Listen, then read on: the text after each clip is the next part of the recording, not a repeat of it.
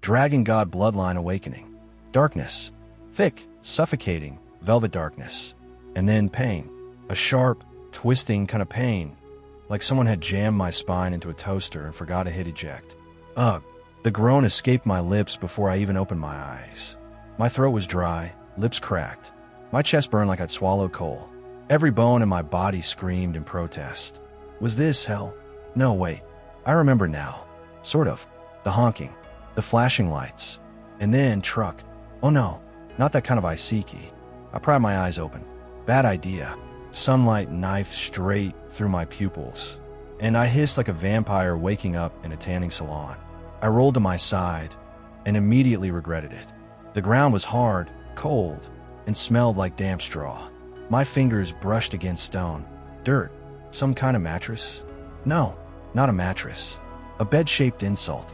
I forced myself upright and blinked around. A cramped wooden room, barely more than a shed. One window, one cracked door, a rusted basin in the corner. No electronics, no phone, no coffee maker. I wasn't in Tokyo anymore, and I was pretty sure I wasn't in Kansas either. System booting. I nearly jumped out of my skin. Well, what was that? A glowing blue screen blinked in a view in front of me. Transparent. Floating. Too clean for this moldy little hut. Host recognized. Soul imprint confirmed. Welcome, Eugene. Congratulations. You have inherited Dragon God Bloodline locked. Warning. Current body condition, extremely poor. Status, crippled. Chi flow, 0%. Meridians, blocked. Dantian, inactive. Cultivation rank, none. Suggested action, don't die again. Excuse me. I stared at the glowing text, then at my own trembling hands. Eugene, that wasn't my name. Not originally, but somehow the name felt familiar now, like it belonged to me. Was this the classic soul takeover thing? Did I reincarnate into some poor guy's dead body? I tried to stand, only for my knees to buckle. The system was right. This body sucked. No strength, no balance, no muscle. I felt like overcooked noodles held together by sheer disappointment. System, I croaked. Explain what the hell is going on. System activated. Dragon God Protocol. You, Eugene, have been reborn into the blue planet. This body was once a disciple of Iron Root sect, Outer Division. He perished yesterday after falling from a cliff. You have taken his place. Congratulations. You are now trash in 2 lives. Wow. Motivational speaker, aren't you? The system didn't respond. Rude. I dragged myself to the basin in the corner, splashed some water on my face, and got a good look at myself. I was pale. Thin. Like skeleton cosplaying a human thin. My hair was black, shaggy, and matted in places. There was a faint scar across my left temple. Old, but angry looking. My eyes, though, they had this weird gold tint at the edges. That felt new. Dragon God Bloodline, I muttered. Whatever that means. Bloodline locked. Awakening conditions not met. Chi circulation, 0. Physical aptitude, laughable. Quest generated. Survive. Reward. Unlock Bloodline Tier 1. That didn't sound good. That sounded like I was one stub toe away from permanent death. My stomach growled, loud enough to echo. Right.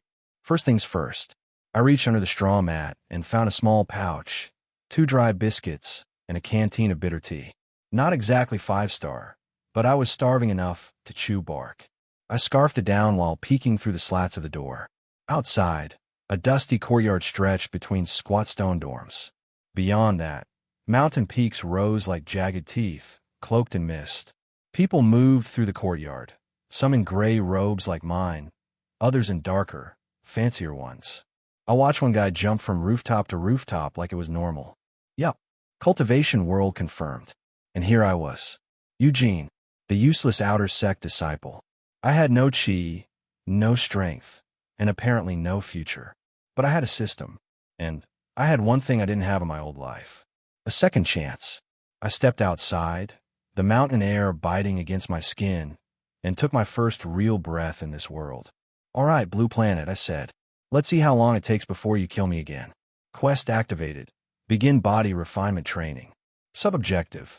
Endure the Iron Root sect's 108-step path without fainting. Hint.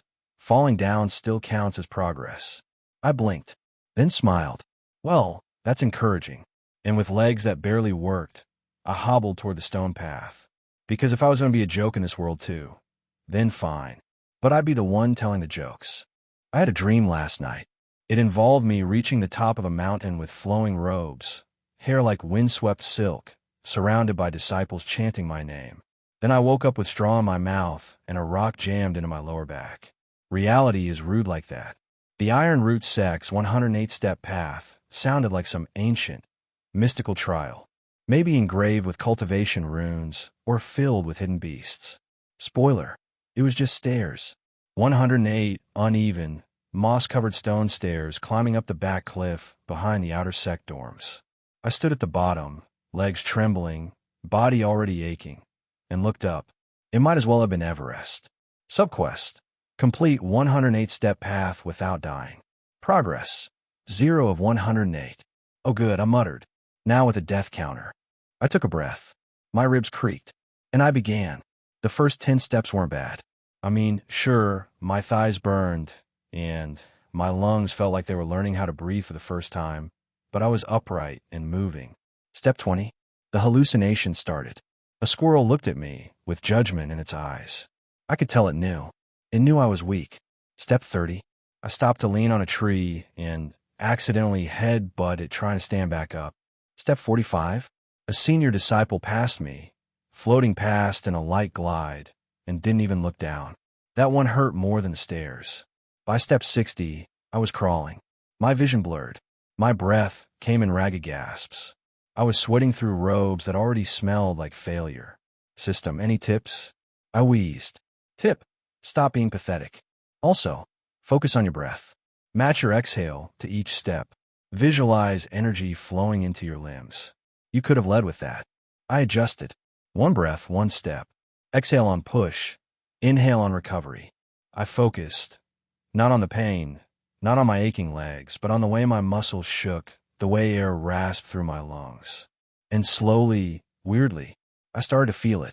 Something tiny, something warm, just beneath the skin, in the pit of my stomach. A flicker, a spark. Not chi, nothing so grand, but a signal, like knocking on a sealed door from the other side. Step 75. The wind picked up. I didn't feel cold. I felt light. Then my foot slipped. I tumbled down 10 full steps, bounced, rolled, landed flat on my back, and lay there groaning. Progress. 76 of 108. Commentary. Falling counts. System is merciful. I barked out a laugh. It sounded like a dying frog. I hate you, I muttered. Acknowledged. Hatred is a powerful motivator. By the time I reached the top, crawling, dragging myself, nails scraping stone, I was half dead, fully filthy, and barely conscious. But I did it. Step 108. I collapsed face first into the dirt and just lay there. Quest complete. Iron Root's 108-step path. Reward, +1 strength. New trait, pain tolerance, L1. System note, you are now 1% less pathetic. Congratulations. My body ached, but my soul grinned. I did something. Me, Eugene, the failure. The jobless guy who got flattened by a truck after losing his last packet of ramen. And now I was on a cliff in a cultivation world, body barely functioning, but improving. Slowly, painfully, but improving. I sat up and looked out over the mountains. The view was insane. Sea of clouds. Valleys blanketed in mist. Peaks like broken swords jutting into the sky. Hawks screamed across the wind.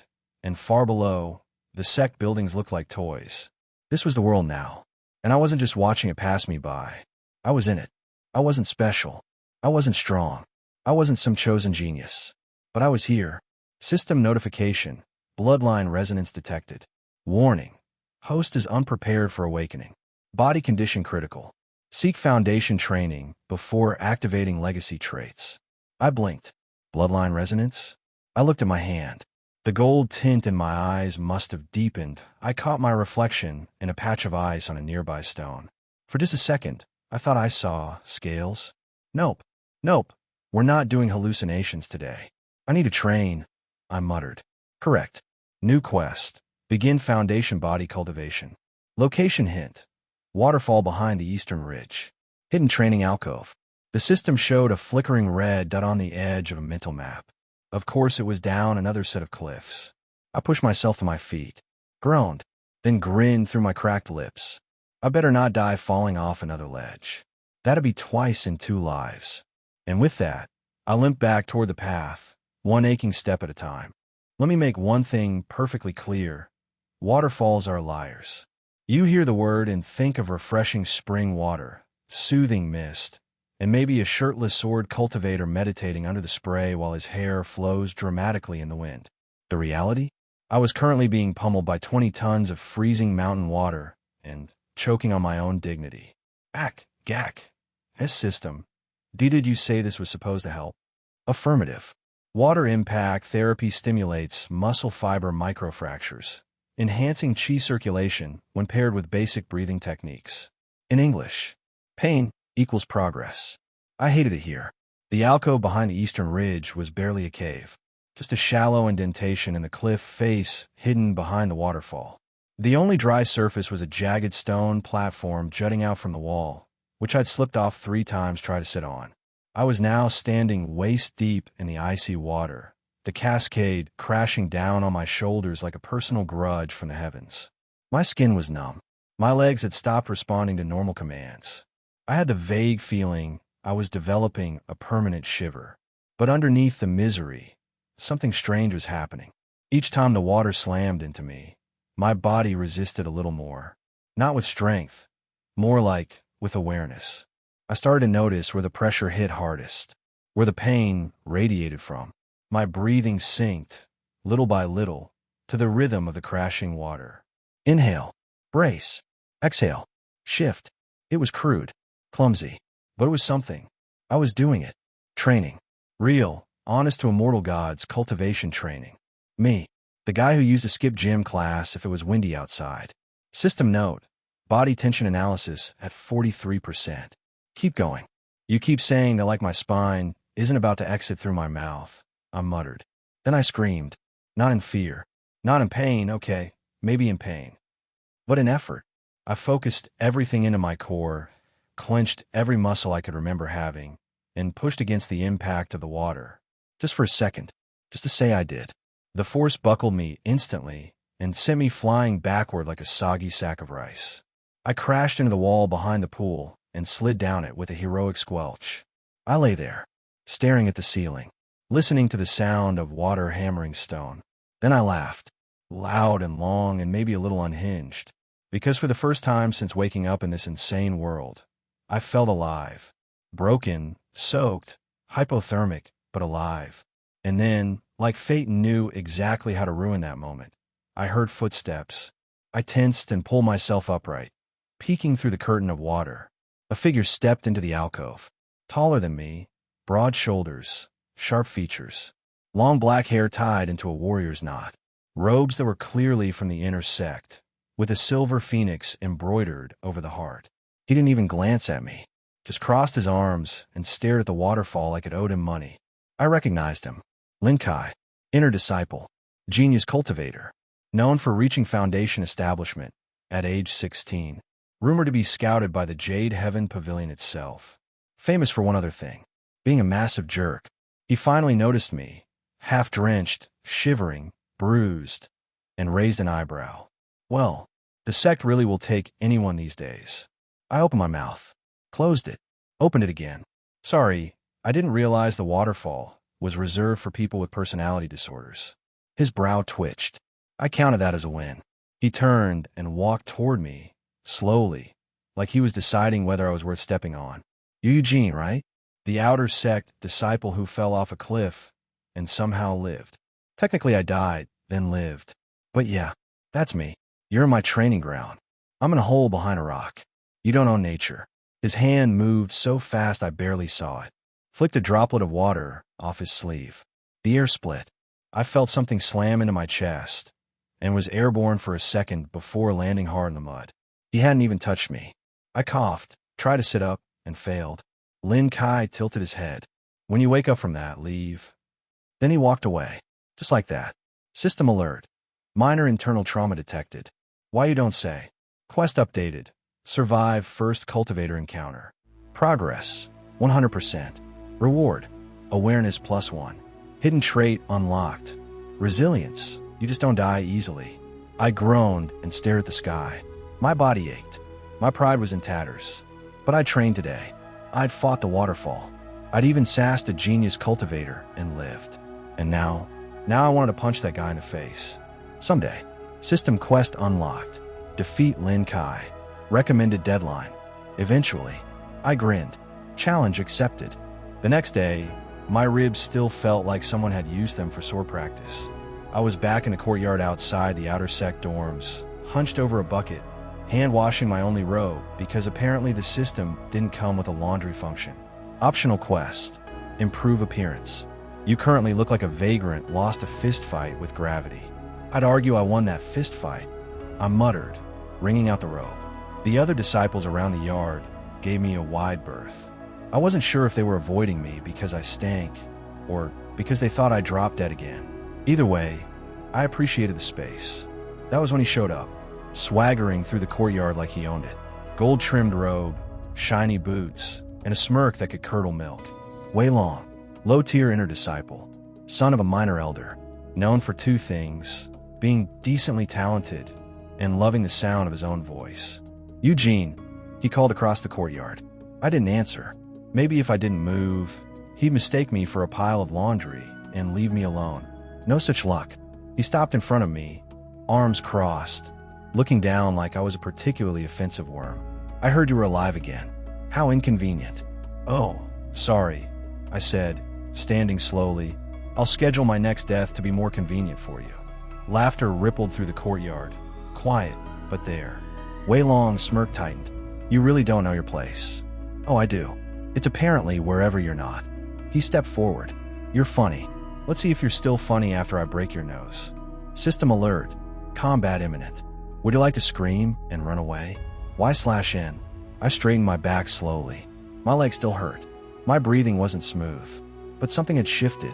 I didn't feel weak anymore. I felt sore. Tired. But here. And more importantly, I was done being walked on. No, I said. I'd like to try the new thing I've been working on. What's that? I punched him in the face. Well, tried to. He moved faster than I expected. His forearm blocked my strike, and he retaliated with a knee to the gut. I gasped, stumbled back, and almost threw my breakfast. He moved in for another strike, but this time I ducked. His first flew past my cheek, and I used the momentum to throw my weight forward, ramming my shoulder into his chest. It was like charging a wall, but I heard him grunt. He took a step back. He was surprised. Did you just? I call that move trash takes out the garbage. Still working on the branding. He growled and came at me with a proper technique this time, his palm glowing faintly with chi. I braced, slid my right foot back, just like the system taught me. His strike hit my shoulder, and I nearly collapsed, but I rolled with it, twisted, and hooked my elbow into his side. It wasn't a good hit. It was sloppy, but it connected. More importantly, people were watching. Hey! Someone shouted from the sidelines. Is that guy holding his own? He's not dead yet. That counts as progress. Did Wei Long just stumble? Wei Long snarled and backed off. Enjoy your little victory, he spat. You won't get another. He turned and stormed off, robes flaring dramatically. I wished I had a fan to make mine do that. I stood there, panting, sweat dripping into my eyes. My arms trembled. My shoulder throbbed like a war drum. But I was still standing. Quest complete. Engage in first combat without being hospitalized. Reward. +1 endurance. Trait progress. Resilience. 24% to next rank. System note. That was either brave or suicidal. Possibly both. Good job. I looked up at the other disciples. They weren't laughing now. They weren't sneering.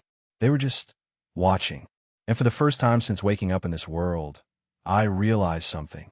I could change the way they looked at me. Not by talking. Not by yelling, but by standing up, swinging, and not backing down. I cracked my neck. The pain would come later. The bruises would come later. But the momentum? That was mine, and I wasn't giving it up. The next morning, I woke up feeling like I'd been run over by a horse. Repeatedly, possibly while it was also on fire. Every muscle in my body screamed. My shoulder was a sack of bruises, and I was pretty sure my ribs had entered a stage of grief. But I couldn't stop smiling. Because for the first time since arriving in this world, I wasn't just that weak guy who died. I was now that weak guy who didn't die twice. Progress. System notification. New quest available. Outrun shame. Objective. Complete a full loop around the Iron Root Outer Sect training fields. Distance. 4.3 kilometers. Approximately 2.7 Earth miles. Bonus reward if completed before sunset. Hint. Try not to pass out this time. I squinted at the glowing text. Wait. How long did you say? Distance. Acceptable. Results. Unlikely. Enthusiasm. Optional. I hate you. Acknowledged. After choking down a tasteless breakfast biscuit and slapping on my slightly less dirty robe, I made my way to the base of the sect's outer training field path. It wound through forested hills, training pavilions, spirit beast pens, don't ask, and even passed near the base of the inner sect's lotus garden. It also had 0 flat sections and roughly 1 billion stairs. Several outer disciples trained nearby, practicing low-level sword forms or meditating under trees. A few glanced my way as I stretched. I tried to ignore the looks. Some were curious. Some were amused. Some were skeptical. That last one came from Wei Long, who stood nearby with his arms crossed, a bruise forming on his jaw from yesterday's scuffle. You again, he sneered. What? Going for a jog now? Gonna run until you break your own legs. I gave him a thumbs up. Exactly. Gotta keep things consistent. System note. Mockery absorbed. Motivation +2. I started jogging. Immediately regretted it. My legs felt like soggy rice noodles. My back tensed with every step. My breathing was more wheezing than airflow. Still, I kept going. Step by step. Push. Breathe. Push. Breathe. A few disciples laughed as I passed them. One pointed. Another whispered. But I didn't stop. Not because I was proud. Not because I was fast. But because this body could move. It could run. Even if it was slow, painful, pathetic looking, it was more than I had yesterday. And that meant something. After the first kilometer, my vision blurred. My breath turned ragged. My left knee wobbled like it was made of pudding. By the second, I fell. Face first. Into dirt. Bit my tongue. Cursed loudly. And then I rolled over, spat out a leaf, and started laughing. Because I got that far. Progress. 2.1/4.3 kilometers. Status. Semi-conscious. Pain index. 67%. Optional dialogue. This is fine. I drag myself up. One hand on a tree. 1 foot forward. Another step. More laughter echoed from the trail behind me. I didn't turn around. I didn't care. Half a kilometer later, I passed a small shrine hidden under ivy. A statue of an ancient dragon, weathered, eyes closed. I stopped, bowed, mostly because I needed a reason to rest for 3 seconds. Hey, I whispered. If you're the dragon in my blood, mind giving me a boost? I'll owe you soda. Nothing happened. Fair. Then I kept going. By the time I saw the outer dorms again, the sun had dipped behind the mountains. My robe was soaked in sweat, my arms limp, my eyes dry from wind and dust. I stumbled into the courtyard, collapsed on the ground, and groaned into the dirt. Quest complete. Outrun shame. Reward. +1 endurance, +1 vitality. Bonus unlocked. Mountain endurance, L1. Hidden trait progress. Resilience, 41% to next rank. System comment. That was technically running. Congratulations. Technically running. I muttered, rolling onto my back. The stars blinked overhead. Cold air settled over the courtyard. Someone tossed a blanket over me. I didn't even see who. But for the first time, I felt something shift. Not in my body. In them. The other disciples. They watch me differently now. Not with respect. Not yet. But with something like curiosity. Maybe even a little unease. Because I wasn't quitting. Not after getting mocked. Not after getting knocked down. Not even after dying. And if they thought I'd stop now, they'd have to catch me first. There's something about pain that makes you philosophical. Maybe it's the way your muscles scream like they've been cursed, or how your joints pop like overripe fruit every time you stand. Either way, after yesterday's death march, I had achieved enlightenment. Specifically, the kind that sounds like, never run again. I was back behind the eastern ridge, where the waterfall pounded stone and mist coated everything in a fine layer of please slip and break your neck. But this time, I wasn't here to train. I was here because of a dream. A weird one. It started with the sound of wings beating across an endless sky. Then a pair of glowing eyes stared down at me, gold like fire, slitted like a predator's, and a voice, deep, ancient, and echoing in my chest, said only 2 words. Find me. That's it. No map, no address, just a cryptic riddle and the looming sense of impending doom. So naturally, I went exploring. System hint, proximity alert, legacy energy detected, 17 meters northeast. Warning, unknown risks. Also, congratulations. You're doing something stupid again. Thank for the vote of confidence, I muttered. I crept along the cliffside path behind the waterfall, half bent, clutching the rock wall.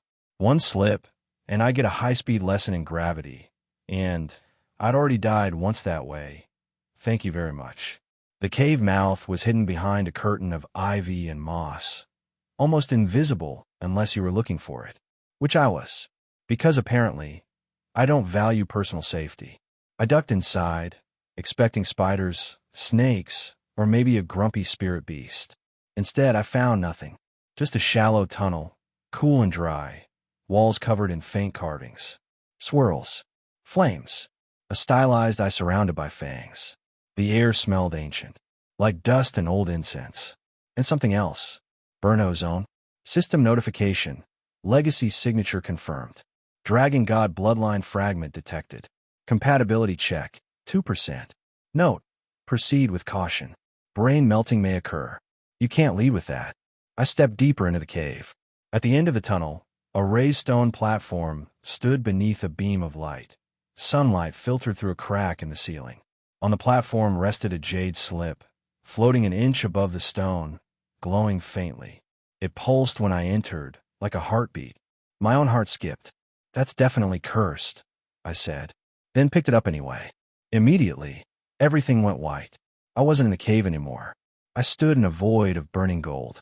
Fire rolled across the sky above me, forming vast shapes, wings, claws, teeth the size of towers. A dragon loomed in the distance, coiled in the clouds, eyes like twin suns. Its voice boomed, not in the air but inside my skull. Blood awakened, but unproven. I fell to my knees. The pressure was insane, like the air had become a fist pressing into my chest. Strength is earned. Power is taken. Will you endure, or will you break? System alert. Mental trial initiated. Warning. Soul compression may cause hallucinations, nosebleeds, or death. Enjoy your trial. The dragon's eyes flared. Suddenly I was falling, then standing, then falling again. I landed in a battlefield. Corpses. Fire. 1,000 roaring beasts charging across the earth. Swords clashed above. Lightning split the sky. I looked down. My hands were scaled. Claws. Gold. My body was not mine. I was in someone else's memory. A memory of a war.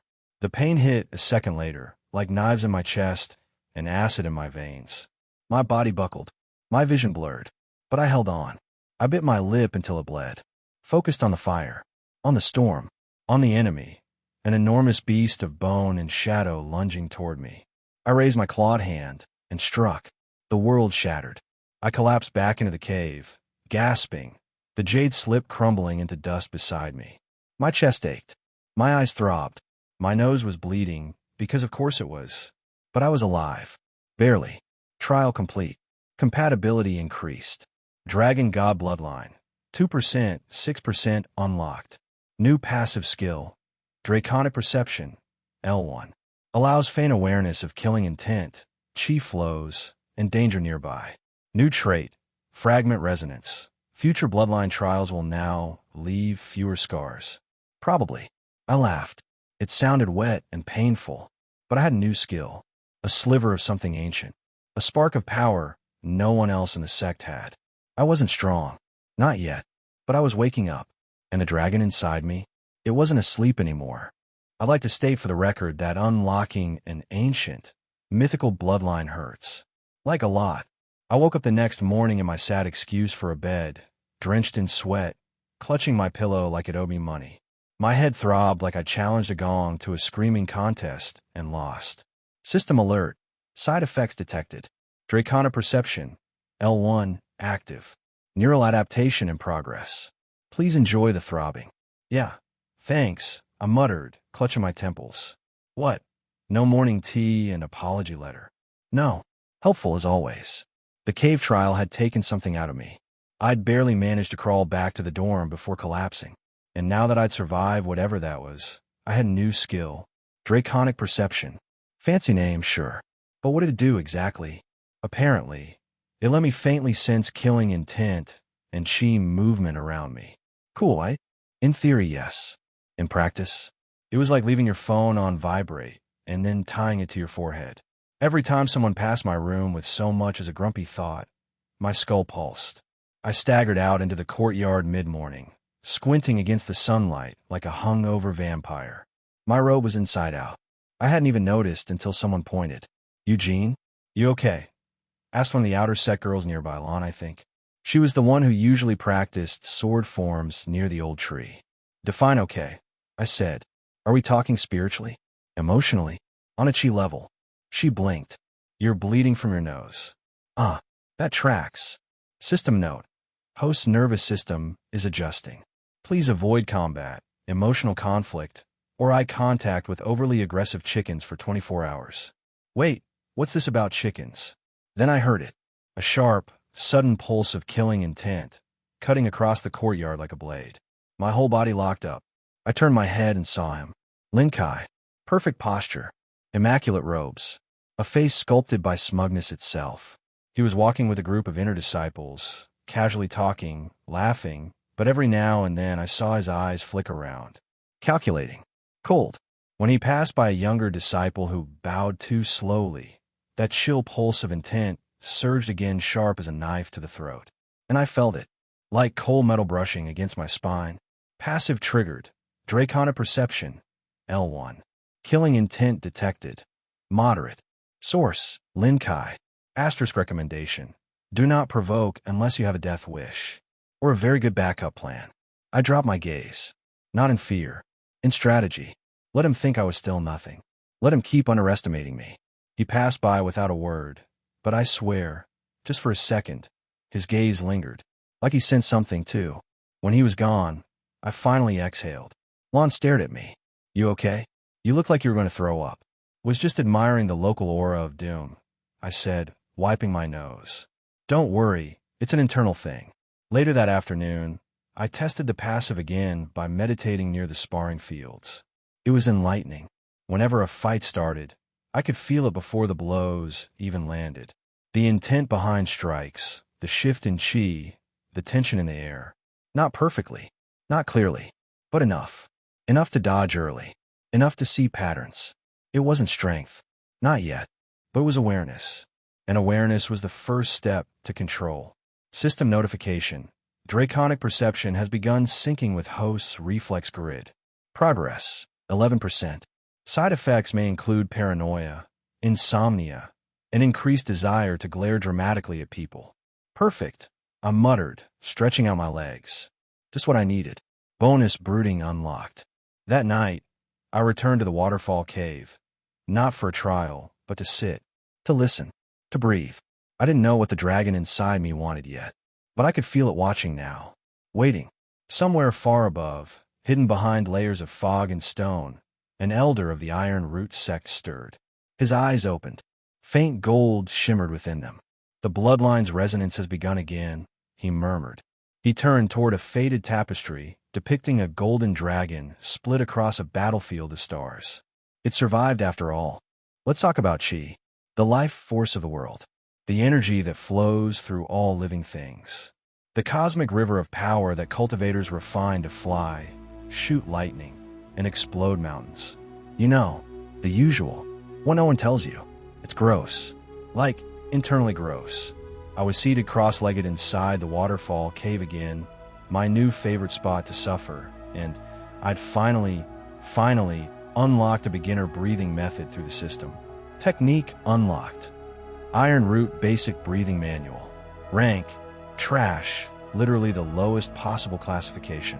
Step 1, sit. Step 2, breathe. Step 3, regret. I feel like that last one isn't part of the traditional scroll, I muttered. Incorrect. Regret is universal. Helpful. I adjusted my posture, straightened my back, and focused. The system had said my first meridian, the central one along my spine, was partially unclogged thanks to body refinement and, quote, an absurd level of stubbornness.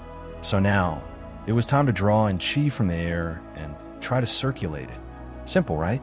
I took a breath, focused, listened, and for a moment, I felt it like a ripple in the air, a breeze beneath my skin. Not wind, but energy, dense and slow, hanging in the space between everything.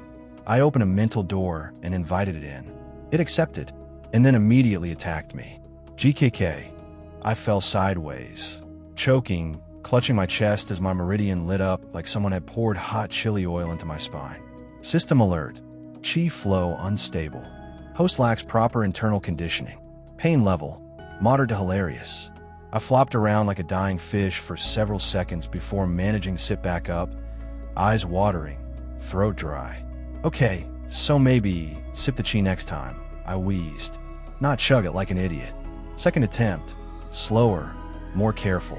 This time, I pulled in a thread of chi instead of a bucket.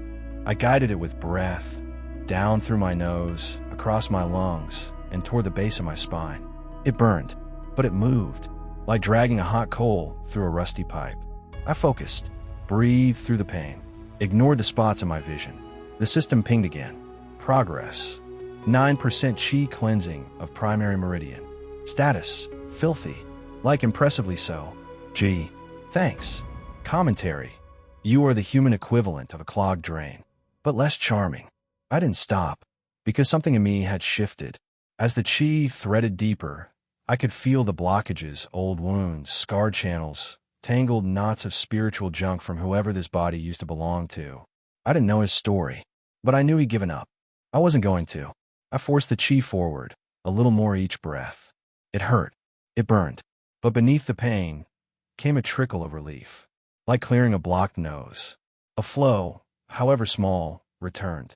One channel, one tiny, pathetic stream of energy. System update. Primary meridian cleansed, 12%.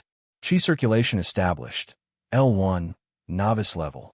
Passive bonus, +1 internal awareness. New stat unlocked. Spirit, 0.3. I collapsed backward with a wheeze, arms splayed out, staring at the rocky ceiling like it held answers. I did it. I whispered. I actually did it. Not much. Not impressive. But it was mine. For the first time, I could feel it. A heartbeat that wasn't a heartbeat. A warmth just under the surface. My own chi. Not someone else's. Not borrowed.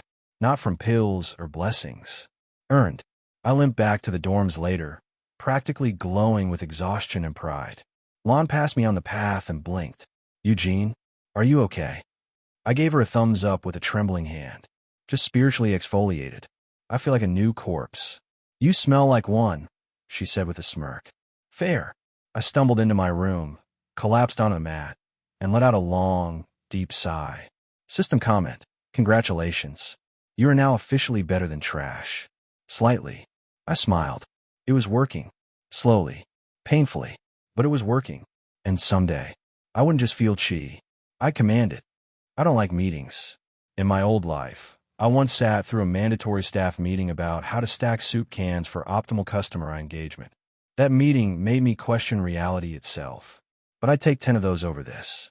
Because I was now sitting at the back of Iron Root Sect's outer courtyard, surrounded by over 100 disciples, most of whom wanted me to either fail, vanish, or accidentally catch fire. System reminder. You are now noticeable. Try not to say anything stupid. No promises, I muttered. This wasn't a normal day. The sect's elders had called a unity gathering, a fancy way of saying, let's all pretend we don't hate each other for an afternoon. Apparently, it was a tradition to let inner and outer disciples mingle, hear progress reports, and enjoy some martial arts demonstrations. In theory, it promoted harmony. In practice, it was a social death trap where the strong postured and the weak tried not to look edible. I sat cross-legged near the back, doing my best impression of a rock. Not moving, not blinking, not drawing attention, which, of course, meant someone saw me immediately. Is that Eugene? Someone whispered nearby. Didn't he fall off a cliff? I heard he punched Wei Long. Didn't he die? Yes. Twice. Voices swirled. Not loud, but not subtle either. I could feel their eyes. And then I felt his. Draconic perception triggered. Hostile chi focus detected. Across the courtyard, standing beneath the shade of the Elder's Pavilion, was Lin Kai. Same perfect posture. Same cold, smug look.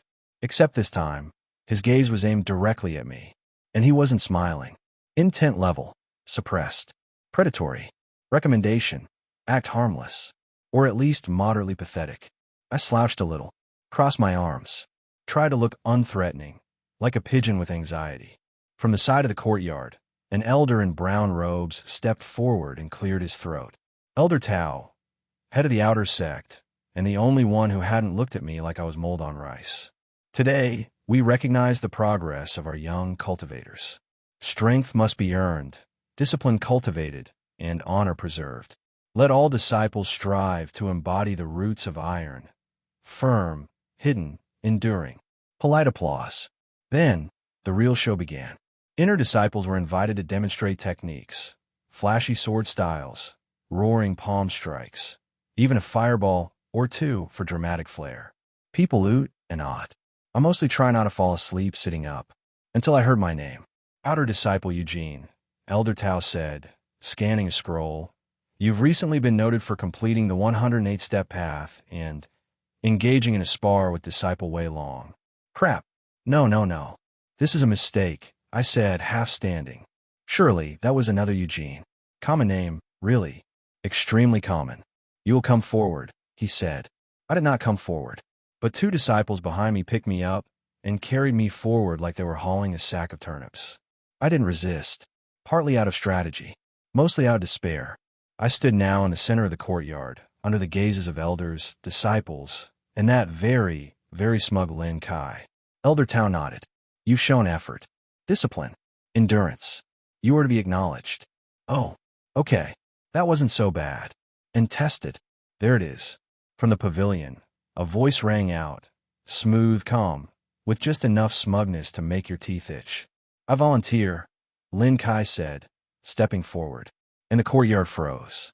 Every disciple knew who Lin Kai was. The prodigy, the inner sect's golden boy. Foundation-level talent at only 17. Technically not yet a core disciple, but everyone knew he was next in line. And now he was volunteering to fight me. Nope, I said, raising a hand. No thank you. Hard pass. My chi is, currently leaking. Doctor's orders. Someone laughed. But Elder Tao didn't. Eugene, this is a sparring test. You may yield at any time. I like to yield now. System alert. Duel accepted. Field locked. Safety measures active. Objective. Survive. Optional objective. Don't look too pathetic. I turned slowly to face Lin Kai. He was smiling now. Not in amusement. In anticipation.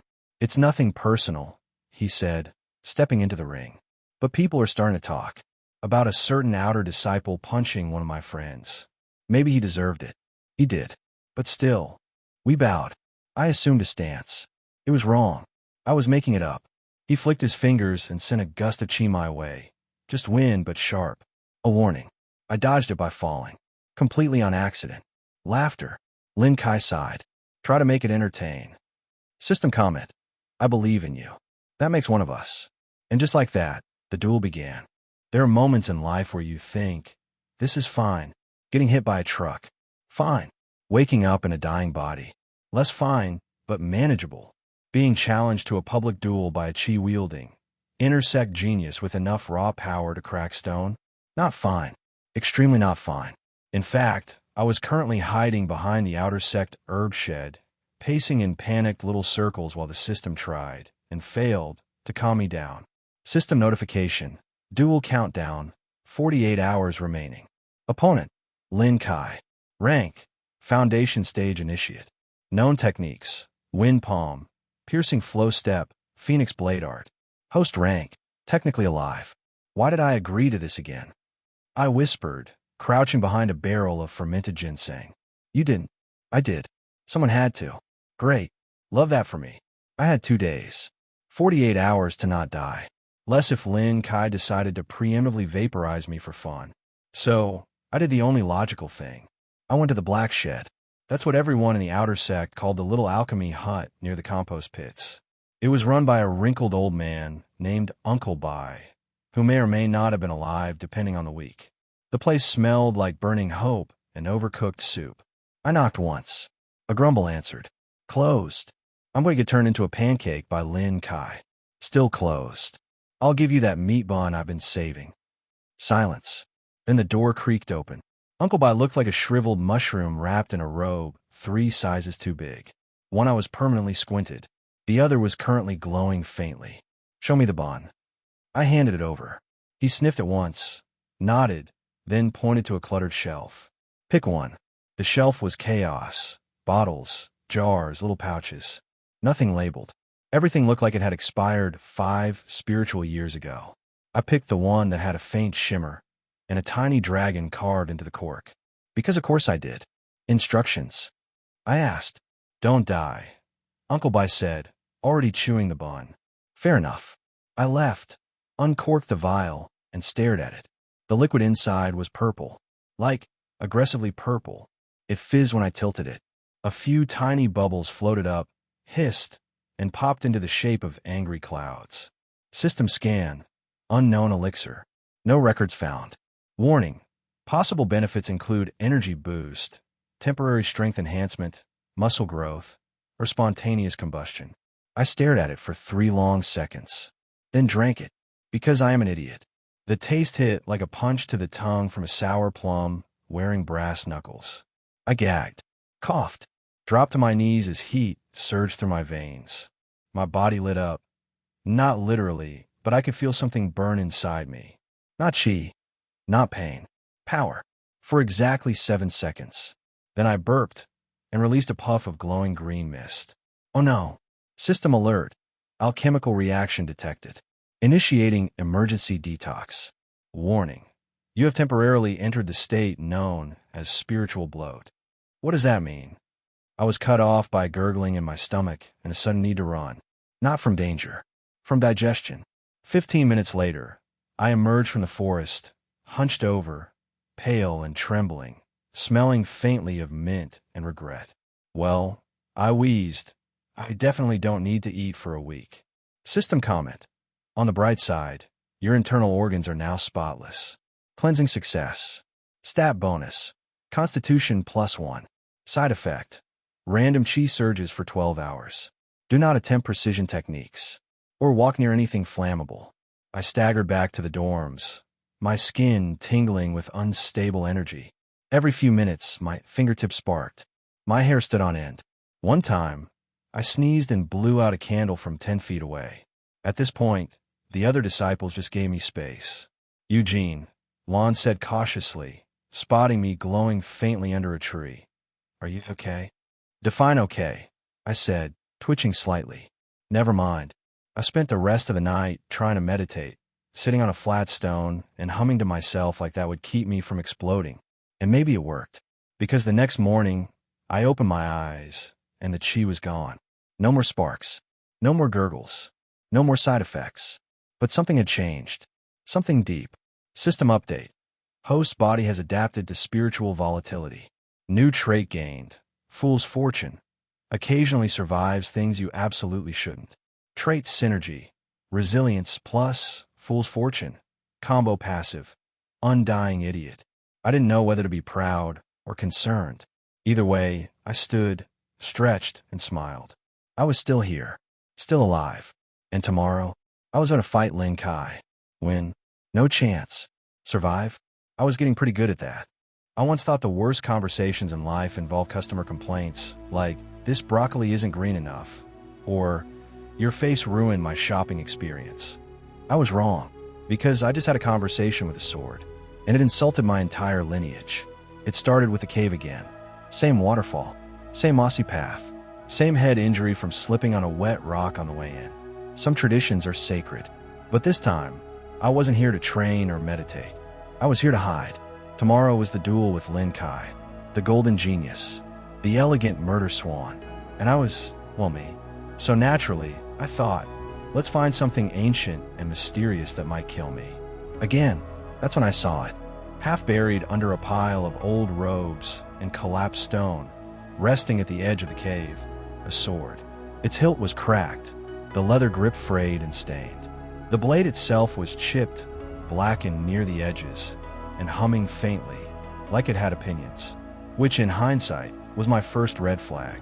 System notification, spiritual artifact detected, classification, dormant soul weapon, name, registration incomplete, spirit status, sealed/grumpy.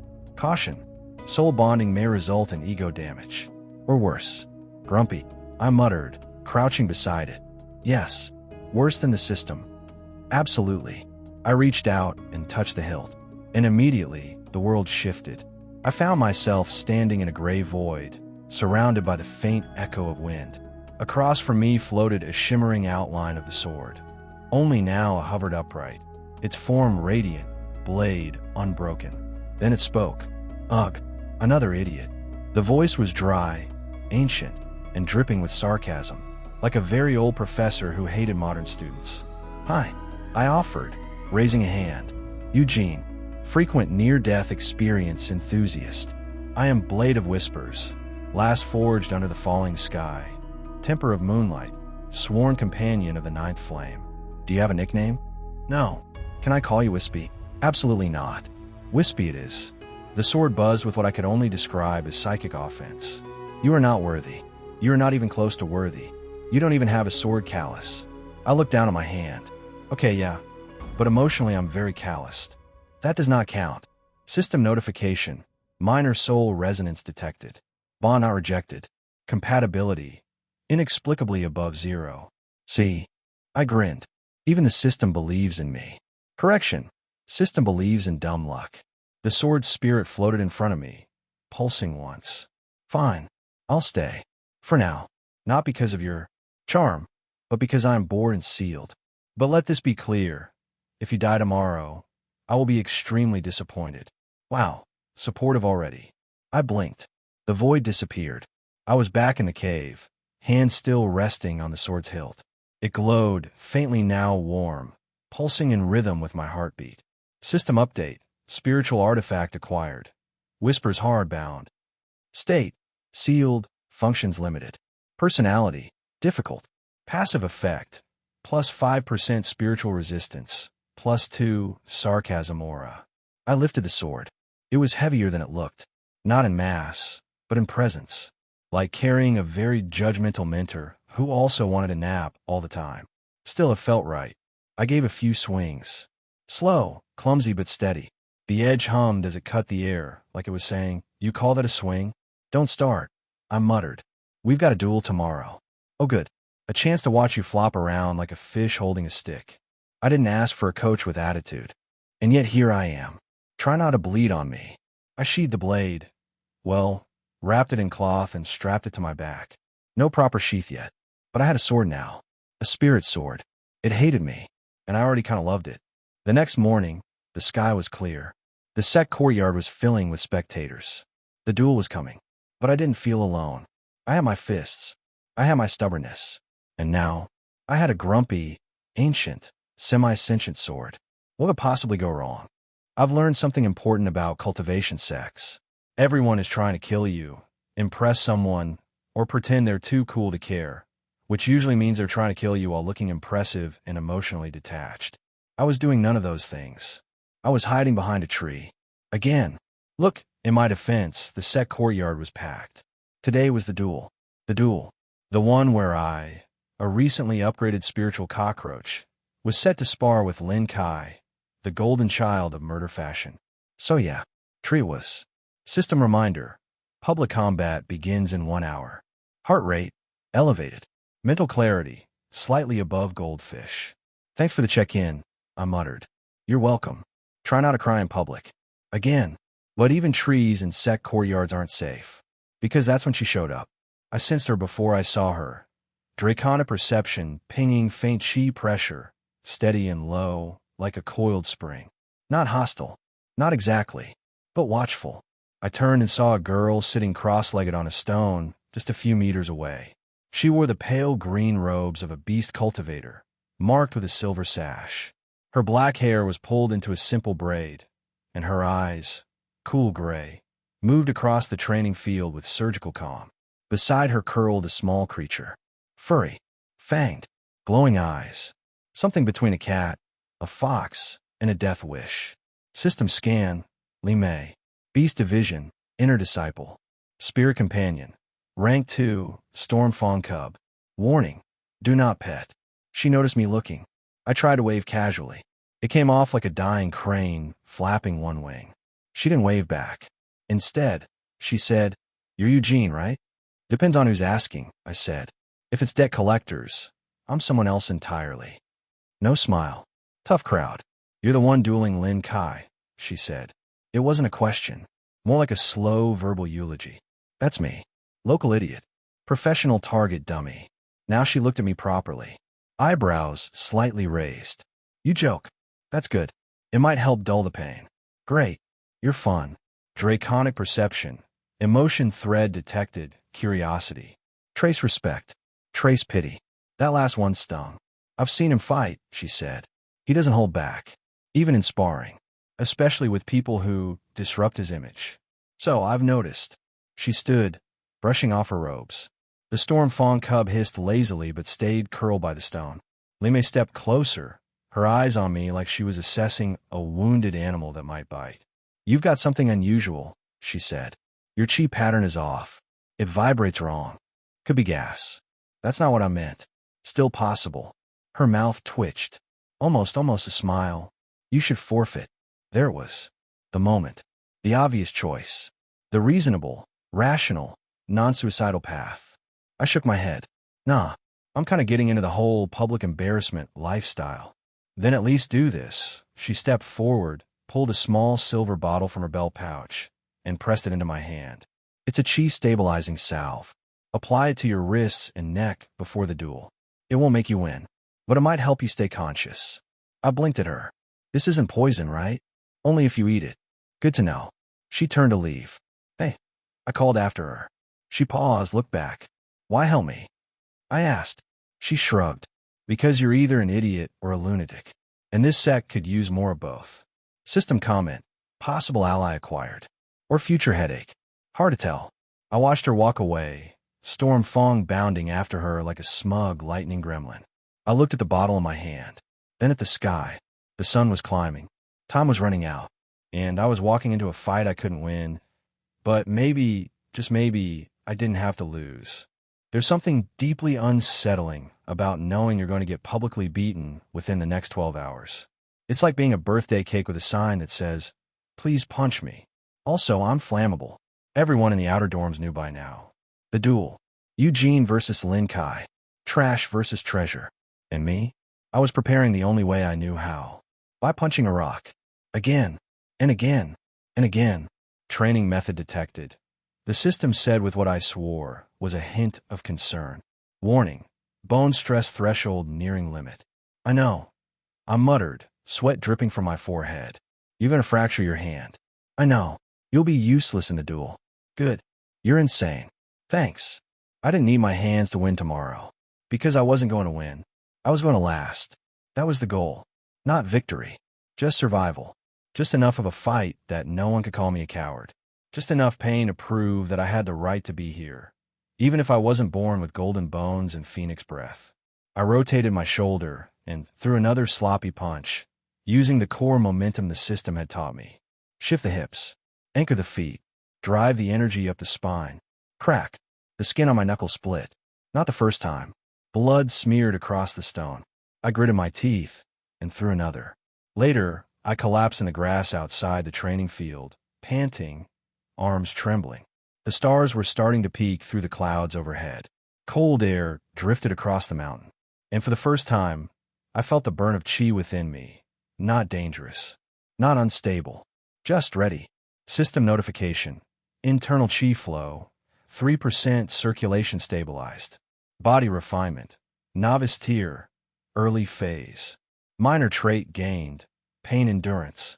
Pain will no longer break focus unless fatal. Probably. I chuckled under my breath. Probably, I said. That's reassuring. Also, you have 3 hairline fractures in your hand. Worth it. Stat gain. Strength plus 0.5. Endurance plus 1. I sat up, cradling my hand. Tomorrow is going to hurt. A lot. I unwrapped the cloth from my sword, whispers hard, still sealed, still sarcastic, and laid it across my knees. Hey, I whispered. I know you don't like me. I probably don't deserve you yet. But tomorrow, just tell me last, yeah? The sword didn't answer, but the air around it felt warmer. Just a bit. Midnight. I sat under the waterfall, letting the freezing water slam into my shoulders, purging the tension, clearing my mind. The chi within me, flickering like a candle, settled. I'd learned nothing fancy. No grand techniques. No golden light or martial roars. But I'd trained. I'd bled. I'd stood up. And tomorrow, I'd keep standing. Somewhere high above, hidden within the stone of iron root's deepest chamber, a silent gong chimed once. An old man opened one eye. That flame again, he murmured. Who are you, child? I woke up to silence. Not peace. Just the kind of silence that settles before something ugly happens. It was duel day. The sky outside was clear and blue. Birds were chirping. Disciples were stretching in the morning light. Going about their routines like the sect wasn't about to watch me get folded like a cheap scroll.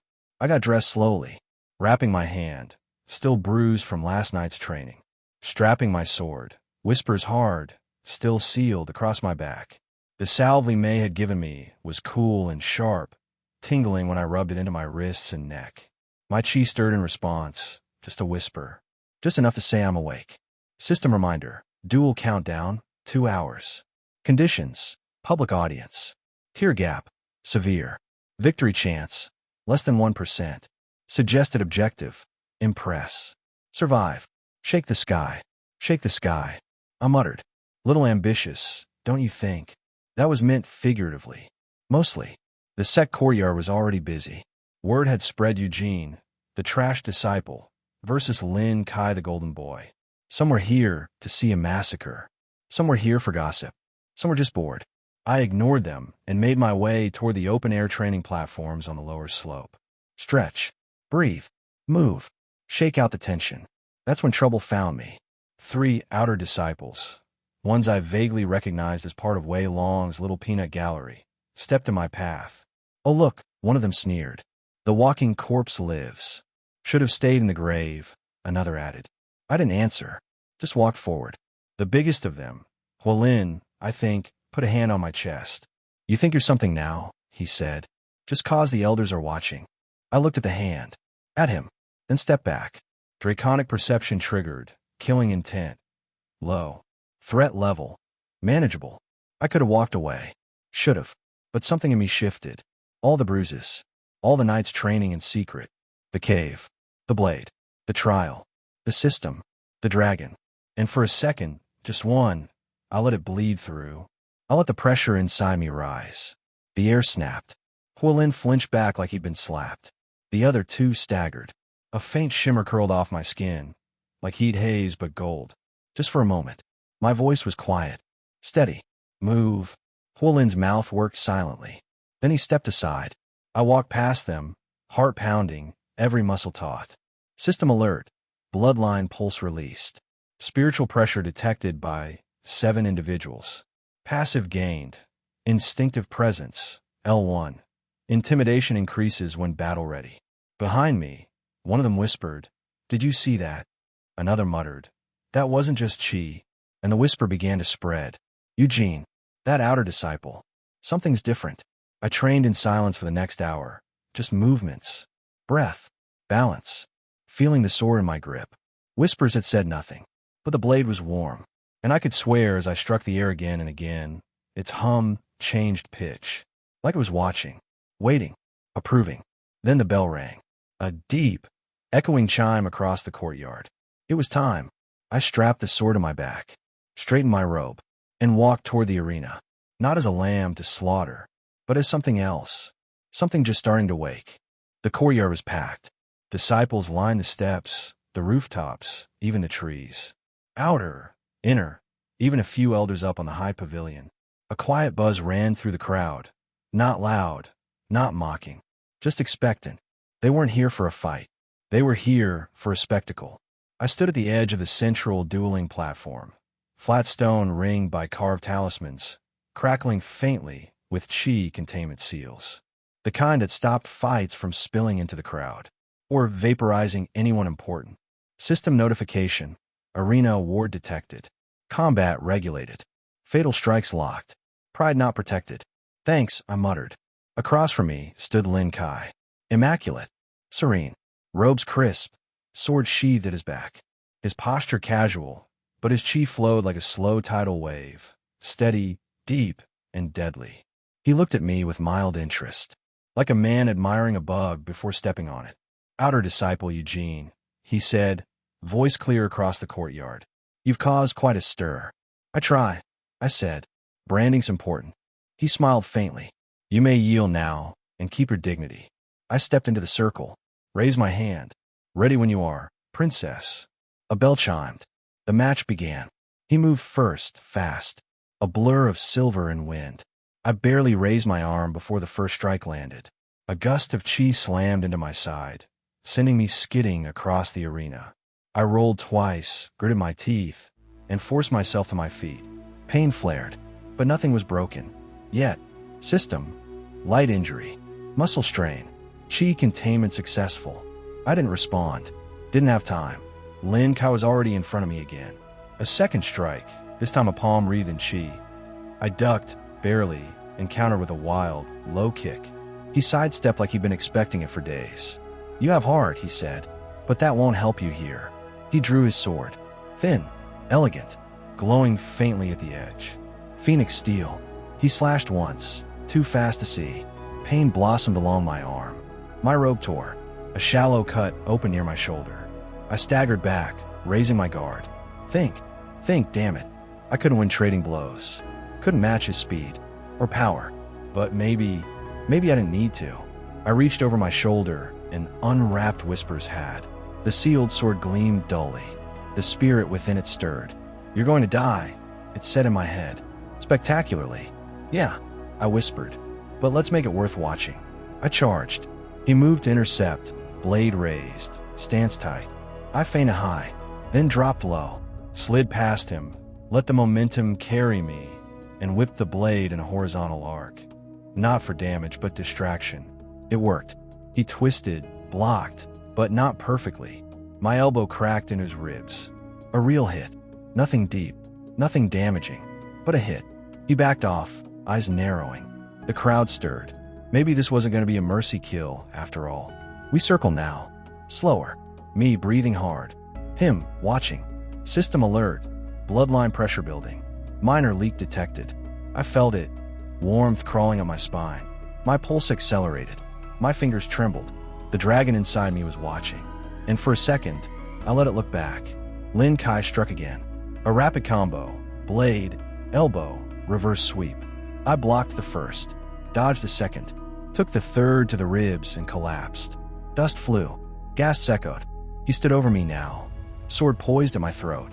I'll admit, he said, voice cool. You surprised me. I coughed. Blood touched my lip. That's what I'm here for. His sword glowed, chi swirling, wind gathering. This next strike would end it. And I couldn't block, couldn't dodge. So I didn't. I breathed. Let the pain flood in. Let the pressure rise. And whispered one word. Burn. It wasn't a technique. Wasn't a martial art. Just a trigger. And the dragon answered. The air cracked.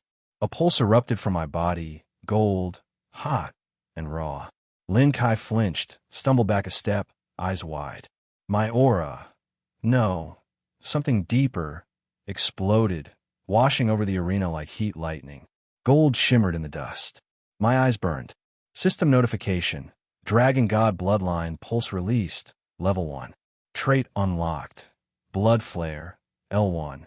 When pushed to the edge, spiritual pressure may momentarily surge, causing fear and hesitation in nearby opponents. The crowd went silent.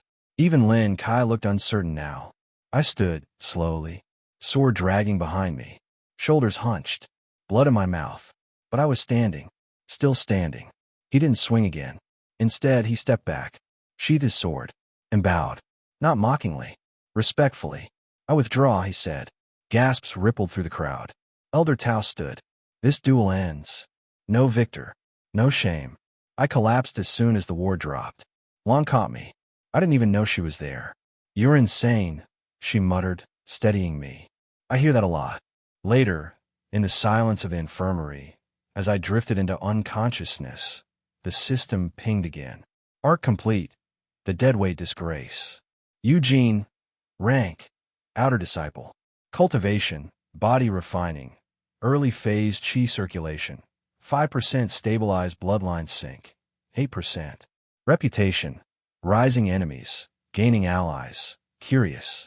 And beneath it all, a quiet voice whispered in my soul. Not the system. Not the sword. But something older. Not bad. Hatchling. Waking up in the sect infirmary is a unique experience. The bed's hard. The air smells like crushed herbs and disappointment. And the old healer lady stares at you like you personally insulted her tea. Which I might have done last time, now that I think about it. Still, when I opened my eyes and realized I was alive, my first thought was surprisingly coherent. I won. Then I remembered I didn't win. And still smiled. Because I didn't lose, either. System notification. Recovery status. 57%. Fractures set. Internal chi flow. Stabilized. Bloodline sync. 8%. Commentary. You did not die. The bar remains low, but you've cleared it. I feel like that's our motto, I muttered. The healer shuffled over and slapped a steaming paste onto my ribs. I screamed. Good, she said. That means you're healing properly. Good, I gasped, because I was worried it meant I was being flayed. She muttered something that sounded like dramatic twig and hobbled away. I sat up slowly, cradling my ribs. The infirmary wasn't full, but a few disciples were scattered across the beds, training injuries, sparring bruises, or just unlucky enough to get hit by a runaway sword spirit. One girl was sleeping while her foot kept twitching like she was reliving a very angry martial arts dream. Lon poked her head in a few minutes later, carrying a bundle wrapped in cloth. Still alive. Physically, I said. Emotionally, I'm filing complaints. She tossed the bundle onto my bed. Your robes. Freshly cleaned. You're welcome. I blinked. Wait, you cleaned these? No, she said deadpan. I made a junior do it, but I supervised. I gave her a tired thumb up. Draconic perception. Emotional trace. Teasing. Camouflage concern. She lingered a second too long, then turned. By the way, some elders sent a message. A message. She paused at the door. They want to see you. Intersect. Council chamber. Then she left. The walk to the intersect pavilion took longer than it should have. Mostly because every time I passed someone, I got looked at. Not just sneers anymore, but curious stares. Appraising. Judging. A few even nodded as I passed. It was unsettling. I kind of missed being ignored. The intersect compound was massive. Tiered platforms carved into the mountain, elegant bridges, waterfall-fed ponds. Disciples in black and silver robes moved with perfect posture, the scent of rare incense thick in the air. At the top, I was led into a circular hall carved from stone and dragon bone. 3 elders sat around a low jade table. One I recognized, Elder Tao, the one who'd overseen my duel. The other 2 were unfamiliar. One wore a blindfold. The other had silver threads woven through his robes and didn't blink the entire time. They didn't ask me to sit, so I didn't. Elder Tao spoke first. You faced Lin Kai in public combat. You did not disgrace the sect. You did not die. You stood. I waited for the bug. There is interest in you now, he continued. And attention can be dangerous. There it is. The silver-threaded elder spoke next, voice like polished ice. We will not grant you a rank you have not earned. But as of now, you are to enter probationary intersect training. My brain short-circuited.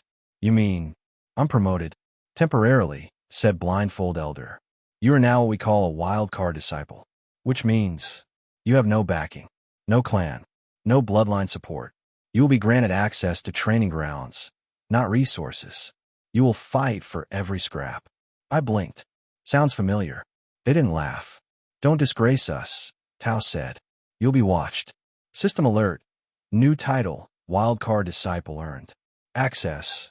Tier 1 Inner Grounds. Lower Spirit Pool, limited time. Reputation. You now have fans. And enemies. When I left the chamber, I found myself standing on the edge of the highest balcony, overlooking the entire sect. The mountains beyond were sharp and endless. Mist curled around the peaks like waiting dragons. I let out a long breath, then laughed. Not because I was happy, but because I realized I wasn't climbing anymore. I was falling upward, and I had no idea what came next. There's a saying in cultivation sects: the higher you climb, the fewer handrails there are, which I now realize means, don't fall. You'll die louder. My first day as a wildcard disciple in the Iron Root intersect began with a punch to the face. Not metaphorical, not spiritual, just a straight-up, no warning, closed-fist welcome from a guy who looked like his jaw had never smiled once in his life. I hit the ground, rolled, groaned. System alert, blunt trauma detected, chin integrity holding. Welcome to the arena, said the man above me, voice like gravel dipped in vinegar, where we separate cultivators from corpses. He was the trainer in charge of the inner arena. Didn't give a name, just snarled a lot and had forearms thicker than my thighs. The inner arena wasn't some grand dojo. It was a sunken pit carved into the mountainside, ringed by stone bleachers, marked by old blood and even older burn scars. Half the disciples here carried real swords. The other half carried vendettas. There were 10 of us today, 9 intersect disciples. And me. I could already feel them staring. Not with fear, not even curiosity, just disdain. One of them leaned over to his neighbor and whispered, "He's that guy Lin, Kai didn't finish." Another snorted, "Should have pushed harder." Draconic perception. Emotional threads detected disgust. Amusement. Mild bloodlust. I flexed my fingers. My ribs still ached. My pride not so much. Trainer McDeadharms barked, "Tag match. 2-man teams. Objective, survive. No rules. You." He jabbed a finger at me. "You get no teammate." "Because I'm special?" I asked. "Because I want to see if you bleed funny." "Fair." The match started with no countdown. Just movement. I sidestepped the first strike from a dual-blade cultivator, ducked under a second, and rolled behind a pillar. Someone launched a chi projectile at my head. Missed by a breath. System tactical analysis. You are prey. Play smart. I move fast. Not hard. Not strong. Just clever. I use terrain. Bounce chi blasts off walls. Tripped someone mid-charge, and let his own teammate knee him in the face. Redirected a lunge into a deeper puddle. Mud makes everyone slower. They started to notice. Started to get frustrated. "You coward. You can't even fight. You just run." "Correct," I called, ducking under a flying palm strike. "I run very well." Someone tried to grab me from behind. Bad move. I spun, shifted my weight, and drove my elbow into his sternum, just like I practiced on rocks for the past week. He dropped, wheezing. The crowd fell quiet for half a breath. Then a roar of chi came toward me, raw wild. Yinfay. I barely saw her move. She wore red, moved like fire. Her hands crackled with spiritual energy that shimmered orange gold. "I want to see if you can dodge this," she said, voice like smoke and challenge. Then she exploded forward. I jumped back, too slow. Her palm grazed my shoulder, and fire surged through my robe. Pain bloomed.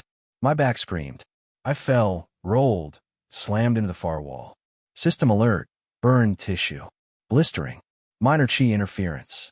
I coughed once, then laughed. Not because it was funny, but because I was still alive.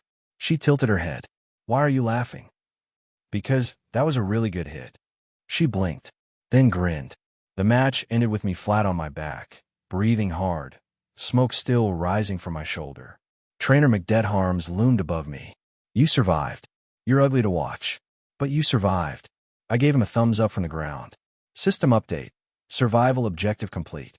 Trait progress. Resilience, 87%, 96%. New notoriety flag. Arena cockroach. Yinfay walked by, eyes glinting. "You're fun," she said. "Let's dance again sometime." I didn't answer, mostly because I was too busy not throwing up.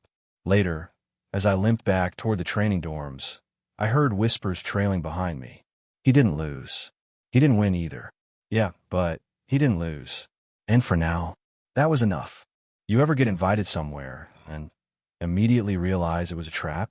Like, "Hey, come to dinner." And then boom, it's a sales pitch. That was me today. Except instead of sales pitch, I was served to a pit full of disciples who probably dreamed about punching people like me in the face for fun. Welcome to the intersect arena. The place looked like a crater someone forgot to fill in. Stone walls. Dusty floors. Half-charred training dummies. A few blood stains that nobody bothered to clean. Classic martial arts ambience. I'd barely stepped in when a thick voice barked, "You, the wild card. Get in the pit." I blinked. We're skipping introductions. Not even a warm-up murder. The guy who shouted was huge. Forearms like tree trunks, head shaved clean, and a scar that ran from his temple to his jaw. Sect combat instructor. No name. Just instructor. Is this part of the welcome tour? I asked. He growled. Only tour you're getting is round trip to the dirt. 10 disciples stood on the platform already. Robes pristine. Posture perfect. Every single one had that calm, effortless confidence cultivated in elite lineages and smugness. 9 were paired up. 1 wasn't. Guess who we got? Instructor pointed. Eugene, you're solo. If you survive 10 minutes, you pass. Pass what? I asked. The don't die test. Fair. System notification. Trial initiated. Inner arena orientation match. Rules none. Objective. Survive 10 minutes against rotating intersect pairs. Rewards. Chi refinement bonus. Respect, theoretically. Pain guaranteed. I cracked my knuckles and looked around. They weren't hiding their disdain. He's still limping from the duel. I heard he passed out. Maybe if we tap him gently, he'll crumble. Draconic perception. Emotional threads detected. Smugness. Hunger. Anticipation. I exhaled. Let my hands relax. Shoulders down. Focus high. Begin, instructor growled. The first pair came fast. 1 girl with twin daggers, and a guy wielding a crescent blade longer than my arm. I ducked low, rolled under the first swing, and kicked backward, pure reflex. Caught the dagger girl in the shin. She hissed. I dove behind a pillar and let their coordination collapse. Let them trip over each other. System tactical note. Target their pride. Exploit rhythm gaps. I did. Sloppy strikes. Missed angles. They weren't used to someone who didn't fight pretty. I was all grit and bad habits. They hesitated. Mistake. I yanked the girl's arm mid-lunge and flipped her over my shoulder. Pure instinct, half luck. The guy froze just long enough for instructor to bark. Switch. Next pair. This time it was worse. 1 guy channeled chi in his fists. Literal explosive palm strikes. His partner? Ice-type chi. Throwing jagged shards like it was snowball season in hell. I didn't try to fight. I moved. Let them burn each other's angles. Slid, dodged, deflected. My shoulder caught a frost burn. My ribs, again, took a heavy hit. But I kept standing, kept grinning. And something shifted. They weren't laughing anymore. By minute 8, I was wheezing. Legs shaky. Arms like bricks. Fingers numb from blocking too many near-lethal hits. System alert. Body integrity, 63%. Bloodline pressure, stirring. Not active. I didn't need it. Not yet. Because pain? I knew pain. Pain didn't scare me. Giving up did. Last pair. Instructor barked. Of course, they saved the worst for last. Yinfay. Red robes. Fire chi. Confidence like molten steel. Her partner.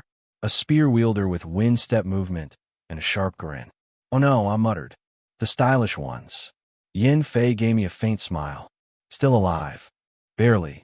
Good. Try to stay that way. Then she attacked. I didn't have time to think. Flame burst from her palm, forcing me to roll. The spear cracked the stone where I'd just been. Heat. Wind. Pressure. The arena lit up with motion and violence. I blocked 2 strikes, took the third to the chest, almost collapsed, but pivoted. Let my momentum carry me into a spinning kick. It didn't hit hard, but made her blink, made her smirk. Time. The bell rang. I dropped to one knee, panting, half-conscious, but upright. Instructor stared at me. You passed. A beat of silence. Then the murmur started. Wait, he lasted. Against Yinfay. I thought he'd pass out in the first minute. Yinfay crossed her arms. Red eyes narrowed. He's messy, but he adapts. I smiled, bloody and proud. System update. Trial passed. Inner arena orientation complete. Stat gains. +1 endurance. +0.5 reflex. Trait progress. Resilience. 100%. Trait evolved. New trait. Iron-blooded. L1. Taking damage temporarily increases focus and reaction speed. I stood. Barely. But they saw me. And this time, they didn't laugh.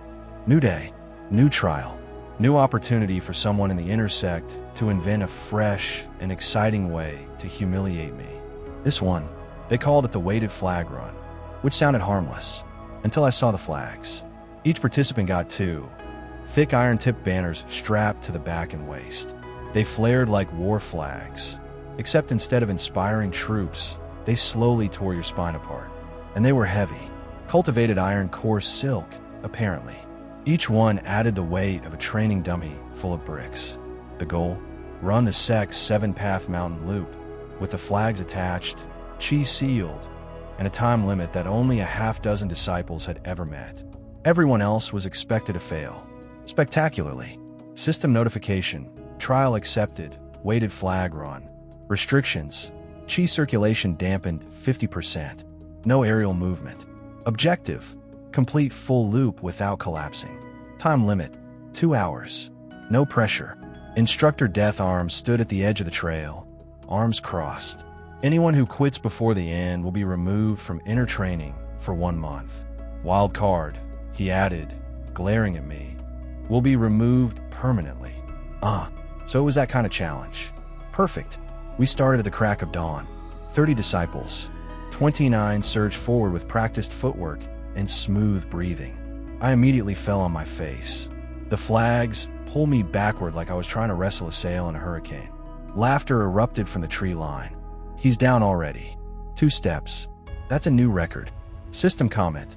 Suggestion. Shift your center of gravity lower. Lead with the hips. Walk like a drunk bear. Great.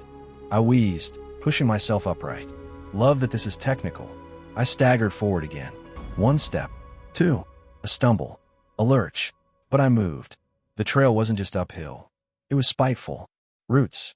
Jagged stone. Inclines so steep they'd make a goat cry. Most disciples paced themselves. Elegant strides. Minimal waste. Me? I dragged my legs like I was carrying 2 unconscious wrestlers strapped to my back. But the pain? It stopped bothering me. Not because it stopped, but because I stopped fighting it. Somewhere near the first summit, I switched tactics. Didn't focus on the weight. Didn't try to be fast. I focused on the flags. Each shift in the wind, each tug of gravity, I used it. Let it pull. Rolled with it. Moved like the flags were alive, and I was their spine. Other disciples started to notice. Some had stopped to rest. One was dry heaving near a bush. I passed them. Not fast. Not clean. But steady. Halfway through, I saw Yinfay, arms crossed, watching from the ridge. You really don't give up, she said as I passed. I'm extremely bad at knowing when to quit. I wheezed. She smirked. Didn't help. But didn't stop me, either. By the final slope, my legs were jelly. My vision pulsed. My hands trembled. But I didn't fall. Not once. Not again. I crossed the finish line after 1 hour and 52 minutes. 5th place. Out of 30. System alert. Trial complete. Weighted flag run. Reward. +1 strength, +1 control. Bonus trait progress. Iron-blooded. 22%, 41%. Chi flow stabilization. Now 6%. Chi channels adapting to stress-based refinement. I collapsed onto the grass, sucking in air, the flags hitting the ground like drums. Instructor Death Arms approached, crouched beside me. You cheated. I blinked up at him. What? You adapted. Used the flag's momentum. Turned your weakness into rhythm. I waited for the insult. Instead, he grunted. Smart. Rare. And walked away. Later, as I dragged myself to the training dorms, bruised and limping, I heard it. A whisper. Not from the system. Not from a blade. From inside. You move like one who's worn chains. I paused. A flash of gold behind my eyes. Good. Only the shackled learn how to slip through cracks. The pain from the weighted flag run hadn't left. It had simply changed flavor. From searing agony to dull, ever-present reminder that you are made of meat. My arms felt like wet rope. My back crackled every time I moved. Even the air stung. So naturally I thought, yeah, now's a great time to go wander into a duel ring. Because I have excellent decision-making skills. It wasn't official. No instructor. No flags. No punishment threats. Just a training platform tucked behind the West Garden, open to any disciple who wanted to spar without supervision. Which, apparently, was where all the terrifying people hung out. The kind of place you walk into and immediately think, oh, I made a mistake. I was halfway through wondering if I could fake a limp and sneak back out when I heard a voice behind me. I was wondering when you'd show up. Yinfay, red robes, long black hair bound in a golden clasp. Fire, elemental chi coiled around her like smoke. Never visible, but always felt. She wasn't meditating. She wasn't training. She was waiting. For me. I turned. Let me guess. You want to throw me off another platform? No, she said. Today I want to talk. That was somehow more dangerous. We sat across from each other on the stone floor. A respectful distance. Her sword lay beside her. Simple, curved, elegant. Mine was still strapped across my back, whispering rude things about my posture. The silence stretched. Then she said, "You move like you've been whipped." "Thank you." It wasn't a compliment, she said. "You shift weight like someone who expects pain." "Well," I said, "given my life so far, that's a pretty fair expectation." She watched me for a moment, then asked, "Why are you really here?" "Because I got challenged, and my ego's bigger than my common sense." She didn't blink. "I mean here," she said. "This sect. This path. Cultivation. You're not from clan. You don't have a lineage. You're nothing." The way she said it wasn't cruel. Just blunt. Like reading a recipe. I thought for a moment, then said, "Because if I don't become something here, then I die as nothing again." Her brow twitched. "You almost sound serious." "I'm rarely anything else," I replied. "Except when I'm being inappropriate to cover deep-rooted emotional trauma." There was a smile, a small one, tugging at the edge of her mouth like a secret. "I see," she said. "Glad someone does." We stood at the same time, maybe by instinct, and just like that, the air changed. The chi shifted between us. No hostility, no malice. Just tension. The good kind. She stepped forward. "Draw your sword." I hesitated. "Are we sparring or flirting?" "Yes." I blinked. She smiled wider. We moved. Fast. No audience. No score. Just movement. She struck with the edge of her palm. Testing. Not aiming to harm. I deflected, slid under, and tapped her hip with my wrapped knuckles.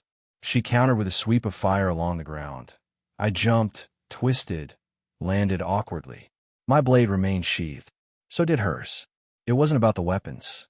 It was about the rhythm, the feel, the read. After several exchanges, she stepped back, breath steady. "You don't fight like a cultivator," she said. "Thanks. You fight like a cornered animal."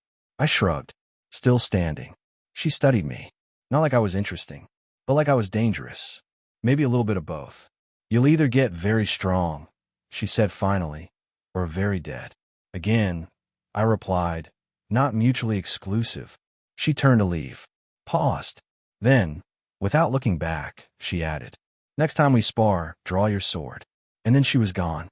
System commentary. Chi pattern stabilizing. Mental tempo, syncing with combat rhythm. Bond note.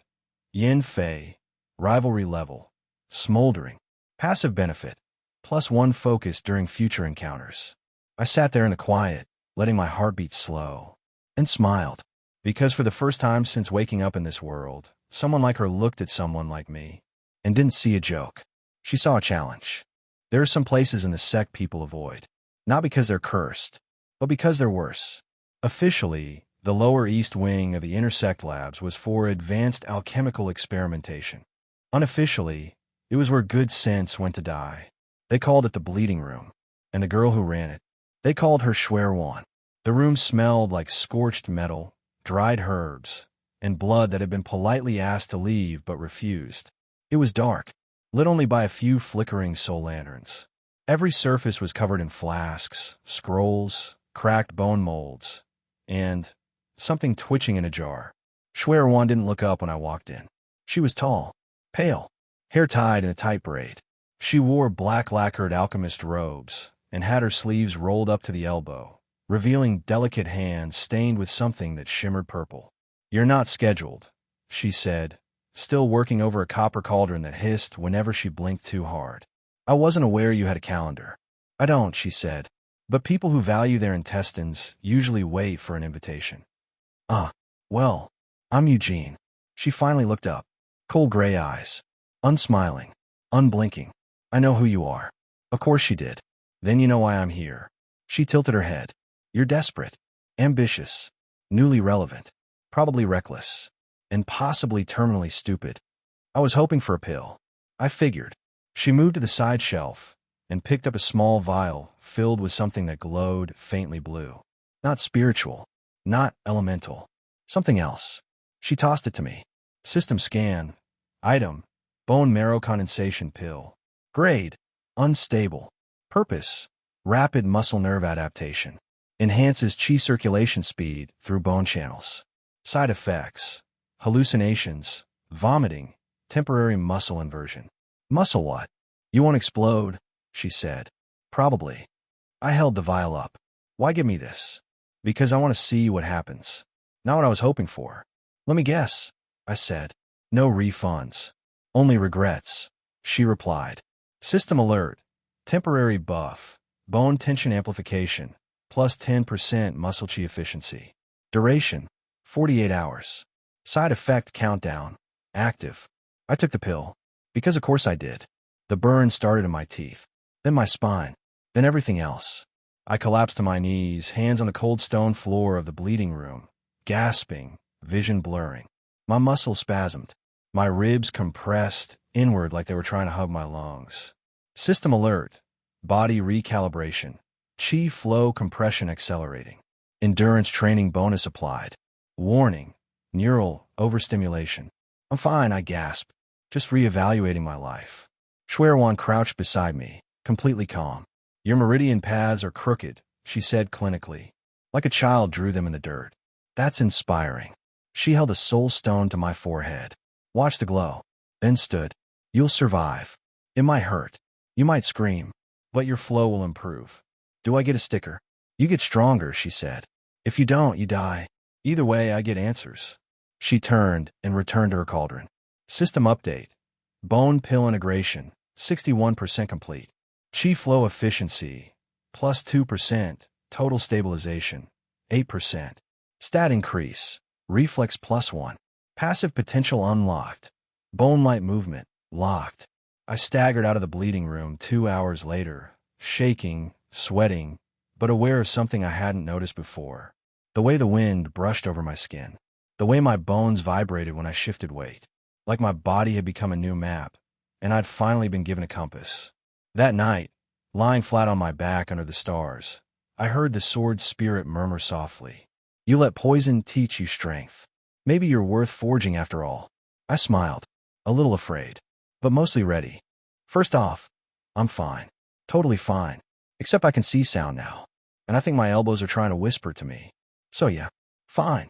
The bone marrow condensation pill that Xuerwan gave me was supposed to accelerate chi flow by restructuring internal nerve anchors, which sounded awesome at the time. Except she didn't mention the part where your body turns into a tuning fork for spiritual feedback and your perception of gravity develops. Opinions. System alert. Side effects entering phase 2. Symptoms: sensory dissonance, meridian hyperactivity, minor hallucinations. Duration remaining: 27 hours. Note: not lethal. Just uncomfortable. Uncomfortable. My fingernails were pulsing in rhythm with my heartbeat. Every time I blinked, I could see chi threads in the air. Light blue lines weaving like threads through leaves, rocks, even bugs. Which sounds cool, until you accidentally step on one and think you've killed a spirit spider god. I spent most of the morning hiding behind the East Garden shrine, crouched under a mossy statue of a grumpy turtle beast, trying to remember how breathing worked. Okay, Eugene, I muttered to myself. We're going to get through this. We're going to meditate. Regulate the chi flow. No screaming. No weird chanting. No licking trees. The tree next to me swayed in the wind and whispered, "You're already late." I screamed. Just a little. System commentary. Mental energy synchronization is incomplete. Recommend guided meditation. I can't even feel my face. You never had much of one. Begin focus exercise. I settled down cross-legged, slow my breath, close my eyes, and boom, I was no longer in the garden. I stood in a dim, smoky void. Shapes moved through the mist, shadows wearing faces I knew. The guy who mocked me during the flag run. The merchant I failed to pay back in my last life. My old high school math teacher. Eugene, the math teacher said, Your foundational formulas are structurally unstable. I knew it. I turned and ran, straight into a glowing wall covered in dragon scale patterns. Pulsing, breathing. Something on the other side exhaled. Huh, ancient. Watching. Then it shattered. I gasped back in the garden again. Sweaty, shaking, but somehow clear. The pain had faded. The chaos too. All that was left was silence. And something new. System update. Bone pill side effects ending. You have partially awakened dormant sensory threads linked to mental energy. New trait. Spiritual sensitivity. L1. You can now perceive subtle chi flows and spiritual intentions in your surroundings. Passive bonus. +1 awareness. Can now detect masked hostility, subtle formations, and spiritual energy pulses nearby. I sat there, staring at my hand. The chi inside it pulsed, predictably, like a stream that had finally remembered it was a river. And for the first time since arriving in this world, I didn't feel like I was chasing power. I felt like it had turned around and started watching me back. Later, as I walked back toward the training halls, I passed a group of disciples whispering. One of them looked my way and flinched, like I was radiating heat. Maybe I was. Draconic perception, external emotional threads detected, wariness, confusion, minor fear. I didn't speak, didn't smirk, didn't say a word, but inside, I smiled, because now, they saw it too. Let me start by saying I didn't want to fight anyone today. After the whole hallucinate your own math teacher inside a chi-induced fever dream episode yesterday, I was kind of hoping for a nice nap. Maybe a light tea. Possibly a scroll on the finer points of not dying. Instead, I got a summons. Mandatory sparring rotation. And, of course, my opponent was one of the sect's favorites. His name was Liang Mu. Tall, calm, hair in a perfect top knot, eyes like quiet knives. Carried a 6-foot spear he called Silent Thunder, which was both accurate and unnecessary. Wind-style Cultivator. Speed-based. Precision strikes. Absolute nightmare for people who preferred to not be turned into human pincushions. I stood on the opposite side of the stone dueling platform, doing my best not to look like a guy who just recently got into an argument with a hallucinated statue turtle. He bowed politely. "Don't worry," he said. "I'll end it fast." I smiled. "Thanks. Just aim for my pride. It's already cracked, so it'll shatter easy." System notification. Training duel initiated. Round type. Observational spar.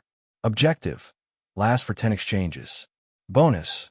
If you land a counterstrike, you may request a single technique scroll from the Observer Elder. A technique scrolls. Now that was worth bruises.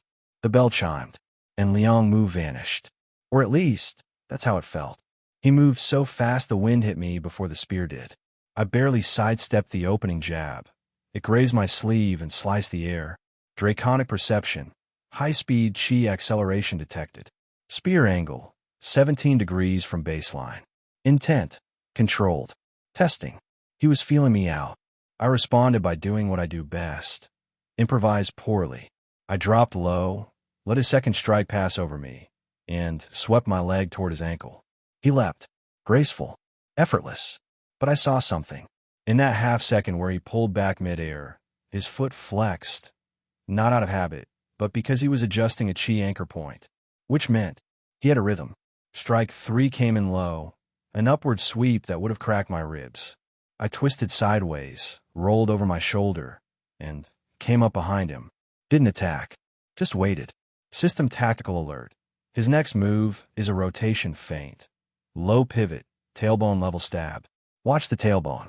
What do you mean, watch the tail? I jumped, and sure enough, his spear passed exactly where my spine had just been. I landed clumsily, but upright. He turned, frowning. "You dodged that." "I have excellent instincts," I said, "and an abusive support system." By strike 6, he was annoyed. Strike 7, he was interested. The speed went up. Wind kicked up dust across the platform, and his spear came at me in arcs too fast for most eyes.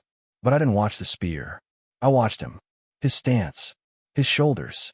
The way he flicked his wrist when he committed to a full thrust, versus how he didn't when he was faking.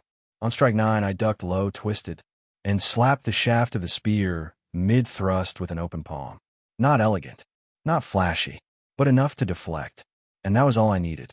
I lunged forward and tapped his chest with 2 fingers. Right over the sternum. Counterstrike, I said, panting. The bell rang. Silence followed. Then quiet murmurs. Did he just? Liangmu got tagged. It was clumsy, but the elder watching from the side stood and nodded. Eugene, you lasted the required exchanges. And you countered. He tossed me a scroll sealed in silver thread. Choose wisely. And stop getting lucky. It's starting to concern the instructors. System update. Reward claimed. Flow reading. Step fundamentals. Beginner footwork technique designed to read an opponent's momentum and redirect pressure with minimal energy.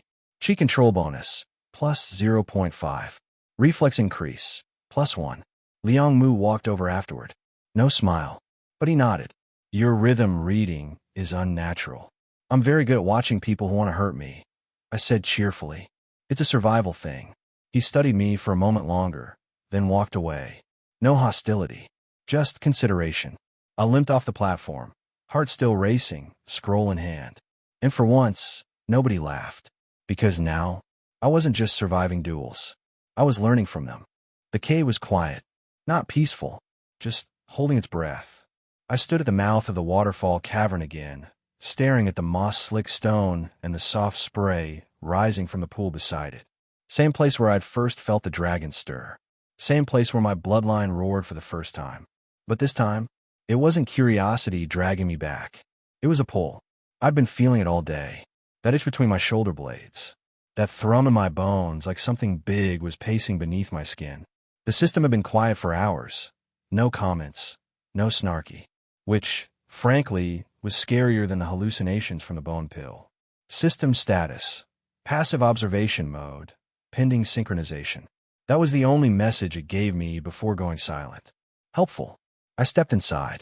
The air shifted immediately. Colder. Thicker. Heavier. Every step echoed too long. I passed the stone platform where the jade slip had once hovered. The one that kick-started this mess. Dust clung to the grooves like time. Didn't want to move forward here. But deeper in, where I'd never dared go, was a tunnel. Low. Narrow. Slope dropping steadily. I followed it. Because when something ancient tells you to come closer in your dreams, you absolutely ignore all survival instinct and obey. Right? Right. The tunnel opened into a chamber maybe 20 feet across. The walls shimmered faintly, like wet stone under starlight. And on the far end, a wall of pure black rock. Flat. Seamless. Carved into it, glowing faintly, was a symbol. A dragon's eye. Vertical pupil. Horned lid. Coiled script etched around the edge. As I stepped closer, it reacted. The glow brightened. The cave shook. Stone dust rained from the ceiling. The ground throbbed. And then, a voice. Unmarked. Unforged. Untested. My breath caught. The voice didn't echo. It didn't speak. It arrived. Inside my bones, behind my teeth, beneath my heartbeat. Yet still you stand here. Still, you bleed forward. I dropped to one knee. Not out of fear. Out of pressure. The weight in that voice wasn't anger. It was expectation. System alert. Draconic Vault interface detected. Warning. Host compatibility low. Synchronization attempt will induce mental strain. Proceed? Y/N. I stare at the prompt. Then place my palm on the carved eye. Yes. White. Then fire. Then screaming. Not mine. Thousands. I was elsewhere. Standing in a broken sky. Clouds torn apart by wings the size of cities. Golden dragons battling black serpents. Cities aflame. Mountains split. The world was dying. And I stood in the center. A child, holding a sword too big for me. Alone. I gasped. Collapsed back into my body. Chest heaving. Blood leaking from my nose. My ears rang. But the pressure? Gone. The eye on the wall now glowed dim gold. And where I knelt, a single scale shimmered on the ground. Flat. Warm. Dragon scale. System update. Draconic resonance progress. 8%, 12%. New passive, Vault touched L1. You are marked by an ancient fragment. May sense legacy-bound locations and receive partial memory imprints during cultivation. Asterisk warning. Future resonance events may be involuntary. I held the scale in my hand. It pulsed once, like a second heartbeat, and I realized something terrifying. That vision wasn't the past. It hadn't happened. Yet. Some people knock when they visit. Others send messages or nod politely across a courtyard. Yinfay, she throws a beast companion at you. Literally. I was returning from the training pavilion, dragon scale tucked safely in my inner robe, thinking maybe, just maybe, I could sit down without bleeding this afternoon. Then a streak of silver fur blurred past me, knocked me flat, and landed 3 paces ahead with a snarl.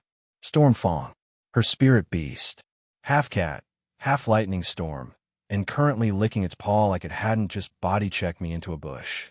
I looked up, and there she was, leaning against a tree, arms crossed, eyes sharp. No robe today. She wore light field gear, sleeves rolled, blade strapped across her back. And that look on her face?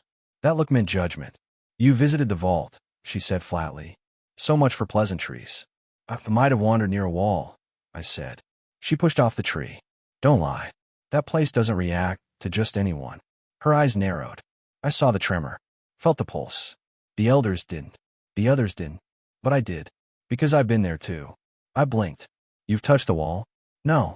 It didn't react to me. She stepped closer. But it did react to you. The tension between us thickened. Not anger. Not quite hostility. But pressure. Like 2 stones grinding, trying to see who would crack first. You're dangerous, she said. Only on days that end in what? She didn't smile. Didn't look away. You're a threat, Eugene. You're loud. Wild. Unrooted. You don't know what you're carrying. And worse, you don't respect it. I met her eyes. I respect it enough to keep going even when it breaks me. She blinked. Once. Then pulled a scroll from her sleeve and tossed it toward me. I caught it. Unrolled it. A map. Marked with a small circle in the forest below the cliffs. Mid-tier hunting zone, I said. Spirit beasts, chi fog, natural formations. Fun picnic spot. She nodded. I'll be there at dusk. You will too. I raised an eyebrow. This is an invitation. It's a warning, she said. Cool. Love those. Dusk fell fast. Mist curled low in the trees. The stone outcropping she chose was ringed with faint beast scent markers, territory lines, marked by Stormfang's patrols. And in the center of it all, Yinfay stood waiting. Sword drawn, eyes calm. Stormfang watched from the edge, crouched like a referee who could also maul someone at any moment. Rules? I asked, stepping into the ring. You survive. That's it. She nodded. No timer. No. So just you, me, and a vague threat of dismemberment. Yes. System alert. Trial initiated. Yinfay's judgment. Part 1. Objective. Endure and adapt. No strikes above the neck. No lethal chi techniques. Note. She will not hold back. Okay, I said. But if I die, I want a really cool tombstone. She struck without warning. Fast. Precise. Her blade snapped toward my ribs. Not a slash, but a piercing flick meant to probe my defense. I deflected with my forearm. Twisted, tried to roll. Too slow. She kicked my shin, dropped me to one knee, and leveled her blade just above my shoulder. Dead. She stepped back. Again. I charged this time. Feint high. Spin low. Swipe with the hilt of whispers hard. Still sheathed. She parried like I was moving in slow motion. Knocked my feet out from under me and pinned my wrist with a single palm. Dead again. Backed off. Again. We danced like that for an hour. Every time I thought I'd adapted, she changed rhythm. Every time I predicted a move, she lied with her stance and struck somewhere else. But slowly, the tempo shifted. My dodges got tighter. My breathing more controlled. I stopped trying to hit her and started trying to feel her. Strike 47. I ducked under her blade and drove a palm toward her stomach. She blocked, but I saw it. A flicker in her chi. An opening. I stepped in. She smiled and flipped me straight into a tree. I hit the trunk. Hard. Slid down. Groaned. Didn't get up. She walked over, looking down at me. You're learning. Glad one of us thinks so. You're still reckless. Still too slow. Still too soft. She crouched beside me. But you're not stupid. I blinked. Was that praise? Next time, she said, you try to block that sweep with your arm, you're gonna break it. I grinned through the pain. Noted. System update. Judgment trial. Phase 1 complete. Passive progress. Flow reading plus 20%. Bond update. Yinfay. Respect threshold reached. Now classified as unstable ally. Note. She has more tests. This is not over. Storm Fong patted over and licked my face once, then bit my sleeve and started dragging me out of the ring. So, there I was, deep in the forest, alone, bruised from yesterday's beatdown, sore from existence in general, and now apparently being hunted. Why? Because Li Mei wanted to see what I do when I stop thinking, which for the record is usually panic, make a bad joke, and roll off a cliff. So far, I was 2 out of 3. She'd said exactly 10 words before vanishing into the treetops. There's something in the woods. You'll know it when you feel it. Then she was gone. And now the woods were too quiet. System alert. Passive activation. Draconic perception triggered. Warning. Chi anomaly detected. 63 meters northeast. Unknown spirit beast class. Moderate hostility. Great, I whispered. She sicked a mid-rank beast on me. Out of affection, no doubt. Correction, mid to high, based on emotional field saturation and residual blood aura. Oh good, it's sentimental and carnivorous. I moved through the underbrush slowly, keeping low, ears tuned to every twig and breeze. I wasn't fast, I wasn't strong, but what I had now was feel. I could sense where the leaves had moved, where the birds had stopped singing, where the chi flow twisted unnaturally. Something was hunting me, and it was close. A growl rolled through the mist like a drawn-out drumbeat. Then I saw it. Chi hound. Sleek. Jet black fur. Eyes like twin moons. Its breath came out in visible puffs. Coated in chi. Thick with blood memory. This thing had fought before. And won. Its gaze met mine. And it charged. I ran. Because I'm not stupid. Well, not that stupid. System alert. Physical evasion not viable long-term. Suggested response. Terrain manipulation, mental pressure baiting. Working on it. I ducked under a low branch, slid across damp moss, and dove into a cluster of root hollows. The beast's claws tore into the earth behind me. Just a second late. But not for long. I found a ridge, uneven stone, littered with fallen logs. Set the trap in my mind. Baited with movement. Let follow. Then when it lunged, I rolled left. Over a loose rock edge. The beast landed where I'd been, and the log trap I'd rigged with chi tension snapped free. The branch cracked down on its back. It howled, first scorched by its own redirected aura. I didn't run. I stood, breathing hard, watching. The beast crouched low injured, not beaten, but something in its eyes changed. It didn't charge again. It circled, sniffed, and then it backed off, melted into the woods. System notification, trial complete.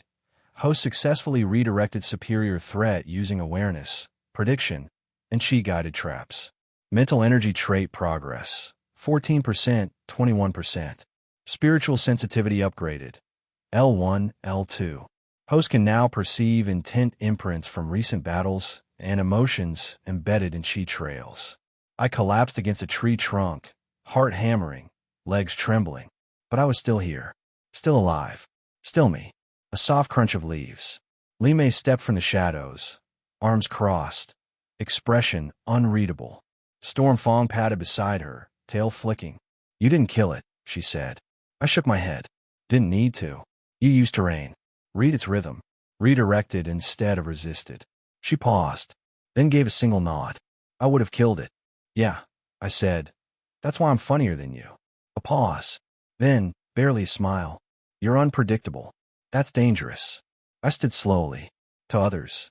To yourself. Bond update. Li Mei. Status advanced. Quiet trust. New passive acquired. Predator's rhythm. During combat with faster opponents, evasion speed increases after the first successful dodge. She turned away.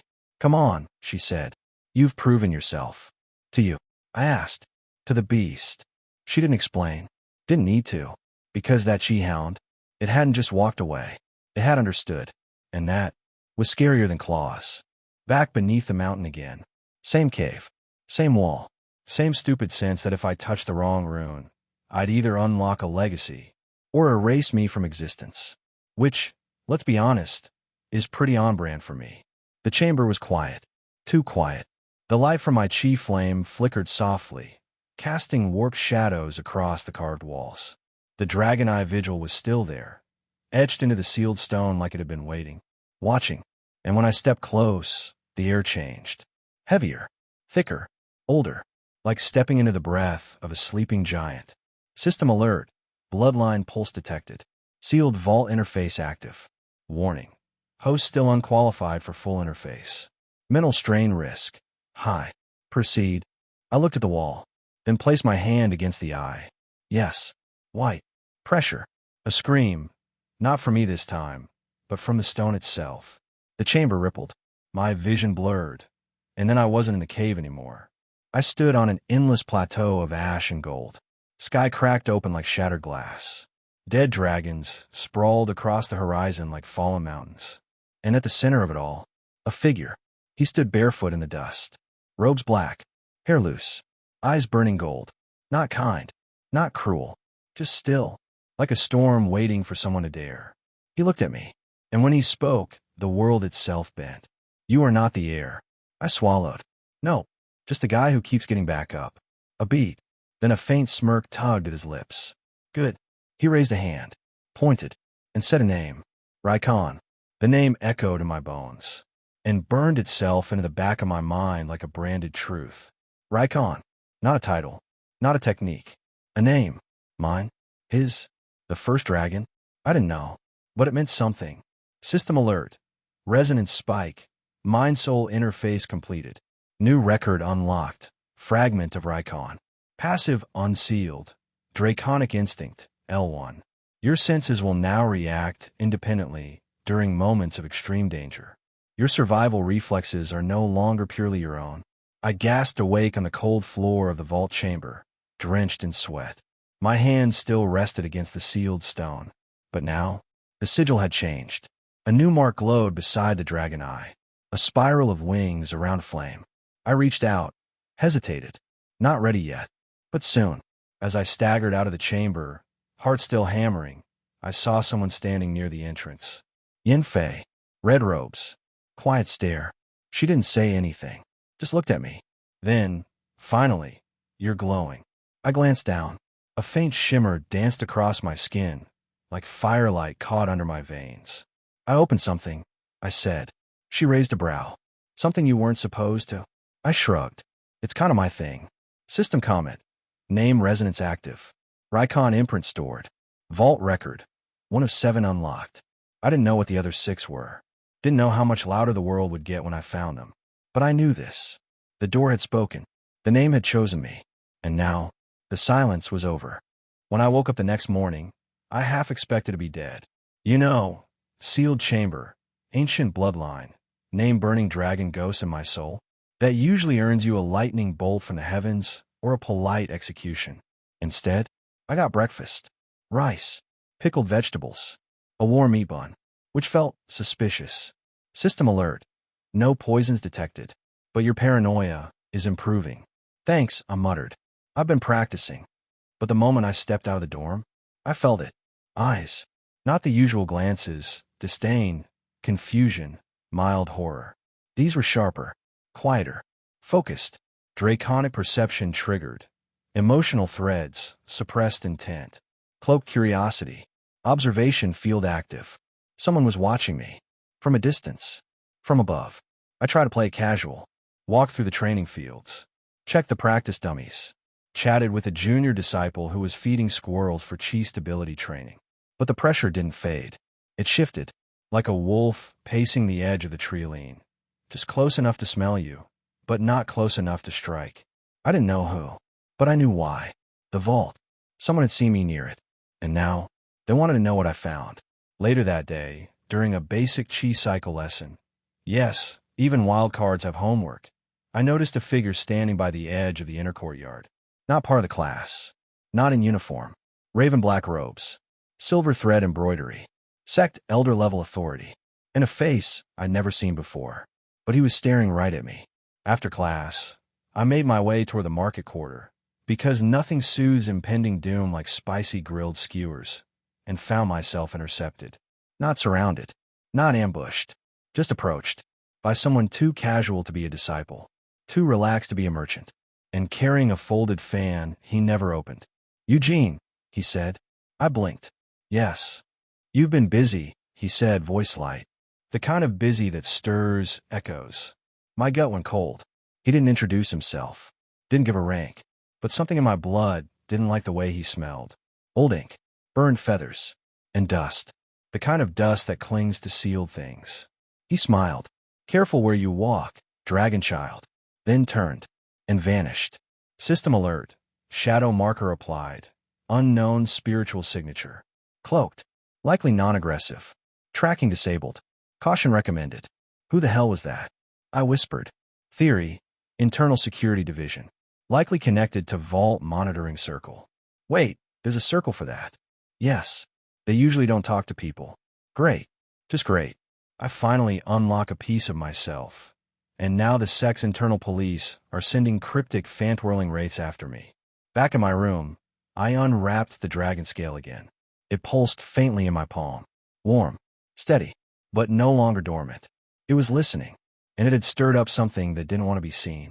Outside my window, high in the branches of an old pine, a pair of eyes glinted. Not hostile. Not friendly. Just watching. Waiting. The sky turned gray before they arrived. Not stormy. Just waiting. Which felt about right. The Raven sect didn't show up with fanfare. No golden clouds. No mounted beasts. Just a group of silent, rogue disciples emerging from the forest like they'd been there the whole time. Black robes. Raven feather embroidery on the sleeves. Silver belts. No smiles. And eyes like mirrors. Still, glassy, reflecting just enough to make you uncomfortable. They called themselves observers. Which usually means, we're here to judge you silently and remember everything forever. Fun. Eldertown met them at the southern platform. A formal greeting. Polite bows. No warmth. The Raven sect will remain for 3 days, he said to the assembled disciples. There will be no sparring. Only observation and spiritual exchange. Yeah, nobody believed that. System notification.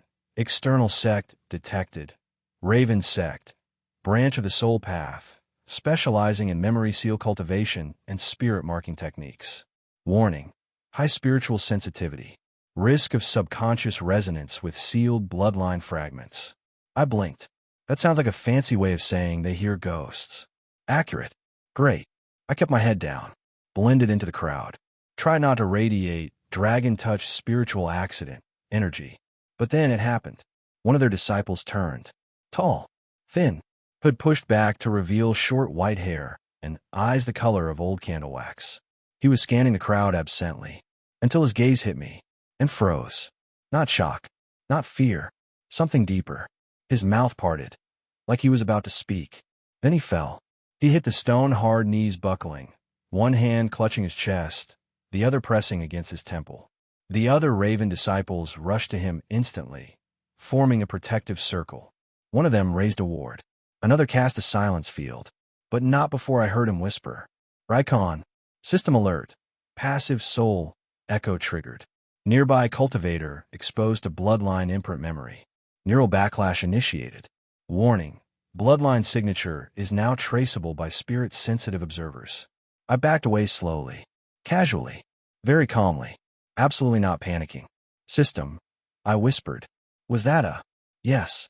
He recognized the name you carry. Or what it used to mean. And what did it used to mean? Long answer. Wait and die slowly. Short answer. It meant war. Later, I slipped away to the waterfall cave again. Not to open the vault. Just to breathe. To think. But when I arrived, someone was already there. Schwerwan. Standing near the edge of the pool. Arms folded. Expression unreadable. She didn't turn. Just said, they're looking for you, you know. The Raven sect. No. The people watching them. I stepped beside her. Quiet for a moment. Then, you ever hear the name Reichon? She blinked slowly. No. A pause. But I've seen it, she added. In the burnt pages of a sealed bestiary. Scorched through. As if someone didn't just want it forgotten. They wanted it erased. We stood in silence. The cave behind us pulsed faintly. The forest air grew colder. Somewhere deep within Ironroot sect, in a scroll-sealed archive chamber, a crow-feathered elder opened a rusted box. Inside, a fractured soulstone, once inert, now glowing, and whispering the name. Reichon. Meditation is supposed to be calming. You sit still. You breathe deep. You let go of everything. Except this morning, I sat on a rock, closed my eyes, and felt a tree judging me. Let me explain. Ever since the Raven sect incident, my chi had been twitchy. Not violent, just jumpy. Like a cat that knew something was about to fall off a shelf. So I did what all confused, possibly spiritually unstable cultivators do. I went to the old cliff garden, sat down under the sacred pine, and tried to get my head straight. System alert. Mental energy pulse detected. Subconscious surface scan activated. Trait, spiritual sensitivity, L2. Now enabling limited emotional resonance. I didn't agree to therapy, I muttered. You never do. Doesn't stop the process. I inhaled, exhaled, sank inward, and the world around me opened. Not with a bang, not with fire, but with texture. I could feel the wind's intentions. Not words, not thoughts, but something like patience. The earth beneath me, stillness. The squirrel 5 branches up, distrust, hunger, mild loathing. Nice. But then something deeper rippled. Not external, internal. A presence. Not the dragon, not the sword. Something new, something watching. The world inside me wasn't a void anymore. It was a hall, dark, long line with closed doors, each one humming with pressure, memories, emotions, stray thoughts. Some mine, some not, and one, locked, glowing gold, marked with that same spiral of wings I saw on the vault door. System alert. Mental domain forming. Incomplete. Caution. External imprints detected. Origin. Unknown. Warning. Domain may attract spiritual attention during unstable cultivation. Define unstable. A door creaked open in my mind, and suddenly I was elsewhere, standing in a ruined field. Moonlight above, ash in the wind, and dozens of eyes staring back. Not human, not kind. Reichon. The name drifted from their mouths like a prayer, or a curse. Then came the roar. Familiar, deep, echoing from within me, and yet not me. I screamed. I snapped back to reality with blood on my lip and bark under my nails. I dubbed my fingers into the tree. It was still warm from my chi surge. A faint golden burn left in the shape of a claw. The sacred pine had scars now. For me. System update. Mental domain resonance reached. 31% constructed. Trait gained. Whisper sense, L1. Host can perceive emotional impressions from spiritual objects, terrain, and recently active chi trails. Passive. Always on. Side effect. Unstable dreams. Memory bleed risk during deep sleep. Asterisk recommendation. Guided training before domain completes, or risk permanent fragmentation. Cool, I whispered. Love that. I stumbled back to my quarters, head spinning. The air felt louder. The colors, sharper. And I could feel people behind walls. Their moods. Their tension. Not thoughts, just emotional shadows. Enough to shake me, but not enough to stop me. Because this wasn't a burden. It was a weapon. And I was learning how to hold it. Far across the sect, in a private inner sanctum, an iron root elder set down a crystal orb. It was pulsing faintly. A dragon's sigil glowing at its core. The elder frowned, whispered to the shadows beside him. He's building a domain, and it's not one of ours. You ever hit a wall? Not a real wall. I've done that, too. Sword training with Yinfay, don't ask. I mean a cultivation wall. The kind where your chi stops moving like it used to. Where no amount of breathing, posturing, meditating, or humming sacred chicken songs makes it flow again. That was me. Trapped at the early stage of body refining. 8% circulation. Stuck. System alert. Chi saturation limit reached. Meridians require cleansing or breakthrough. Options. 1 time. 2. External elixir support. 3. Bloodline-assisted chi burns. High risk. Recommended. Number 3. You've already made stupid decisions. Might as well make a meaningful one. I hate you, I muttered. You'll thank me when you stop wheezing during stairs. So, I went to the one place I knew nobody would interrupt me. The waterfall cave. Again. I swear, at this point it should have a name. Like, Eugen's eternal poor life decision zone. I sat cross-legged near the back wall. Unwrapped the dragon scale. Sat on the ground. And exhaled. All right, I whispered. Let's burn. I focused. Sank into the pain already coiled in my limbs. Let the blocked chi rise to the surface like smoke, trying to find an escape route. And then, I called on the name. Reichon. Something answered. Not a voice. Not a word. A heat. Golden. Slow. Terrifying. It poured through me. Not as fire, but as pressure.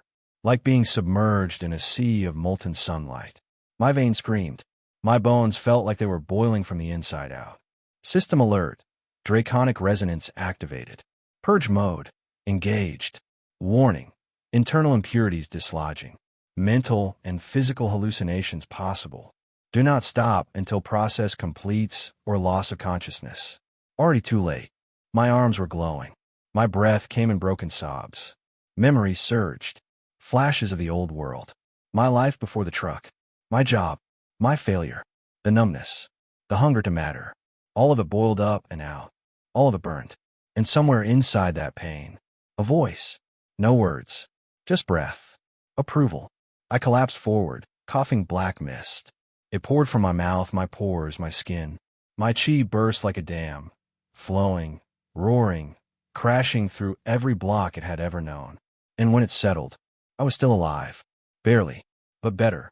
System update. Breakthrough achieved. Body refining stage. Mid-phase. Chi flow stabilization. 17%. Draconic bloodline sync. 18%. New passive unlocked. Inner flame. L1. During extreme physical exertion, your body automatically regulates overheating chi to reduce fatigue. Improves endurance and post-combat recovery by 25%. I lay on the stone floor, staring up at the damp cave ceiling, and laughed. A weak, wheezing, victorious laugh. Because that was mine. Not luck. Not fluke. Earned.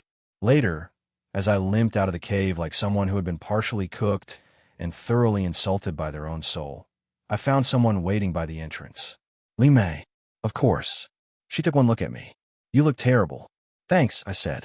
I'm calling it Cultivator chic. She tossed me a cloth bundle. Inside, healing paste. Spirit-soaked gauze. A pill or two.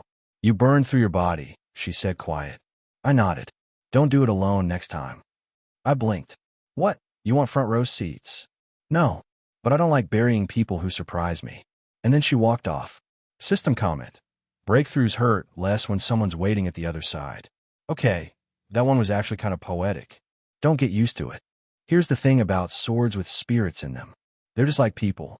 Proud, petty, and incredibly judgy.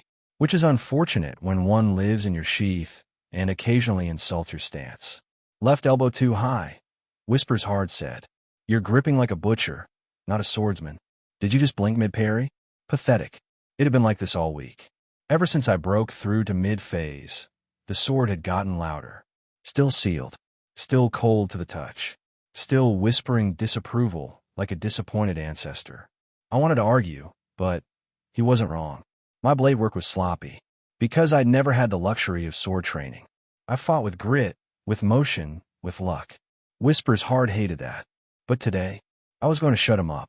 Instructor Han called for sparring rounds on the upper platform. Pick your match. 1 round. Control your chi. First disarm or surrender wins. I stepped forward. So did someone else. Zhao Chun. Tall. Handsome. Arrogant. The kind of inner disciple who trained shirtless in winter just so people would comment on his abs. He raised an eyebrow. You? The bloodline clown. Me. I said cheerfully.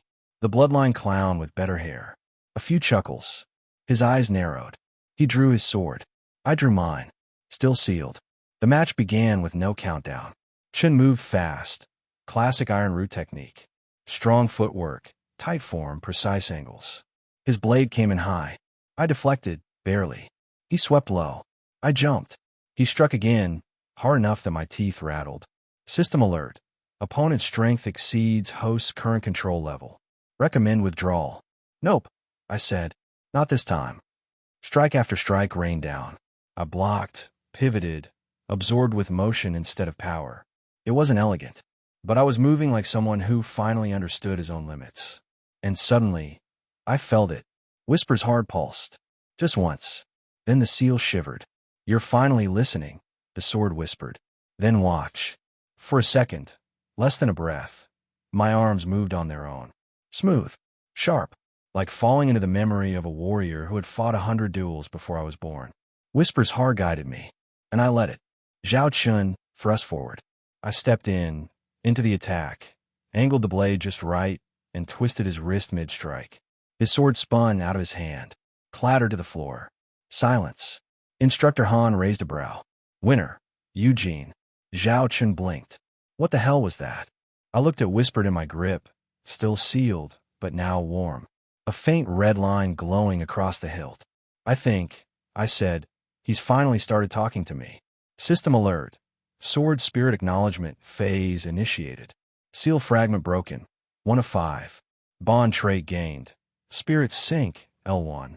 During moments of clarity or danger, whispered may assist with predictive movements. Passive activation. Asterisk note. Full awakening will require trial of intent. Weapon now watching. After the match, I sat beneath the bamboo grove with the sword across my lap. You helped me, I said aloud. No response. Then, you stopped flailing. I stopped judging. It was a fair trade. I smirked. So what now? Now, you learn how to wield without fear. And I'll show you what a blade is truly meant to be. Far above the arena, an elder stood on a balcony, arms folded. His sword moved, he murmured. Another elder nodded. Not technique. Not instinct. It moved like it remembered something. They watched me. And for the first time, I felt it. The shift. They didn't see a clown anymore. They saw a contender. Have you ever walked into a room and felt everyone stop talking? Not because you're important, but because they've already decided you're a problem. Yeah, that was my morning. I stepped into the inner disciple library to return a scroll. Silence. 3 conversations died mid-sentence. 7 pairs of eyes turned my way. Some curious. Most calculating. A few already picturing my funeral. Draconic perception. Passive threads detected. Recognition. Unease. Tactical assessment. 1 thread marked. Test subject. Test subject. Awesome. The scroll keeper, an old woman with ink-stained hands, gave me a look that fell somewhere between not my business and I like you better when you were irrelevant.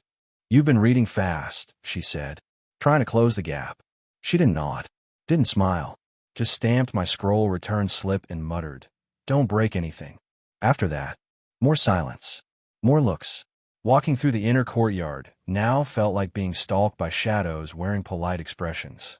Even the stone felt different under my boots, like the ground itself was wondering if I was still allowed to walk here.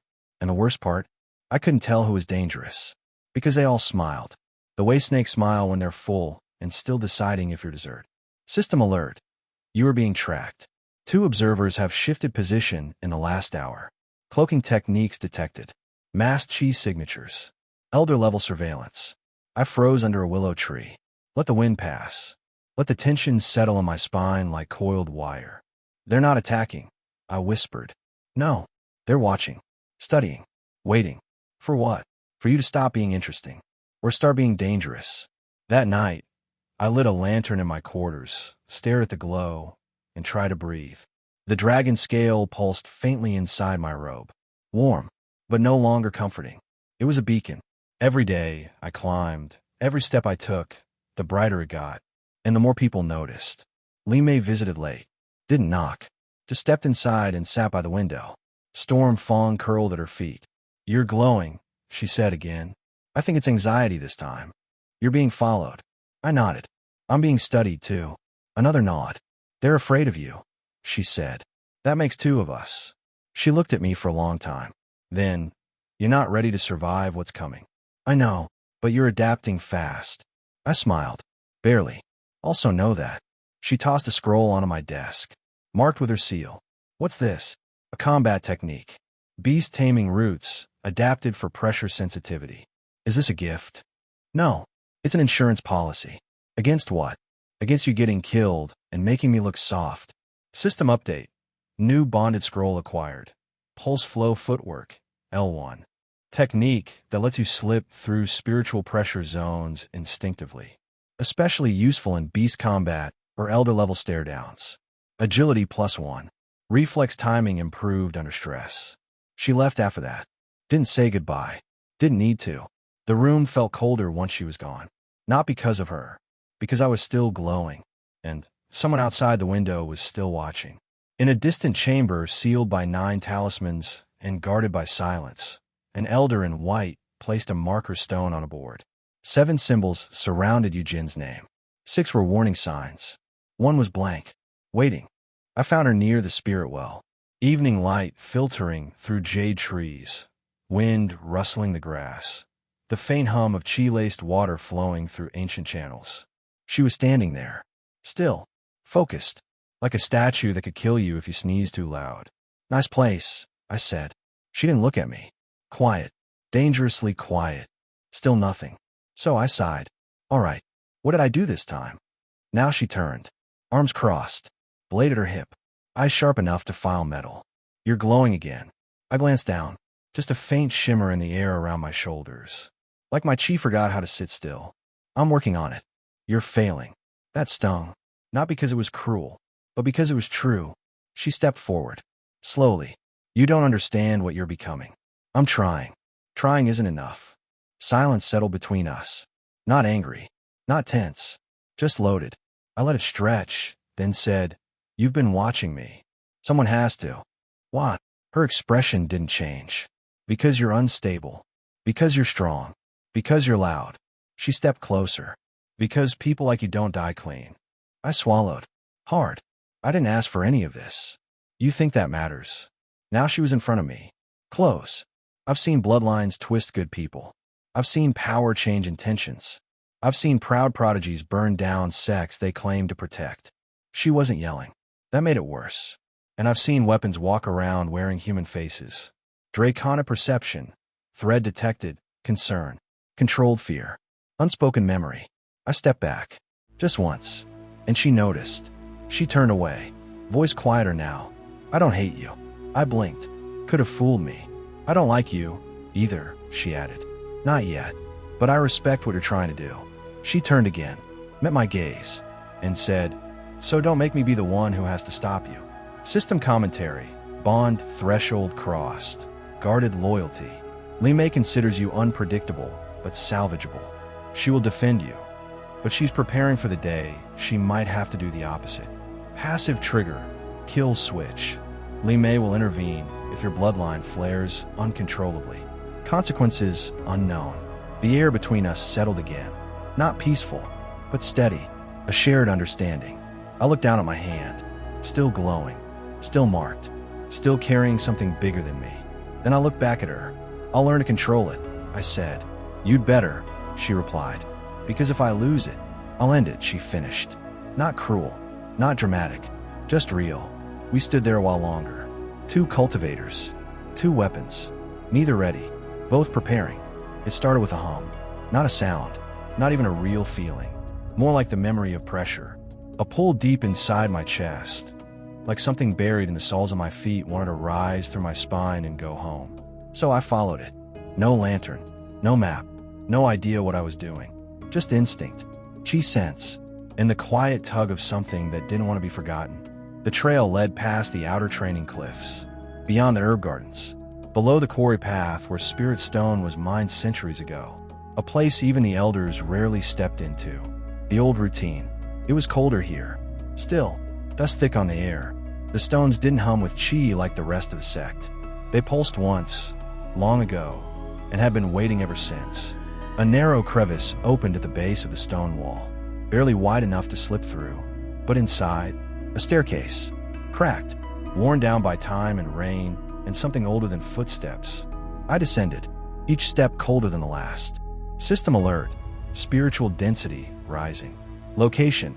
Unknown vault annex. Not listed in Iron Root records. Warning. Bone residue detected. Residual memory presence. Active. Fantastic, I muttered. Haunted stairs. You climbed worse. Not while alone. In the dark. Beneath the death crypts. You exaggerate. I stepped on something that cracked underfoot. Looked down. Skull fragment. Do I? The path ended in a wide chamber. Smooth stone. No carvings. Just bones. Not fresh. Not gory. Ancient. Laid out in a circle. As if whatever died here had knelt before the wall. And the wall looked familiar. Dragon script. But not the eye symbol from before. This one was a sigil I'd only seen in my vision. Wings curled into a spiral around a dying sun. Draconic resonance activated. I stepped forward. The bones didn't move. but the air breathed, like the room exhaled in recognition or regret. I placed my hand on the sigil, not to open anything, just to feel. The stone shivered, and a voice, faint, faded, but still burning, whispered from within. The first vault failed. The second was sealed. The third was born. Images slammed into me. Not memories, projections. Dragons turned to stone. Spirits bound to weapons. A battlefield burning beneath 3 suns. And a child, eyes glowing, name unspoken, standing among the dead with a sword far too large for his frame. He wasn't crying. He wasn't laughing. He was just waiting for something to wake up. System update. Resonance depth achieved, 21%. Passive gained, legacy weight, L1. Your presence now stirs slumbering objects, formations, or beings tied to forgotten dragon packs. This may attract respect or retaliation. Vault record 2 of 7 unlocked. When I finally opened my eyes, the sigil had stopped glowing, but a small pedestal had risen from the floor, and resting on it, a black shard, half a claw, wrapped in silk and sealed by 3 golden threads. It pulsed when I touched it, and I knew this wasn't power. It was a reminder. I left the chamber slowly. Didn't run. Didn't rush. Because whatever I just found, it wasn't waiting to be claimed. It had been left behind. By someone like me. Far above the mountain's roots. In the inner sanctum of Iron Root's grand pavilion, an old bell began to ring. No one touched it. It hadn't rung in over 100 years. But still it rang. And the elders knew. The vaults were waking. Some doors don't need keys. They need memories. And sometimes they need you. The shard was warm in my hand. Not hot. Not dangerous. Just aware. Wrapped in silk. Threaded with old power. Still carrying the weight of something sharp enough to tear reality. I didn't understand what it was, but I knew where it wanted to go. The main vault chamber was empty when I arrived. The dragon-eye sigil on the sealed wall glowed faintly, gold threads pulsing like heartbeat echoes in stone. I stepped closer, pulled the silk aside, held the claw up, and the wall breathed in. A deep tremor rolled through the mountain. Dust shook loose from the ceiling. Stone lanterns flickered and guttered out, and the sigil's glow spread, not just around the eye this time. The entire wall lit up. System alert. Vault interface unlocked. Partial access. Warning. Host has triggered early response sequence. Do not proceed without full spiritual foundation. Do not proceed. Do not proceed. Do not. I placed the claw into the hollow that had appeared in the wall. Everything stopped. No sound. No breath. No time. Just pressure. And then, a roar. Not sound. A feeling. A storm of identity. Old. Wounded. Furious. Divine. It knew me. And I finally saw it. A golden dragon. Eyes like molten stars. Scales cracked with age and memory. Wings folded around a dying world. And in that moment, I wasn't Eugene. I was every heir who failed. Every warrior who broke. Every piece of a lineage erased by fear. I was Reichon. And Reichon was me. System alert. Vault core opened. Layer 1. Spiritual domain alignment. Synced. New trait unlocked. Dragon Echo. L1. When near ancient formations, dragon-forged relics, or spiritual bloodline triggers, host may glimpse memory fragments tied to past incarnations. Asterisk passive effect. Presence of mind. Enemies may hesitate to strike upon sensing bloodline weight. The vision shattered like glass. I stumbled back, gasping. The wall was dark again. The claw shard had vanished. But something inside the vault had opened. Not the door. Not yet. Just a crack. A breath. A whisper. And from deep within the dark, I heard it. Come back when you burn. Later that night, I sat by the cliff's edge, staring at the stars, the weight still settling in my bones. I felt older. Not tired. Just aware of what I was walking toward. Not just power. Not just strength. But expectation. Behind me, someone stepped lightly on the stone. Yinfay. She sat beside me. Didn't speak for a while. Then, it stirred again, didn't it? I nodded. The elders are whispering, she said. I figured. They're afraid of you. I looked at her. Are you? She didn't answer. But she didn't walk away either. System commentary. Arc progression complete. Fangs beneath, Iron Root. Eugene is no longer just a survivor. He is becoming a symbol, loud, strange, and uncontrollable. Power stirs. Eyes tighten. The world prepares. I thought the worst part waking up would be the spiritual echo migraines, or the occasional hallucinations of golden dragons, or, the fact that I still sleep on a straw mat with 2 blankets and a sword that mutters in its sleep. But no, the worst part was breakfast, because breakfast meant the morning bulletin board, which meant the scroll, which meant public announcements, which meant, today, watching 20 disciples crowd around a posted parchment while whispering things like, "I bet she gets picked," and "Why isn't his name on it?" Naturally, I pushed through, and there it was, written in silver script: Iron Root Delegation to the Azure Leaf Sect Summit. Only May, Yinfay, Zhaochun, Alanchi, Hanbo, Rin of the Gale Steppe. Instructor Wei, Escort. Elder Tao, Observer. Not me. Which was fine. I didn't need my name on a scroll to know I wasn't welcome. But as I turned to walk away, I heard something. A soft voice behind me. Polished. Formal. Too calm to be friendly. "Eugene, you're expected." I turned. A man in azure leaf blue robes stood beside the board, holding a scroll sealed with iron wax. His eyes were unreadable. His hands gloved. His presence clean. Too clean for a public courtyard.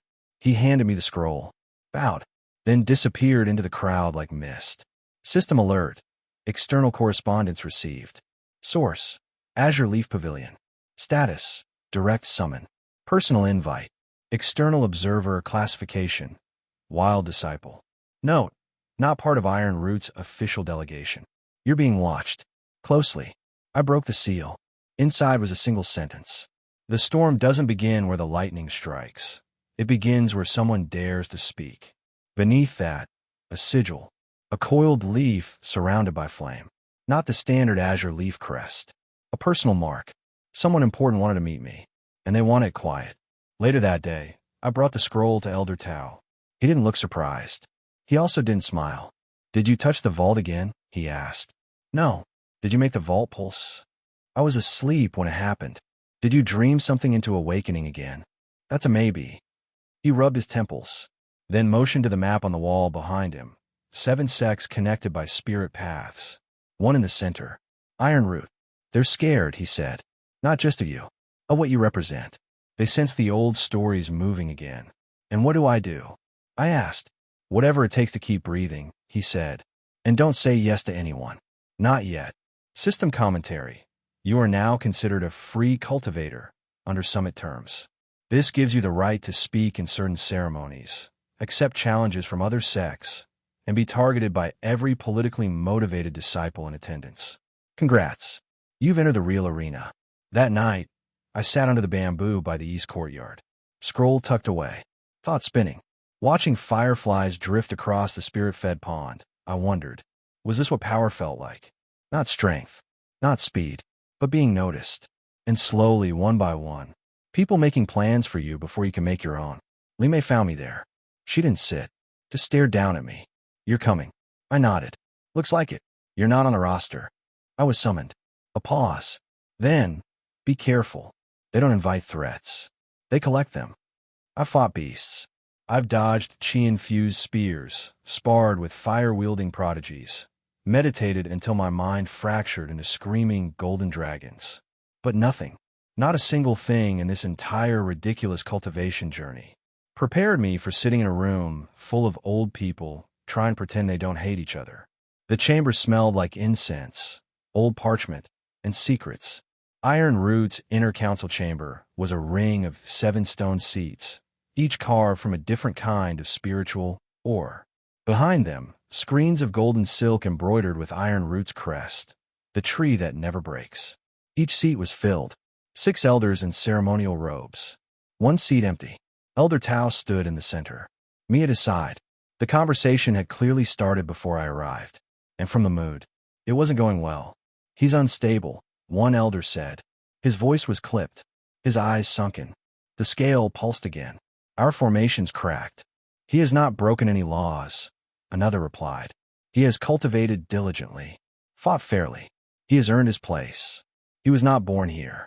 Ah, that one again. The bloodline argument. Because unless you emerge from a long line of noble cultivators or spiritual beasts, your worth was always on loan, and mine was overdue. Tao finally raised a hand. Eugene is under my protection. He is invited to the summit. He carries recognition from the Azure Leaf Pavilion. Silence. Then one elder, a woman in pale green with eyes like faded jade, spoke gently. But if he falters, Tao, the world will not look at him.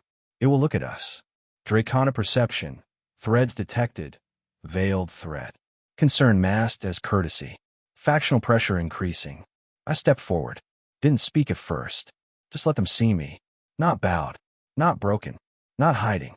Then I said, I didn't ask for power. I didn't beg for your attention.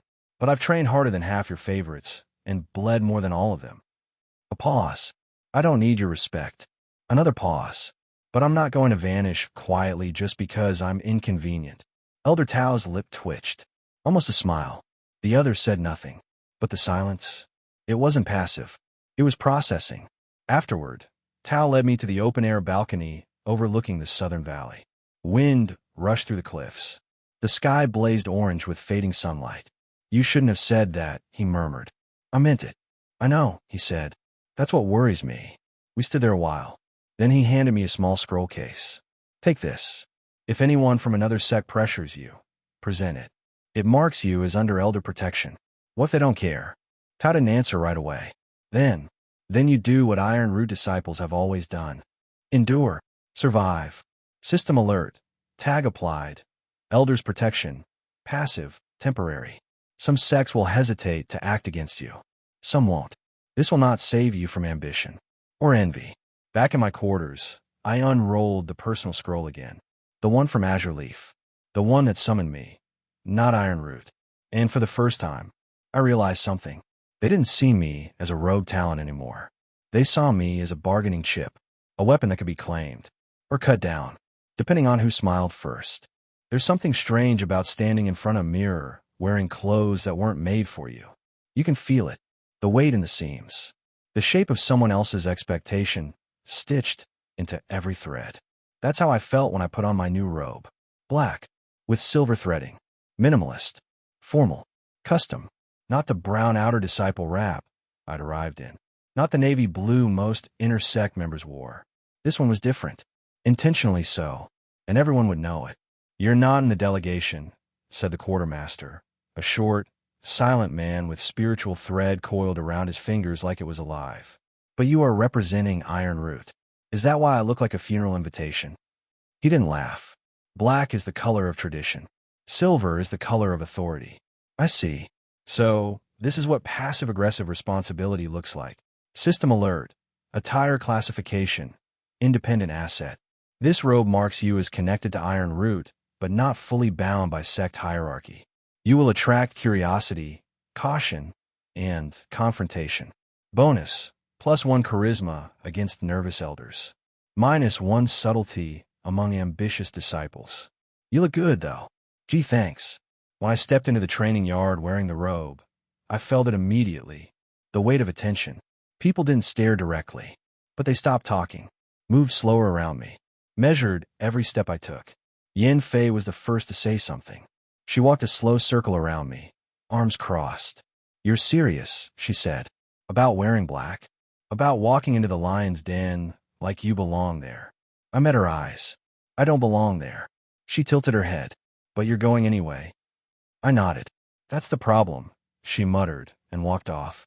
Zhao Chun, on the other hand, didn't speak, just smirked. The kind of smirk that says, you're not a threat yet, but I'm making space in my victory speech. He didn't need to insult me. His robe did it for him. Azure blue, gold trim, inner sect elite, personalized crest stitched into the collar. He looked like a prince. I looked like a walking question. System observation. Internal factional pressure rising. Multiple disciples now view you as a disruptor. Alignment shift detected. Neutral curious, hostile watchful. Later, I found Imei in the courtyard, finishing a solo sword routine. She saw the robe. Didn't comment. Just said, if someone attacks you for attention, don't hold back. You expect that. No, she said. I expect you to earn it. And then, it fits you. The robe. Because I'm dangerous? Because you're an eyesore. She almost smiled. Almost. That night, I stood in front of the mirror again. Studied the folds. The black silk. The silver crest. A tree with no leaves. Iron root's mark. Recast and monochrome. Not warm. Not noble. But enduring. I didn't look like a prodigy. Didn't look like a threat. I looked like someone the sect didn't know what to do with. And that was just how I wanted it. They don't knock. They don't send messengers. They just arrive. The Raven sect always knows when you're alone. I was sitting beneath the willow grove near the back cliff, pretending I could still feel the breeze through the tension climbing up my spine. That's when I heard the whisper. Not a voice, just the absence of birdsong. The hush of a presence pressing against the world too lightly to stir it. When I turned, he was already there. Same envoy as before. Raven black robes, pale gloves, white hair, gold stitching over one shoulder in the shape of a broken eye. He didn't bow, didn't greet me, just stood there, watching me with eyes like carved wax.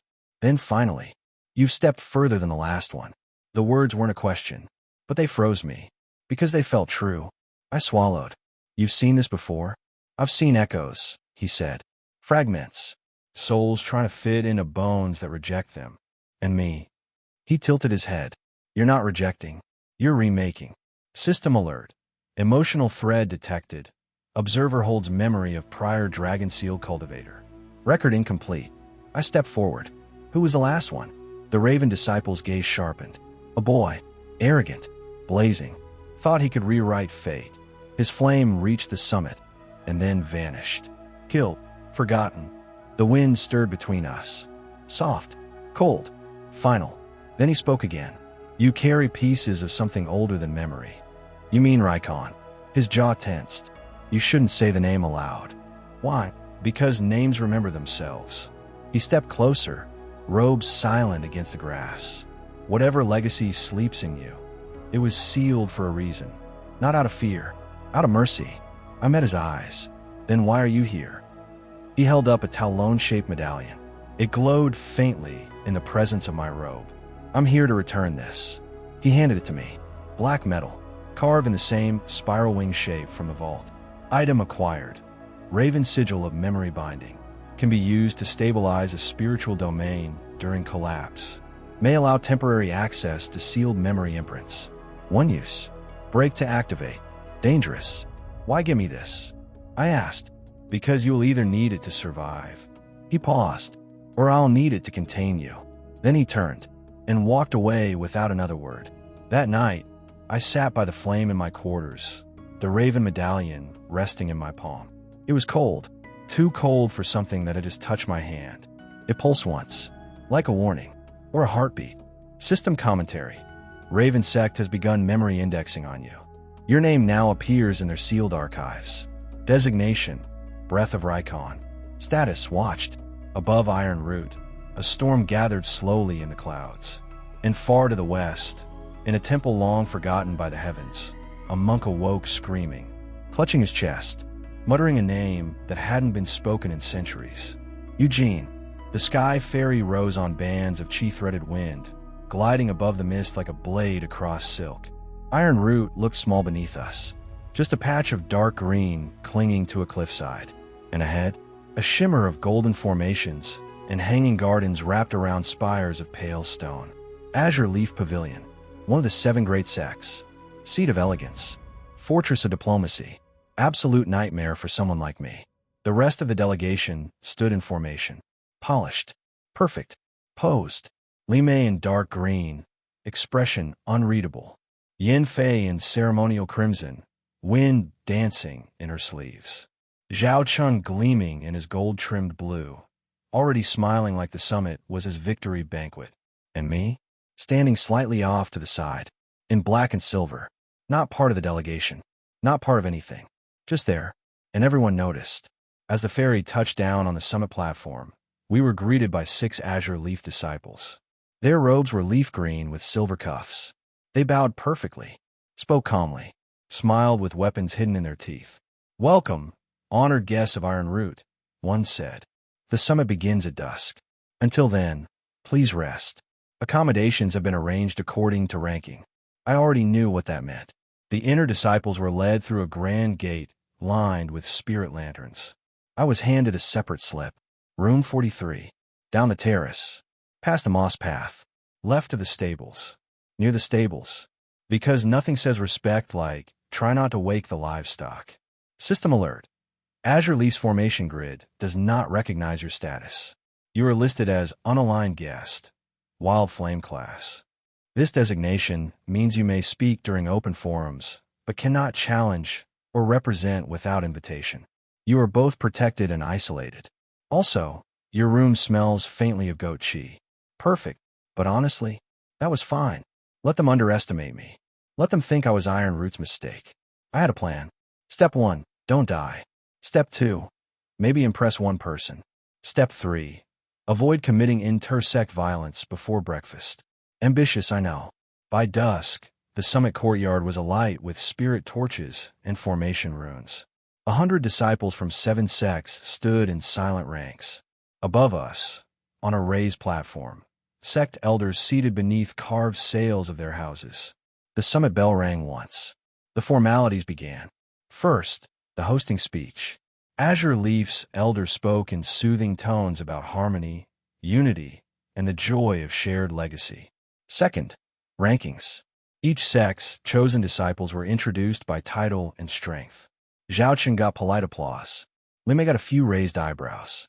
Yinfay got one audible, is that her? Then the Iron Root list ended, and someone in the audience whispered, "Where's the black-robed one?" Elder Tao spoke. Only one line.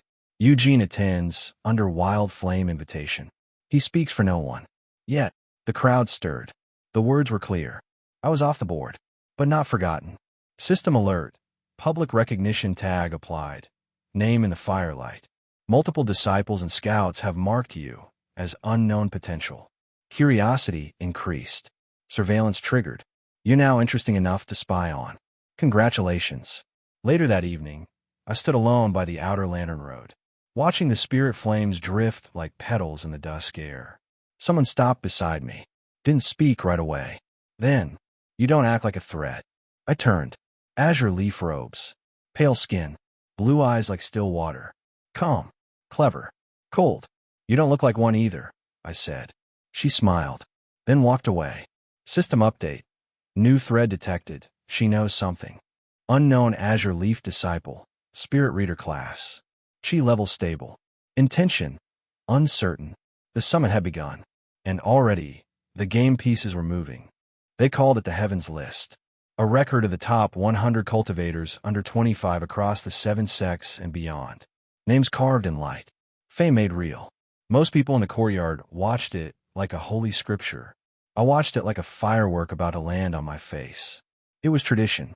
At the opening of every Grand Sect Summit, the Heavens List would be projected from the sky bell, a sacred formation that read the chi signatures of every young cultivator in the region and ranked them based on potential, accomplishment, and presence.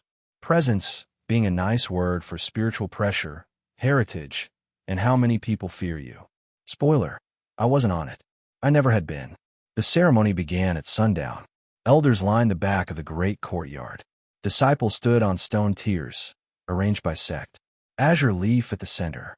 White Sea sect on the left. Sky-reaching temple on the right. The others scattered around like polite chess pieces. Iron Root stood last. And me? Off to the side. Not ranked. Not invited. Just there. System alert. Spirit formation sync beginning. Heavens List projections stabilizing. Estimated time. For minutes. Around me, disciples whispered. I heard Lin Yao move to rank 12. Did the Storm Child from Black Jade make the top 20? Is it true someone from Iron Root is attending in black? That last one made the air tighten. I shifted toward me. I just adjusted my collar and stared at the sky. Then it began. Light blazed from the sky bell. A golden ring of runes pulsed outward. One by one, names shimmered in midair, floating across the courtyard like living scrolls. Number 1. Yu Churong, Sky-reaching temple. Rank. Heaven Core. Wind domain. Number 2. Lin Yao, White Sea sect. Rank. Sea Veil. Dual flow lotus body. Number 3. Jian Hu, Azure Leaf Pavilion. Rank. Cloud Vault. Swordborn class. Number 15. Yinfay, Iron Root Sect. Rank, Spirit Gate, Fire Vein Focus. Number 28. Li Mei, Iron Root Sect. Rank, Stone Root, Beast Harmonization. Number 47. Zhao Chun, Iron Root Sect.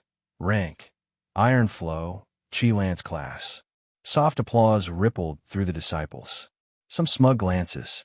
Some forced clapping. I didn't look. I knew I wasn't on it. I wasn't supposed to be on it. But then, the sky glitched. Just a flicker. A ripple across the formation. Barely noticeable. But to me, it felt like a breath held too long. System alert. Warning. Spiritual resonance triggered. Vault bloodline signature leaking through chi field. What? The sky shuddered, and a new name appeared. At the very bottom. Unnumbered. Just one word. Written in burning silver script. Reichon. Origin. Unknown. Affiliation. None. Presence. Undetermined. Age. Status. Ascending. The entire courtyard fell silent. Not confused. Not impressed. Afraid. Because Heaven's list wasn't just a measure of power. It was a map of fate. And something, had just cut a hole in it. System alert. Heaven's list error registered. You have triggered a name-marked soul tag. List administrators are aware. Manual review pending. Congratulations. You've been noticed by the people who write fate. The light faded. The names vanished. Whispers returned. Not loud, but sharp. Who was that? Reichon? Is that a code name? No affiliation? That's not possible. I stepped backward into the shadows. Kept my head down. But I felt it. Every gaze. Every ripple. Every thread of spiritual intent now brushing against me like curious blades. Later that night, I sat alone beneath the summit's old moon arch. The stars were clearer here, the mountain air thinner, and the silence loud. Then a voice spoke behind me. Yinfay, you did something. I didn't turn. It wasn't on purpose. You're still shaking the sky, she said. She sat beside me. Close. Not touching. But there. You're changing too fast, she murmured. So are the rules. System commentary. Status shift. Your existence is now listed as an anomaly.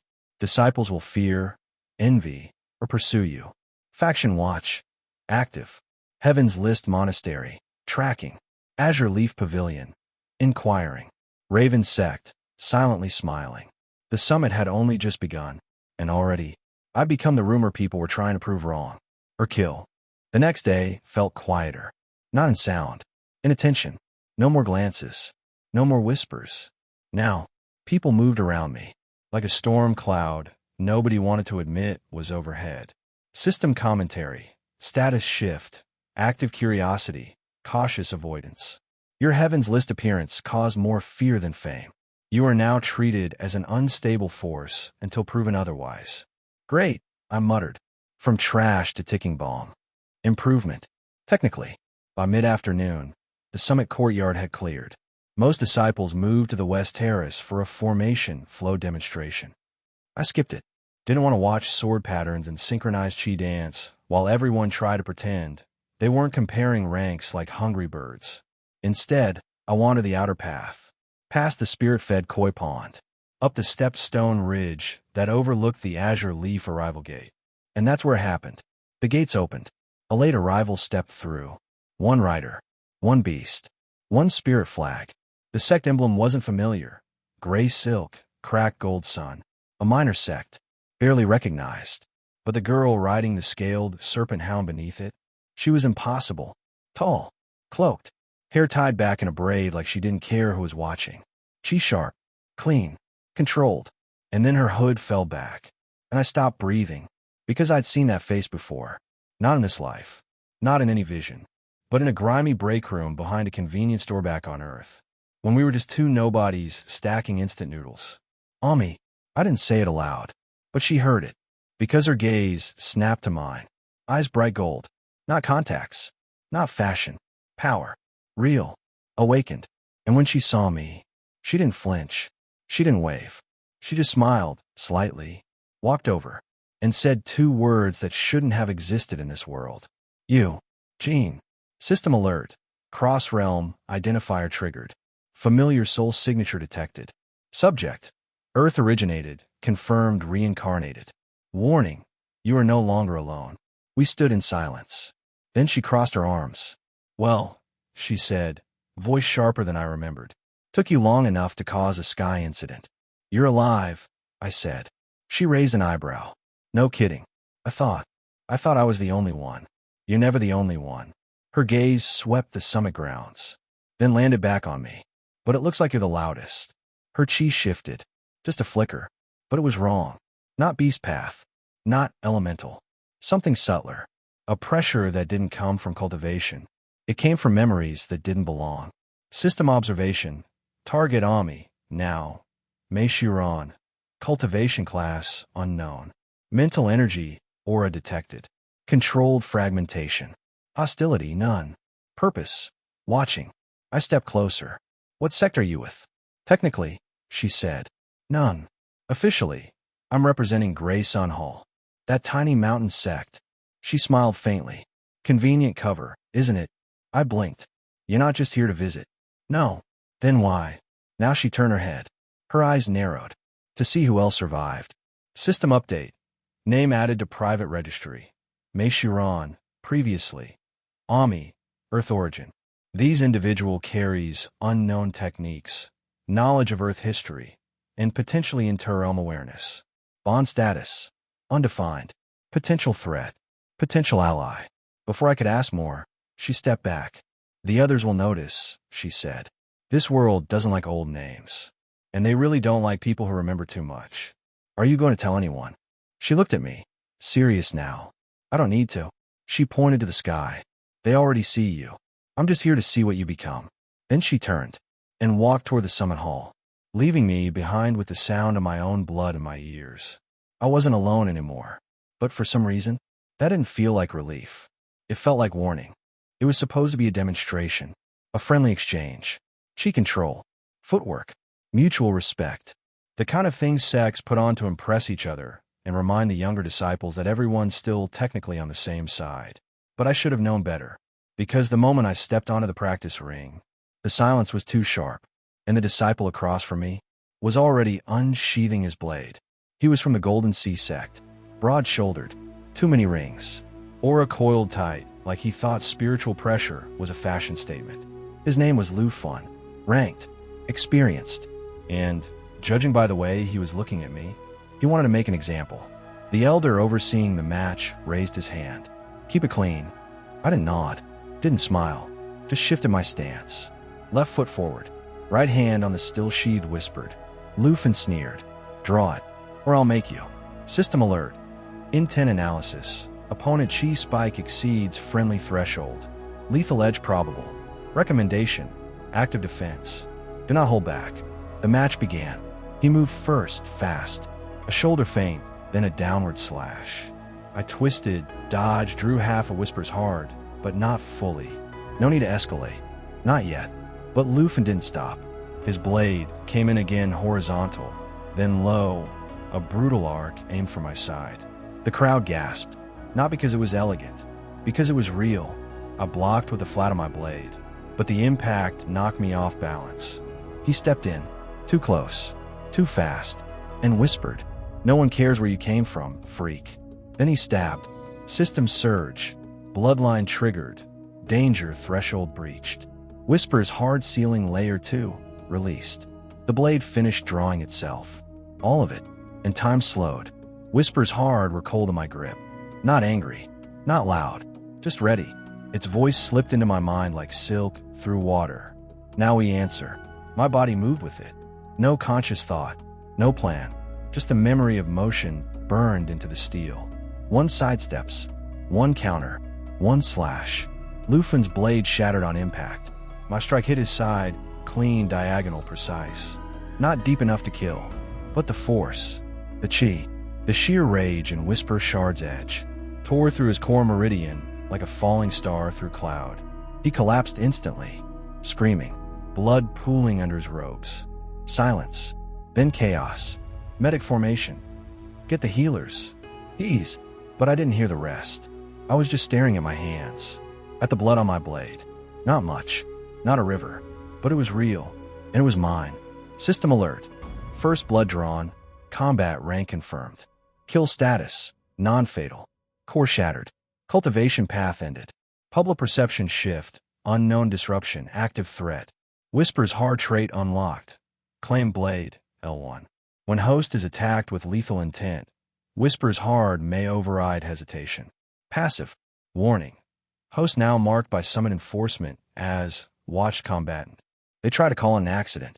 They try to say the blade slipped. But the eyes watching from the stands, the ones from Azure Leaf, from White Sea, from even the Raven sect, they didn't see an accident. They saw a wild dog with steel in its teeth. And for the first time, they didn't laugh. They stepped back. I cleaned the blade in silence. Whisper's hard pulsed once. This is the path. I know, I said quietly. I didn't want to start like this. It never starts how you want, only how you need. Later, Mei Shiran found me near the spirit pond. She didn't ask if I was okay, didn't offer sympathy. She just said, now they'll never forget you. The duel wasn't scheduled. It wasn't announced. There were no elders, no formation rings, no rankings at stake. Just the old fire terrace above the summit's east ridge, where the wind always carried the smell of scorched stone, where nobody came unless they wanted to sweat or scream. She was waiting when I arrived, arms folded, red sash trailing in the breeze, sword at her hip like it had never once failed her. Yinfay, fire in every breath, calm in every movement. She didn't look angry. She looked ready. You saw the match yesterday, I said. I heard it, she replied. Didn't need a watch. A pause. Then she turned to face me fully. I want to fight you. No thanks. It's not a request. Another pause. This one heavier. So I asked why, and she said, simply, because I need to know where I stand. System thread detected. Emotional pressure, fear of distance, desire for relevance. Not hostile, not prideful, just honest. We stepped into the center of the terrace. No arena markers, no witnesses, only spirit stone beneath our feet and fire-burned air between us. I drew Whispers hard. She drew red ash, her curved blade lined with flame-carved sails. Our eyes met, and without a word, we moved. Her first strike was fast, not controlled, not stiff, flowing, like flame through dry grass. I ducked under her sweep, pivoted to deflect, and found her already there, blade turning upward to catch my side. She was reading me, not like Li Mei, measured, surgical. No, Yinfay danced. The clash echoed across the terrace, blade to blade, spark to spark. I twisted low. She dropped into a spin. I swept right. She ducked under and flared her chi, and I felt it. Heat, real, alive, like her flame wasn't a technique. It was her voice. System update, combat sync, red ash signature, pattern recognized. Warning, opponent holding back primary flame burst. She is waiting for something. She's not trying to win. She's trying to prove something. We paused, blades locked. Our arms trembled. Sweat clung to our foreheads. And she whispered, just loud enough for only me to hear. You're changing too fast. I blinked. Is that what this is about? You were nothing when you arrived. So were you. She smiled. Bitter, not cruel. I was nothing with direction. You were nothing with a death wish. We broke apart, clashing again. This time, she pushed harder. Now people fear you. Some of them. They used to ignore you. I like that better. No, she said low. You liked hiding. I stepped back. Whispers hard pulsed. Waiting. I could end it. One strike. One burst. One flicker of the dragon's breath through my meridians. But I didn't. Because she didn't want to be beaten. She wanted to be seen. She stopped. Lowered her blade. Breathing hard. Hair stuck to her cheek. And in that moment, without fire, without tension, she looked more vulnerable than I'd ever seen her. I don't want to chase shadows, she said. Then don't, I replied. Then don't become one. System commentary, bond progression, Yinfay, defensive rivalry, ember trust. She sees your danger now, but also your pain. She will not follow blindly, but she will stand beside you when it matters. We sheathed our swords at the same time. No winner, no end, just two cultivators burning in their own way. I'll keep chasing you, she said. You'd better, I replied, because one day I'm going to catch up. And when she walked away, I felt the heat in my chest stay behind. I didn't see her for 2 days. Not at the summit sparring rings. Not in the courtyards. Not during the flame blessing ceremony where all the sects politely pretended They weren't sizing each other up. Limei was just absent, which was strange, because silence isn't unusual for her. But absence, that's different. When I finally found her, it wasn't in a courtyard or a training field. It was the Spirit Shade Path, a narrow stone walkway beneath the eastern cliffs where the mist never quite lifts, and the air always smells like wet memory. She stood at the far end, back to me, sword resting on one shoulder, staring into the clouds like they'd answer her better than I could. I approached slowly, didn't speak, didn't need to. She knew I was there. Didn't turn, didn't move, just said, "You've changed." "That's how cultivation works," I said, still trying to keep the tone light. She didn't respond, didn't laugh, didn't blink. After a long pause, she spoke again. Not softly, just precisely. "You used to move like someone looking for a place to stand. And now, you move like someone looking for something to break." Draconic perception, thread detected, emotional suppression, protective instinct, grief-slicked caution. She's not angry. She's worried. And she's preparing for loss. "I didn't ask for this," I said. "No," she replied. "But you're not walking away from it either." Another silence. Then, "And that's what makes you dangerous." The mist curled around us. Soft, cold, tight. I took a step closer. "Are you afraid of me?" She finally turned. Eyes sharp, but not guarded. Just tired. "No," she said. "I'm afraid for you." I looked down. At my hands. The faint golden shimmer, still clinging to my skin after the summit blade clash. Power I didn't fully control. Memories I didn't fully own. A sword that sometimes moved faster than I did. "Maybe you should be both." She sheathed her blade, slung it over her back. And for the first time since I met her, she looked like she was deciding something. Not about me. About herself. "I've seen strength ruin people," she said. "I've watched bloodlines rot the soul out of good men. Not from pride. Not from hate. Just from the weight of it. And me, you're carrying more than most. And you're too good at pretending it doesn't hurt." System commentary. Bond update. Limei. Quiet trust, distant guard. She respects you. She may still defend you. But she is preparing for the possibility that she'll have to stop you. Before she left, she paused beside me. Didn't look. Just said, "If it ever gets too loud, come find me. Before you drown in it." Then she vanished into the fog.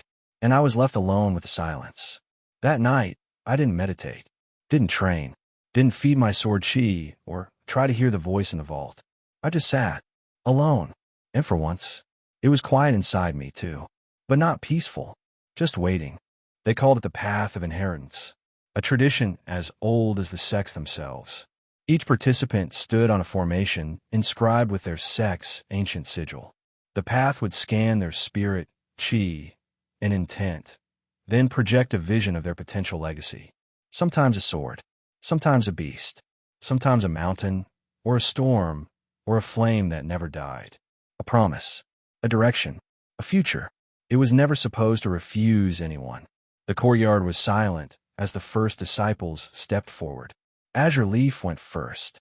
Their heir, Jianhu, stepped onto his formation, and golden branches bloomed beneath his feet. An ethereal projection formed behind him, a shining sword embedded in a tree older than time. The crowd applauded. Whispers followed. A perfect match. He'll be Grand Elder in 10 years. Azure Leaf's pride. One by one, the others followed. White sea, sky reaching. Even a disciple from the Raven sect stood atop a circle of silver mist and saw a vision of 1,000 ravens spiraling toward a star. Then it was Iron Root's turn. Limei's formation showed a silent beast of iron and snow curled around an ancient root. Watching, waiting. Yinfay's lit the whole terrace with fire wings that wrapped around her like armor. Zhao Qin's roared with the sound of a lance driving through a mountain. Then, everyone looked at me. Technically, I wasn't part of this. I wasn't ranked, wasn't chosen, wasn't even invited. But the elders made no move to stop me when I stepped forward. And the formation? It didn't reject me. It just shifted. System alert. Legacy formation sync attempted. Error detected. Bloodline incompatible. Soul signature not listed in path index. Spiritual override engaged. I stepped into the circle. The runes lit beneath my feet. The formation began to hum. And then it fractured. A hairline crack shot through the circle. The light pulsed. The stone shook. And then, the entire formation shattered. Gasps from the crowd. Screams from the instructors. One elder stood, robes flaring, shouting, "Pull him back." Too late. The light rose around me. But it wasn't sect-colored. Not gold. Not green. Not red. It was silver, white, threaded with streaks of black and gold. And behind me, not a blade, not a beast, but a door. Floating. Sealed. Etched with a spiral of wings. System alert. External legacy detected. Reichon. Fragmented path. Spiritual anchor not tied to this realm. Local formation unable to interpret. Outcome unknown. The vision didn't end. It just faded, like a door that had looked, not inward, not forward, but backward, at something it recognized and feared. When the light faded, I was still standing. The formation? Gone. Cracked open like a rotten seed. And the elders? Whispering, watching, wondering. I stepped off the stone, back into silence, and no one said a word. Because what do you say to someone whose legacy doesn't belong to this world? Later, I sat on the edge of the summit wall, watching the stars blink slowly to life. Limei approached, stood beside me, said nothing, until finally, "You broke it." I nodded. "Didn't mean to." "No one ever does," she said. A pause. Then, softer. "Whatever you are becoming, it won't fit in any path they built." System commentary. Status shift. Legacy disconnected. You no longer qualify for traditional inheritance. But new paths are now watching. Hidden tag acquired. Wanderer of the broken path. You walk where others do not. Doors will open. Some will scream when they do. The meeting was held in the pavilion of pale voices. Named not for what was said there, but for what wasn't. No outer disciples. No crowd. No polite applause. Just cold chairs. Old robes. An intent so heavy it made the walls sweat. Eugene was not invited to speak.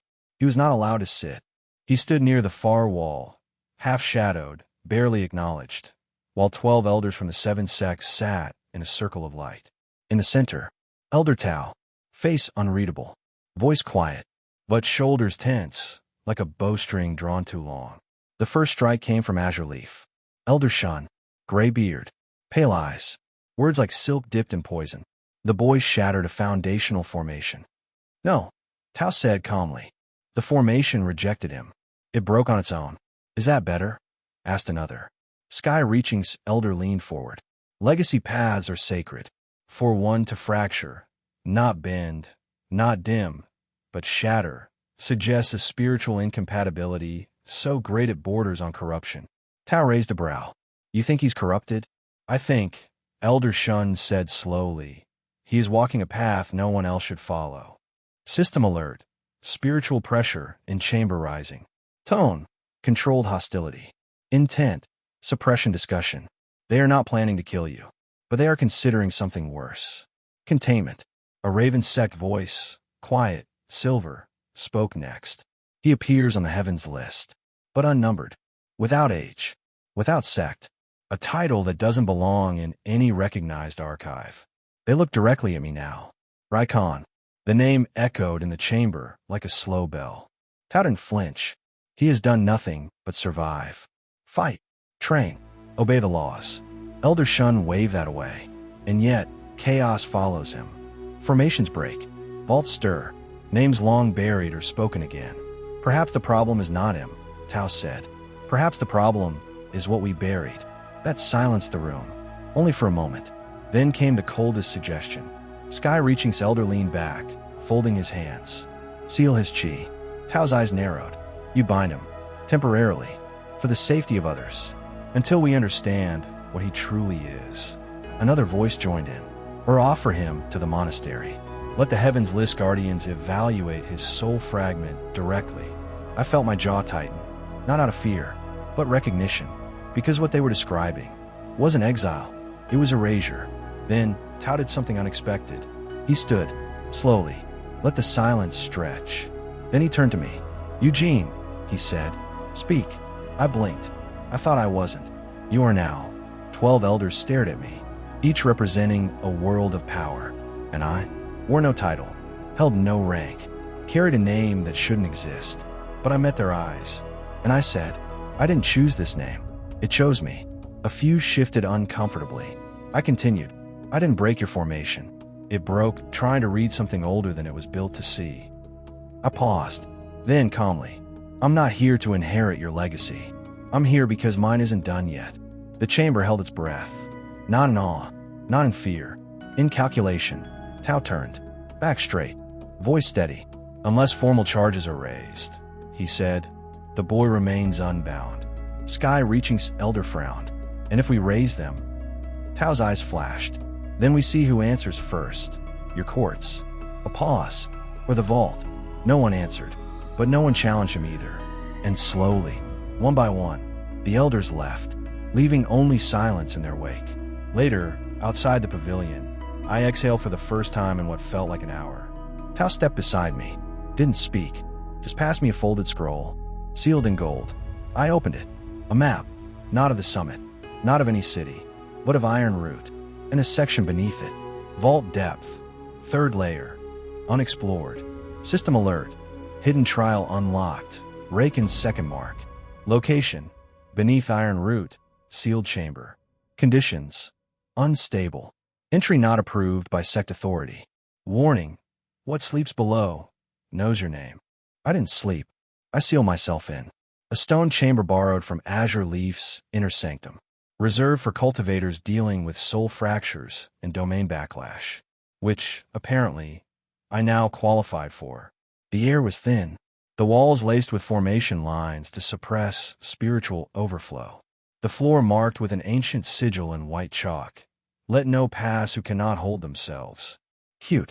System alert. Domain stability falling. 52% and declining.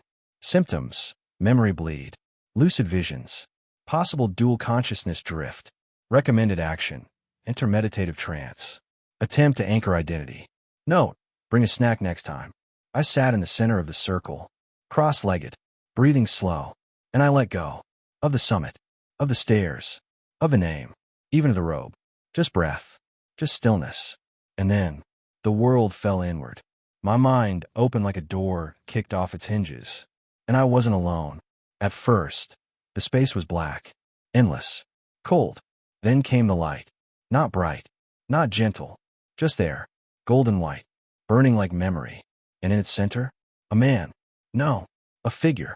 He stood tall, cloaked in what looked like dragon scale armor, cracked down the middle. His face was hidden beneath a veil of ash and fire. But I knew who he was. Even before he spoke. You came back. I didn't answer. Not with words. Because I knew the rules now. This wasn't a conversation. This was a test. He stepped forward. Why are you wearing my name? System triggered. Cognitive resonance trial. Reichon fragment 1. Objective. Maintain identity. Endure projection. Accept or reject legacy. Because I earned it, I said quietly. No, he said. You survived. That's not the same. His voice wasn't loud. It didn't need to be. It resonated. Each word carved echoes into the space around me, like a roar hiding inside a whisper. He circled me. Slow. Measured. Do you know what Reichon means? It's a name. It's a grave. He gestured around us. And suddenly, the space shifted. Stone walls rose. Not the chamber I came from. Something older. Scarred. Marked with dragon runes. Slick with old blood. Chains dangled from the ceiling. Shattered blades littered the floor. This, he said, was the last vault that bore my name. He turned, and his voice cracked like thunder beneath silk. And I shattered it. Because power without memory becomes madness. I stepped forward. I'm not you. Yet. I don't want to be. That's not your choice. His eyes, bright gold beneath the ash, met mine. But it is your burden. The ground split beneath me. A hole. A spiral of flame and bone and shadow. It opened fast hungry. And the voice whispered, fall or climb. Choose. I dropped. No fear. Just wind and sound and pressure. And then, a stone floor hit my knees. Hard. I was in a new place now. A narrow corridor lined with mirrors. Each one showing me. But not me. One version smiled too wide. One stood atop mountains soaked in fire. One wore golden robes and no eyes. One was still human, still tired, still me but older. Sadder.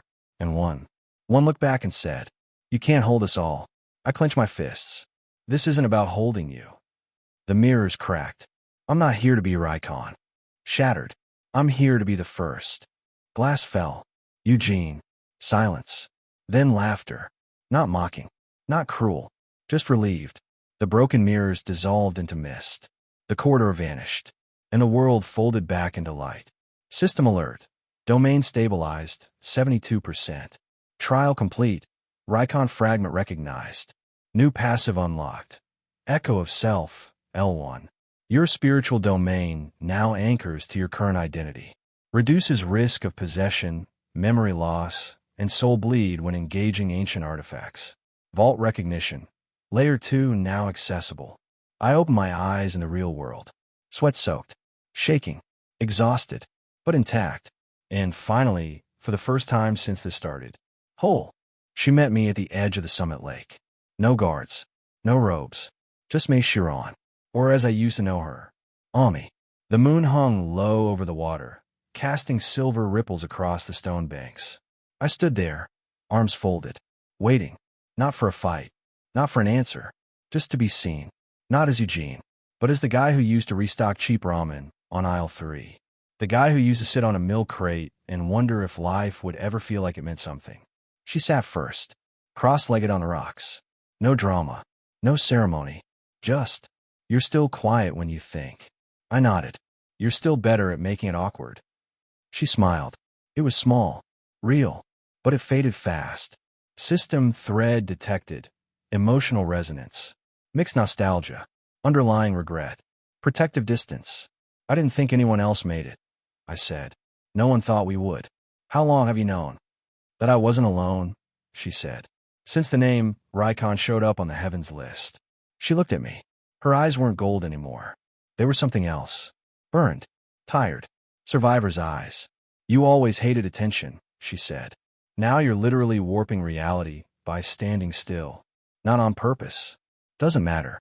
People don't care about purpose. Just effect. I hesitated. Then, how much do you remember? She tilted her head. Enough to know this isn't reincarnation. That caught me off guard. What? This isn't karma. It's not spiritual luck. It's not some enlightened lottery. She turned to face the water. This was engineered. System alert. External knowledge triggered. Cross-world logic breach. Caution. Subject. Mei Shiran carries knowledge beyond regional bounds. She continued. There were others. From our world. I've met 3. 3. One was taken by the flame, Orchard sect. Burned alive when they tried to scan his memories. Another disappeared into the black fissures. I only found pieces. And the third. She didn't answer. Didn't need to. I swallowed. The truth settled between us like fog. We weren't chosen. We were collected. Why tell me? I asked. Because you're loud now. And loud things attract ancient ears. She reached in her robe. Pulled out a jade slip. Etched in a language I didn't recognize. Here, she said. Coordinates. To a ruin site tied to Reichon's last known incarnation. A vault. A battlefield. I took the slip. It burned slightly in my palm. Old chi. Ghosted memories. A whisper of something that hadn't been touched in lifetimes. I'm not trying to save you, she said softly. I'm just making sure you see the whole board before you move your piece. Item acquired. Jade memory slip. Ashway coordinates. Points to a sealed ruin beneath the Ashway crater. Estimated legacy fragments stored. 2. Warning. Site is considered spiritually contaminated. Unlockable trait. Reichon's recall, pending sync. Before she stood, she asked one last question. Do you still remember your real name? I blinked. I think so. Say it. I hesitated. You Satoshi. She nodded. Then, hold on to that. Not your title. Not your sword. That. What? Because the more you use his power, the more you'll lose you. She walked away into the mist. And for the first time, I wasn't sure if she was an ally or a warning in a familiar shape. Maybe both. System commentary. Mei Shiran relationship status updated. Recognized survivor. Unaligned watcher. She will not help you, but she will not let you fall without warning. It started with a heartbeat. Not mine. Not even real. Just a pulse in the stone beneath my feet. Like the mountain was remembering something. And it remembered me. The azure leaf pavilion was beautiful. Too beautiful. Gardens tended by spirit beasts. Ponds warmed by chi veins. Air so clean it felt enchanted. But beneath the gardens, there was something older. I found the entrance behind a shed used for composting spirit herbs. Faint cracks in the stone, a rune long faded into moss. But when I stepped close, it glowed. System alert. Bloodline resonance detected. Formation recognizes Reichon's signature. Access granted. Subterranean access node unlocked. The stone shifted. Silently. Obediently. And a small stairway opened beneath the roots of a willow tree. I stepped in. Darkness swallowed me. The air was cold. Older than anything on the summit above. The walls weren't carved. They were grown. Veins of chior shaped like scales, curling down into the earth like a buried dragon. And at the bottom, a door. Half-rotted, but intact, etched with a spiral of wings. I touched it. No force. No pressure. Just a gentle connection. The kind you give to something that already knows who you are. The door opened inward, and the chamber welcomed me like a home I forgot I once had. Inside, a low ceiling, cracked tiles, a single stone basin filled with still water, and on the walls, carvings. Not writing, not runes, just pictures. A dragon coiled around a broken crown, a sword driven through a mountain, a figure walking away from a burning city. At the center of it all, a single word, Reichon. Below it, in smaller symbols. If this finds you, you're not the first. You're only the last. I stepped closer to the basin, and the water moved. Not splashed, not rippled. It showed flashes, a burning sky, a hand reaching out, a sword, black, cracked, screaming, a name being torn from soul like cloth from flesh. And then, a mirror, showing me, not as I was, as I might become. Eyes golden, breath like flame, and no name left at all. System alert. Vision fragment acquired. Last light of Reichon. Fragment reveals one possible future. Total legacy absorption. Results. Enhanced power. Complete identity loss. This is not a prophecy. It is a warning. I dropped to my knees. The water calmed. The chamber stilled. And I just sat there. For a long time. Then I saw it. Near the back wall. A stone tablet. Half buried. Chiseled in words I'd never seen. But as I touched it, they translated. Burned across my mind like heatless fire. To the one who carries my name. You will not be praised. You will not be saved. But if you walk forward knowing this, then let the world fear what comes after. System alert. Vault sync. 39%. Passive unlocked. Legacy burn. L1. When on the edge of spiritual collapse, Reichons may ignite your chi for one final surge. Once per day. Temporary strength boost. Leaves emotional residue. I stood. Hands shaking. Mind buzzing. And for the first time, I didn't feel powerful. I felt seen. By something ancient. And tired. And still watching. As I left the chamber, the stairway sealed behind me. The glow faded. The rune vanished. Like the place had folded itself shut again. Waiting for the next time I was brave, or foolish, enough to open it. Above, the summit still sparkled with light. Ceremonies continued. Disciples laughed. Elders gave speeches. But beneath all of that, something had shifted, and I had touched it. It started with an invitation, which of course was a lie. I was told it was a friendly sparring session. Private. Informal. No elders. Just disciples, exchanging techniques to foster harmony. I should have known better, because when I arrived, there were 4 of them. Zhao Chun stood at the center, his gold-trimmed robe practically glowing under the pale summit lanterns. To his left, a brawler from sky-reaching temple, fists wrapped in bone-thread cloth. To his right, a girl from the Lotus Vein sect, expression polite, eyes hard. And behind them, a quiet disciple with no name tag, no voice, just a cold blade already drawn. System alert. Intent level. Hostile. Situation classified as controlled ambush. Engagement forced. No elder observers detected. Record will not be public unless someone dies. Great. My favorite kind of spar. I raised my hand slowly. No sword yet. Let me guess, I said. This is the part where we teach the loud cultivator humility. Zhao Chen smiled. Something like that. You brought a team. You bring trouble. We thought it was fair. The first strike came from the brawler. Fast. Direct.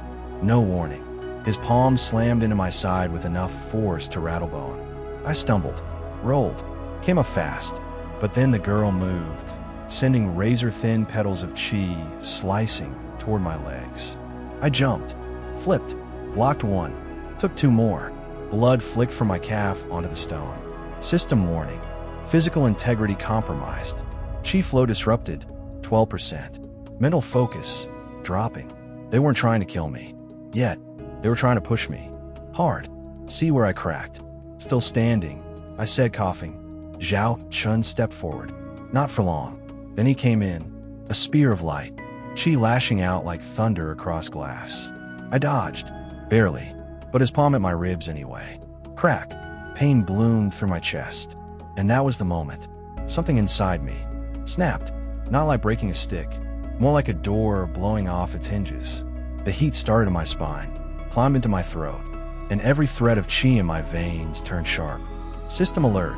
Legacy burn triggered. Emergency surge.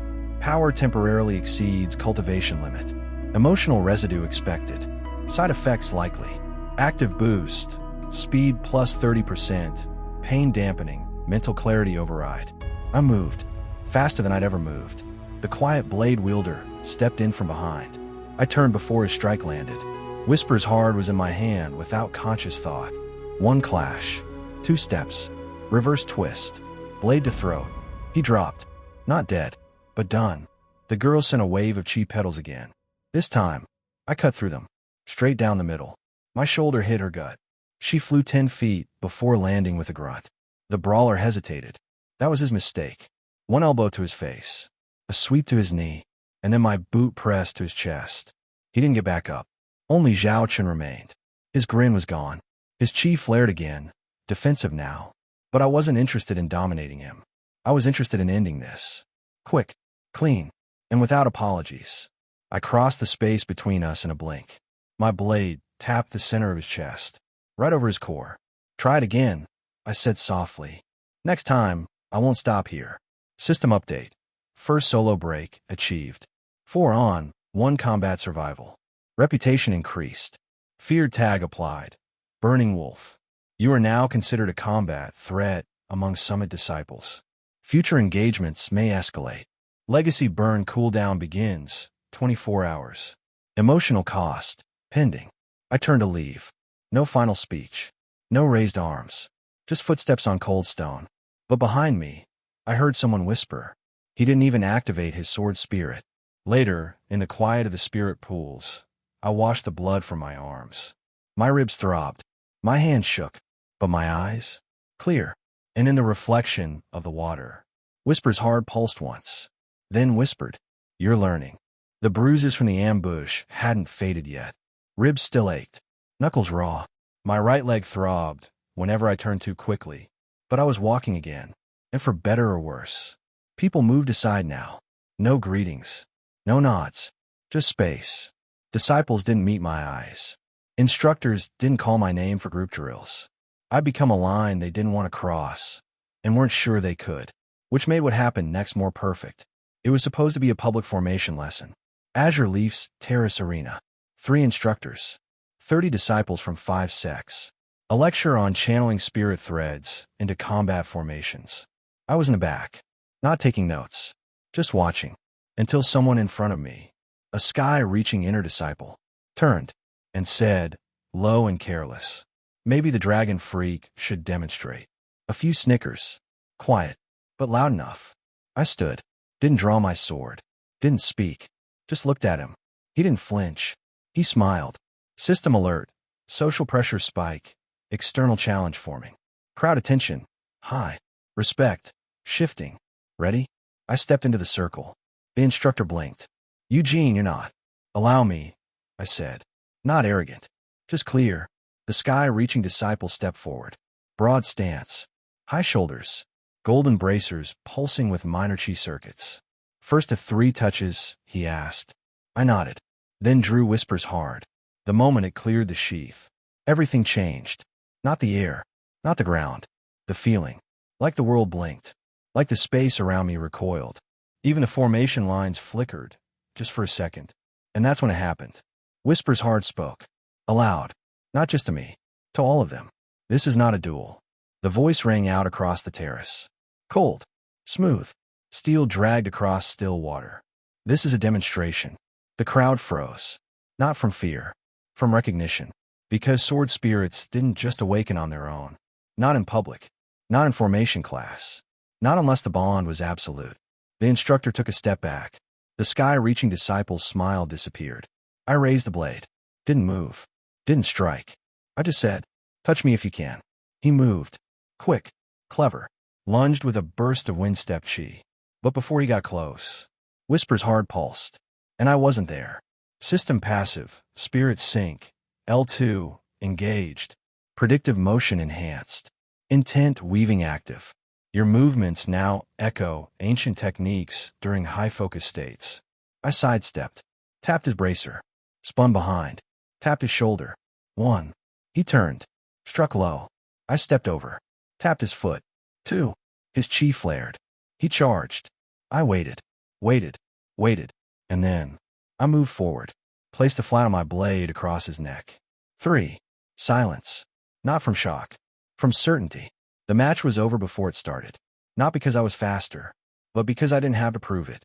System update. Whispers hard recognition public. Sword spirit now registered by multiple sect observers. Rumors spreading.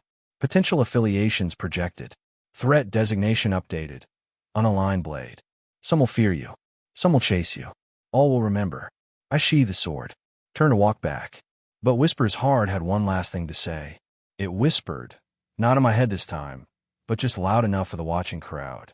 He is mine, and I do not share. The summons came at dawn. Not a scroll. Not a messenger. A bell. Low. One strike. Not for warning. For attention. It meant, the council is ready. Step forward. System alert. Formal inquiry initiated. Azure Leaf Summit Council. Status. High observation.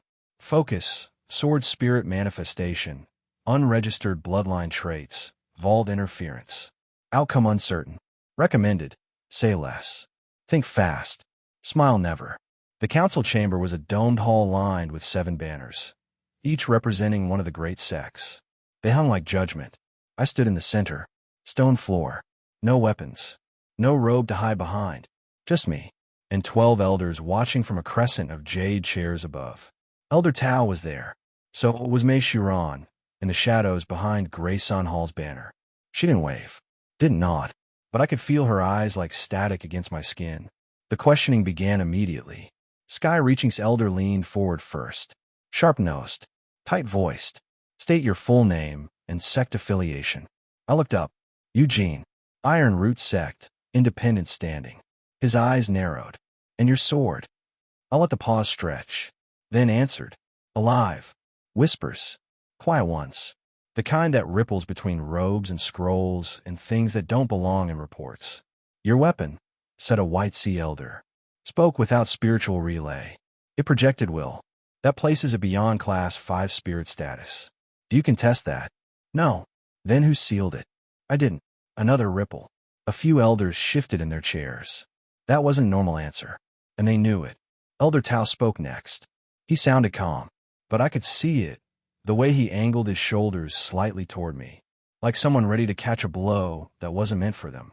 Eugene, he said, do you understand the implications of what your sword did? I met his gaze. Yes. And do you intend to control it? I intend to survive with it. A pause. Then Sky reaching again. And what exactly is your bloodline? The room stilled. Even the air seemed to wait. I could lie. Or pretend I didn't know. Or play the humble fool. But honestly, I was tired of dodging ghosts. So I said, Dragon Blood. Another silence. Then, Reichen's line. The effect was instant. Chairs shifted. Voices caught in throats. One of the elders stood. You dare claim that name? Not as a title, I said. As a consequence. System alert. Recognition chain complete. Your identity is now formally linked to Reichen's fragmented line. You will be watched by Heaven's List Archives. 3 elder councils. The Monastery of Flame, Rooted Silence, ***. Congratulations. You become history's echo. Again, the Azure Leaf Elder, Shun, finally rose. The one who'd spoken against me in the last meeting. Let me be clear, he said, stepping down the dais. You are claiming a legacy thought purged from the realm. You wield a weapon that speaks for itself. You trigger vaults, shatter formation paths, and attract chaos wherever you walk. He stepped closer, eyes locked on mine. What exactly is it that you want? And for the first time, I didn't hesitate. I spoke clearly. To be left alone, until I'm strong enough to not need that anymore. Silence. Then Elder Shun smiled. Not kindly, not impressed, but the smile of someone who just saw a storm forming and knew they couldn't stop it. Only prepare for it. He turned back. Then let the record show. This disciple is unbound, unclaimed, and unknown, but not uncontrolled. He looked at me one last time. Not yet. The council adjourned. I walked out alone, and behind me, the sound of chess pieces moving. System commentary. Summit status. You are now an official subject of inquiry. Some will seek to ally, others to suppress. None will ignore. You have entered the long game. Episode 54, The Vault Response. Underscore.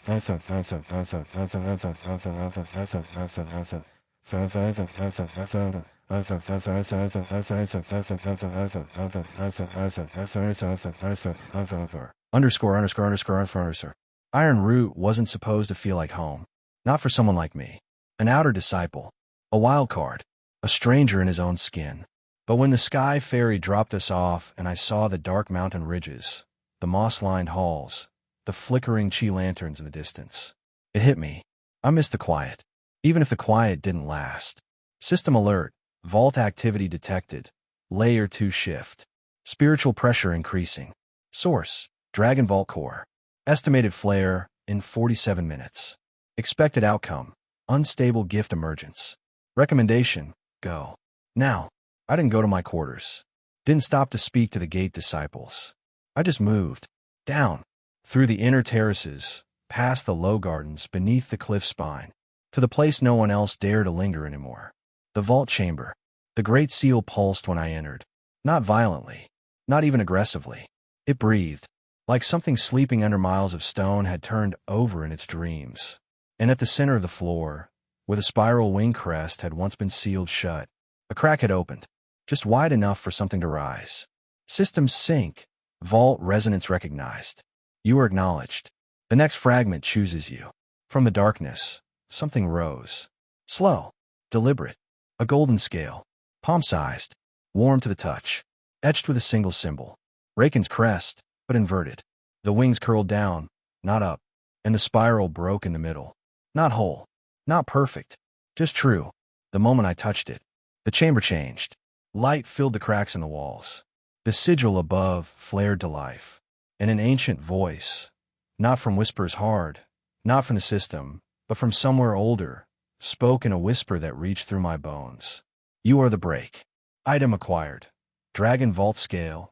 Echo Fragment 2/7. Contains partial memory seal of Reichon's fall. Can be used to unlock sealed formations or withstand a single soul-rending attack. One use. Shatters on activation. Caution. Draws attention when active. Especially from legacy-bound constructs. I closed my hand around the scale. Tucked it into the lining of my inner robe. And for a long time, just stood there. The seal behind me glowing. The air trembling. Not with fear, but with recognition. System commentary. Vault sync. 42%. The next test approaches. Your path is now irreversible. Others may challenge your claim. Let them try. Back outside, I didn't go to the dining hall. Didn't report to any instructor. I just sat beneath the iron root tree near the outer garden, watched the clouds, and waited. Because I knew now, the vault wasn't done, and neither was I. The ancestral hall wasn't somewhere disciples entered lightly. It wasn't grand. It wasn't gilded. It was old, stone darkened by centuries. Walls marked with names no one said aloud. 7 candles always burned. 1 for each previous sect master. And 1, always unlit. For the future. I stood alone in the center. Robe straight. Hands quiet. Sword untouched. Elder Tao stood behind me. The others stood around the room. Not in threat, but in expectation. This was meant to be a gift. Tao spoke first. Eugene, the council recognizes your accomplishments. You've awakened your blade. Defended your name. Passed through the summit without disgrace. His voice was calm. Measured. But behind his words I heard it. Pressure. Not from him. From the sect. From history. You are offered a legacy seal, he continued. A binding pact to Iron Root's roots. To carry our traditions forward. He stepped forward, held out a scroll. Rolled tight. Tied in red thread. Accept it, he said softly, and no one will question your place again. I looked at it, then looked at the others. Some hopeful, some wary, some already assuming I would say yes. Because why wouldn't I? Why wouldn't the outcast finally take the offer? System alert. Branch point. Sect legacy integration option. Accepting the Iron Root legacy would grant full spiritual protection, resource access, and name backing in political conflicts. You would also forfeit certain vault privileges. Warning. Choice is permanent. I didn't reach for the scroll. I let the silence grow. I let them all wait. Then I looked up and said quietly, no, not defiant, not loud, just true. Tao's hands didn't move, but his eyes flickered. Explain. I stepped forward. Not close. Just enough. I didn't come here to walk someone else's path. I didn't survive to carry a torch. I met his eyes. I came here to light my own. A few elders bristled. One muttered something under his breath. Too quiet for the hall. Too loud to be respectful. Another asked, do you not honor the legacy of this place? I turned to face them. I do, but I won't wear its chains to prove it. System update. Iron Root legacy declined. Path forged. Self-carved blade. You are no longer eligible for traditional advancement. Your growth now reflects your own resonance, not sect design. Passive gained. Lone sigil. L1. You gain increased resistance to political pressure and suppression techniques. You are harder to bind, easier to blame, and impossible to forget. Tao finally stepped back. He didn't speak, didn't scold, just nodded once, like someone who'd seen a storm form long ago, and finally heard the thunder. When I left the ancestral hall, no one followed. Not out of rejection, not out of awe, but because they knew I wasn't part of the story anymore. I was writing one. That night, I stood atop the outer cliffs. Whispers hard rested across my knees. The golden scale pulsed faintly in my sleeve. Above me, clouds moved like silent armies. And deep beneath the mountain, the vault waited, not with questions, with the next door. It began in the dead of night. No lightning, no rumble, just a single pulse, like a heartbeat, but deeper, not inside me, beneath me. I sat up in bed. Sweat clung to my back. The air buzzed, silent, yet heavy. And then it happened again. Thump, but not through the floor, through my bones. System alert. Vault resonance spike detected. Layer 3 activation pending. Status. Unstable pulse. Time window. 2 hours. Target. Echo fragment location. Path coordinates loading. I didn't wait. Didn't dress fully. Just threw on my robe. Strapped whispers hard to my back and ran. No permission. No escort.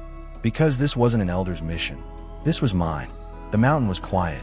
Iron Root slept in rows of training dreams and quiet cultivation. I passed outer disciples slumped over manuals. Inner sect guards slouched against spirit poles, and not one of them stirred. Because the vault wasn't calling them. Coordinates locked. New path detected. Vault layer 3 access node below the Echo Root Garden. Warning. No historical record of access point. Formation shielding expected. Proceed with caution. The Echo Root Garden was quiet.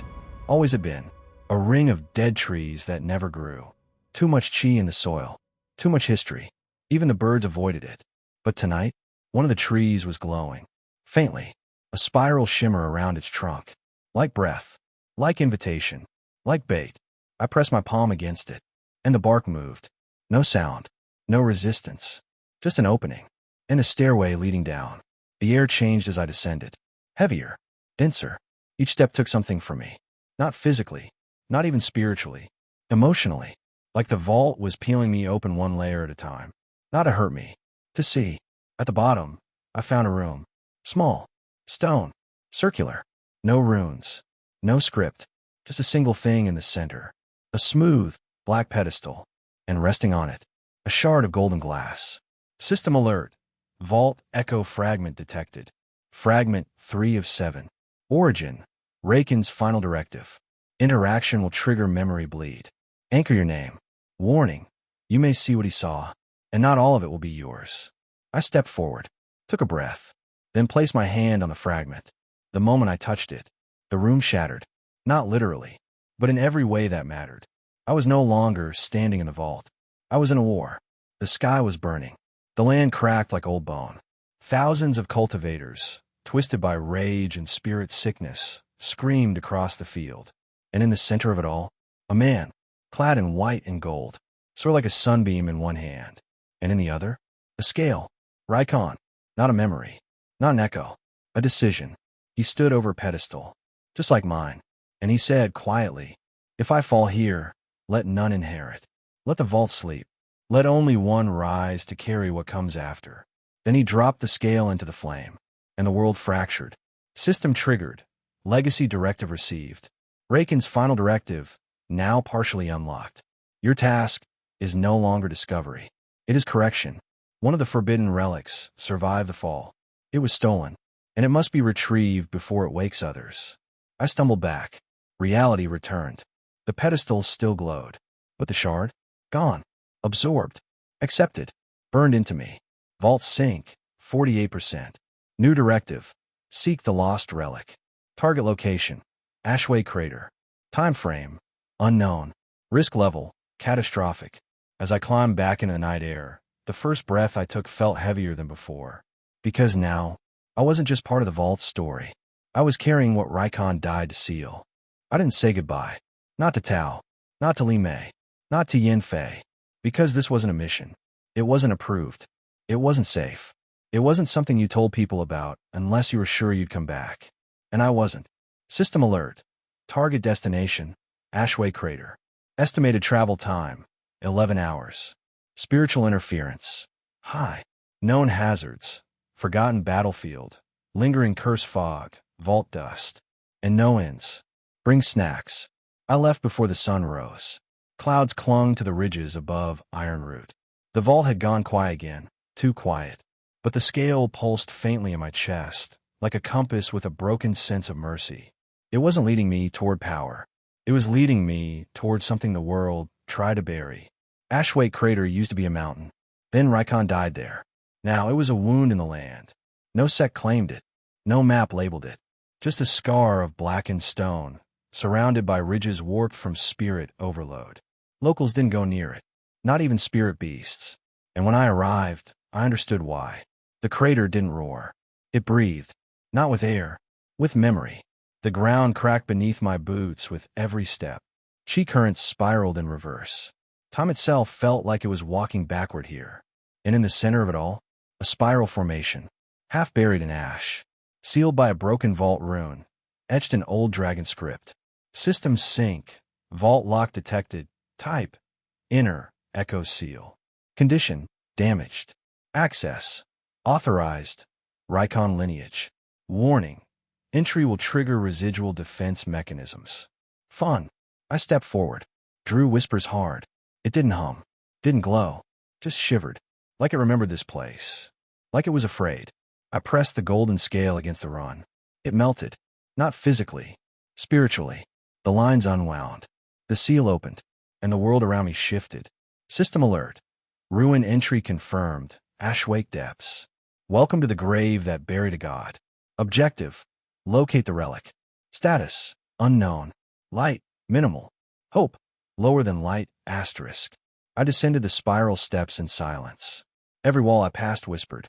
Not in language. In emotion. Sorrow. Guilt. Rage. And something cold enough to make my heart flinch. Failure. When I reached the bottom, I found a chamber. Circular. Still. Lined with mirrors. Shattered and charred. And in the center, a pedestal. Empty. The relic was gone. But something else remained. On the walls. Written in seared lines. He left this to seal the sky. We stole it to see the stars. And now the sky weeps blood. System warning. Relic retrieval failed. Status. Removed by unknown force. Vault trace detected. Spirit signature remains. Tracking. Initializing. But you're not alone. A sound echoed behind me. Heavy. Measured. Mechanical. Like metal learning how to walk again. I turned. And saw the first glint of chi forged armor. 10 feet tall. Arms like siege weapons. Eyes burning gold. A voice, deep, inhuman, spoke one word. Reichon. And then it charged. The Guardian moved like it never forgot how. Despite the centuries, despite the collapse, despite the world trying to bury everything it once stood for, it moved like purpose, and that purpose was me. I barely had time to dive. The fist struck where I'd stood, shattering stone, throwing shards across the chamber like knives. The pressure that followed wasn't just chi. It was killing intent, refined to an art. No rage, no war, just the elegance of execution. System alert. Relic Guardian activated. Class, Silent Titan. Core directive. Eliminate Reichon lineage. Status, stable. Aggression, lethal. Weakness, unknown. Have fun. I rolled behind one of the broken mirror pillars. Drew whispers hard. It didn't flare, didn't vibrate, but it hummed low, like it knew what was coming. And it wasn't enough. The Guardian turned, scanning. Chi's signature confirmed. It intoned. Temporal echo at 62%. Directive re-engaged. Its right arm reshaped, metal folding in on itself until it formed a lance. Chi threaded, flawless, pointed straight at my chest. I couldn't outrun it. I couldn't outlast it. So, I did the only thing left. I ran toward the pedestal, toward the place the relic was supposed to be. If it was truly gone, I'd die with my hands empty. But if it was hidden, the floor below the altar felt wrong. Not hollow, humming. I dropped into a slide, shoved my palm against the base, and felt it open. Stone cracked. Light poured upward, and something rose into my hand. Not a sword, not a seal, a handle. Smooth, black, wrapped in cord that pulsed with golden threads. And then, a voice. Not mine, not the system's, not whisper shards. Reichon's. You are not me, but you bear the wound. The handle burned in my grip. I cannot wield this in time. You will wield it in ruin. A blade formed, midair, pouring from the hilt in golden flame, spiraling like it refused to be shaped by anyone but me. System alert. Relic identified. Echo weapon. Sun Gray Fawn. Soulbound construct blade forged from condensed vault flame and Reichon's dying will. Status. Incomplete. Form. Adapts to wielder's core chi signature. Compatibility. 82%. Warning. May backlash if used improperly. So, basically be cool or get cooked. I didn't hesitate. I grabbed the blade, half-formed, burning, and turned just as the Guardian lunged. The lance shot forward. I swung. Gold met gray. Heat met silence. And the world cracked. The impact threw us both apart. I hit the wall. Hard. Vision blurred. The Guardian staggered. Not wounded. But now, watching.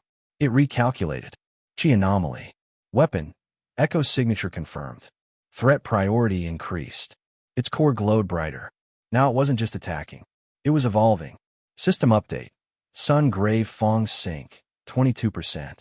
Unlocked ability. Flame Snap. L1. Short range Chi Burst. Unstable edge. Cool down. 30 seconds.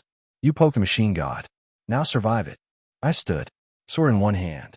Breath tight in my throat. And for the first time, not afraid. Not proud. Just ready. You were made to kill Reichon, I said. Golden light flared from the blade.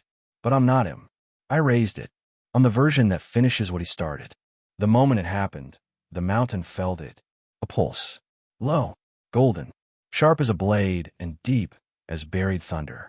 The disciples didn't know what it was. But the elders did. Elder Tao sat in meditation beneath the iron root tree when the tremor reached him. He didn't open his eyes. Didn't move. But the root beneath him split. A hairline fracture. Chi-born. Directional. Toward the Ashway crater. System alert. Vault pulse registered. Distance sync achieved.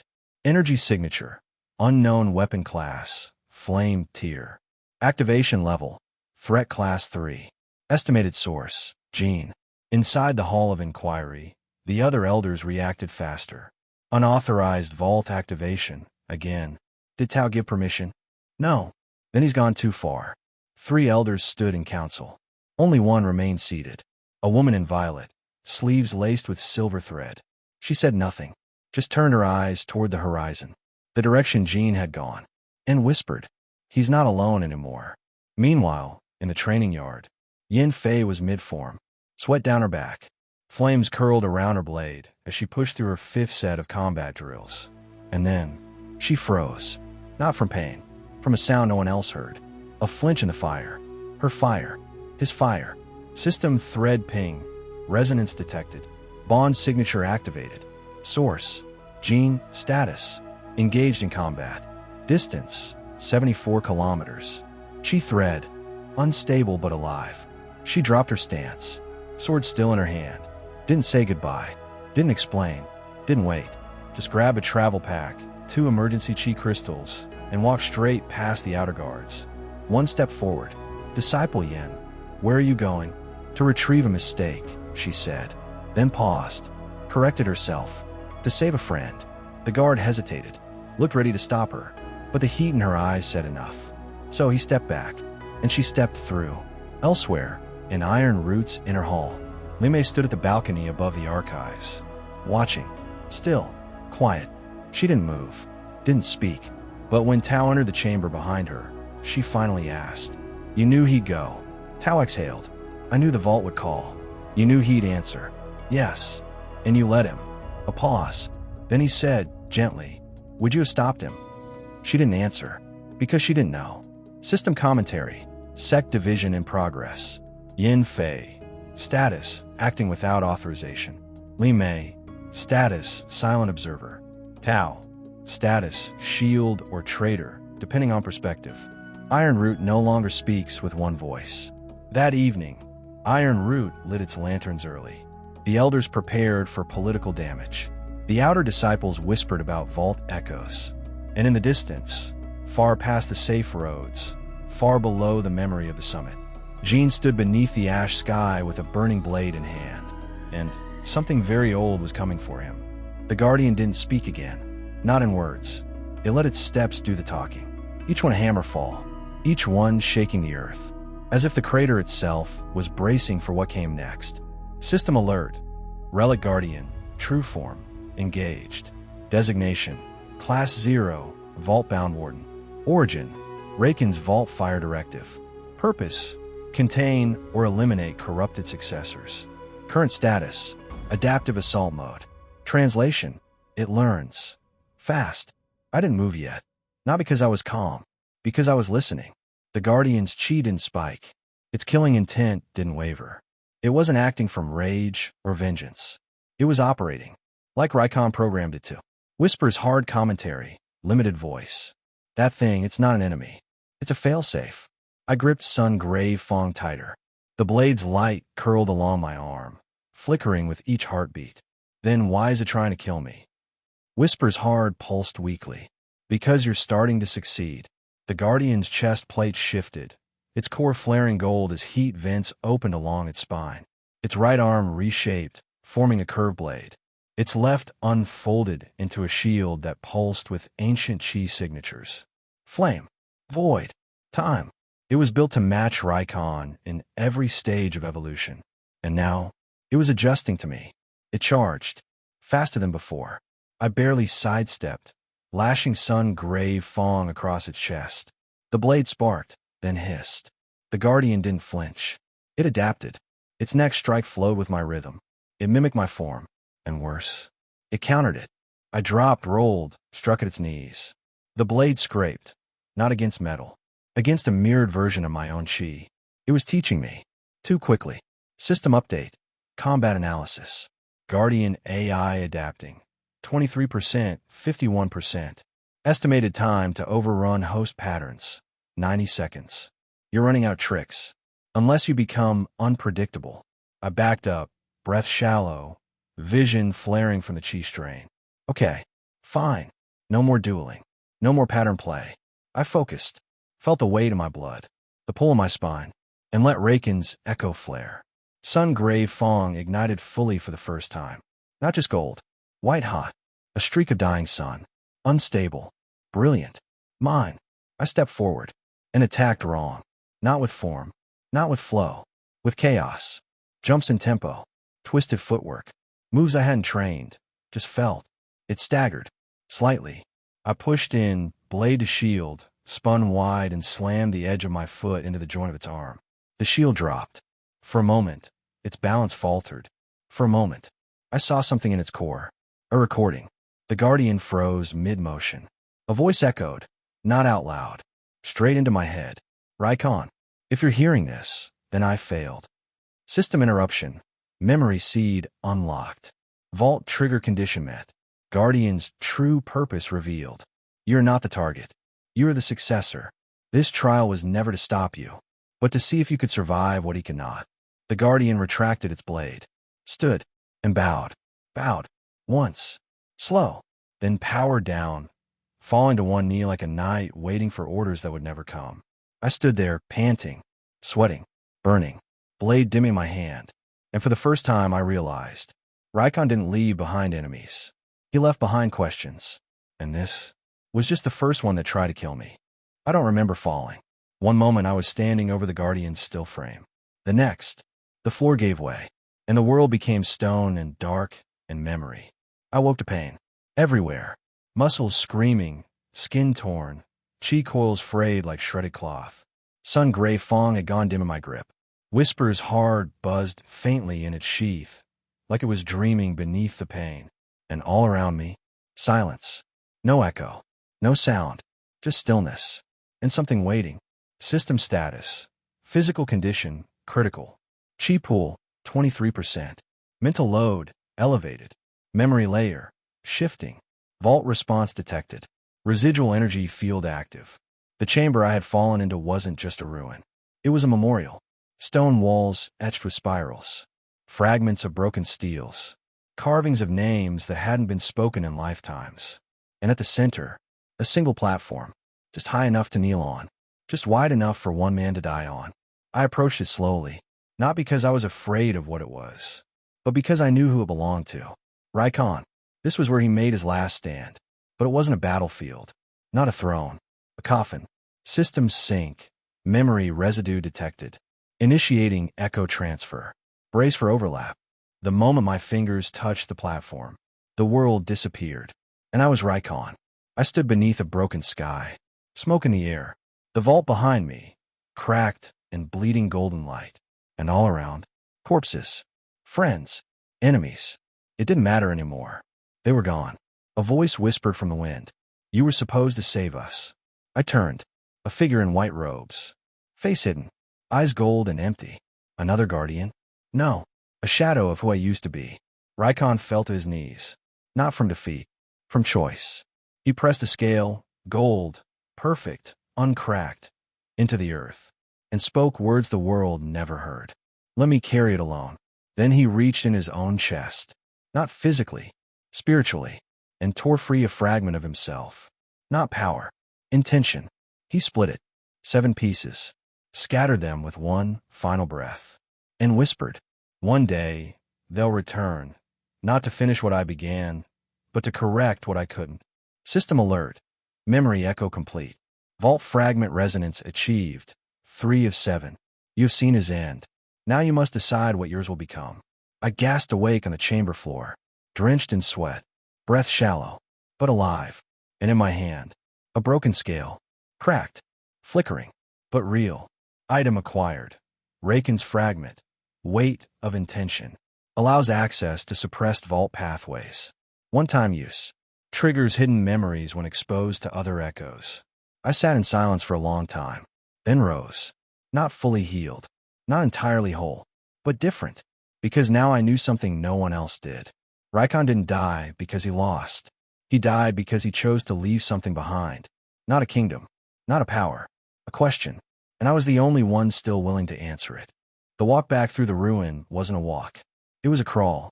My legs felt like sand. My lungs burned like I'd swallowed ash. And every few steps, the world tipped sideways. The vault chamber behind me pulsed faintly, still awake, still watching, but offering no more. My blade was heavy, too heavy. Sun-gray fong had gone dark again. Whispers hard vibrated faintly, but no voice followed. Even the system had gone quiet. I wasn't dying. Not exactly. But I was close. Spirit drain. When your mind stays awake longer than your chi can follow. When you burn power that hasn't grown into you yet. When you try to carry memories meant for gods. And forget that you're still human. System alert. Emergency override. Core strain at 86%. Vital threshold approaching fail state. Immediate rest required. Translation.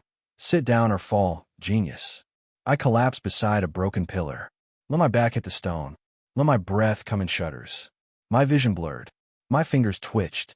And my thoughts began to slip. Was I Jean? Was I Reichon? Was I just tired? I closed my eyes. And in the dark behind my eyelids, I saw a fire. A small one.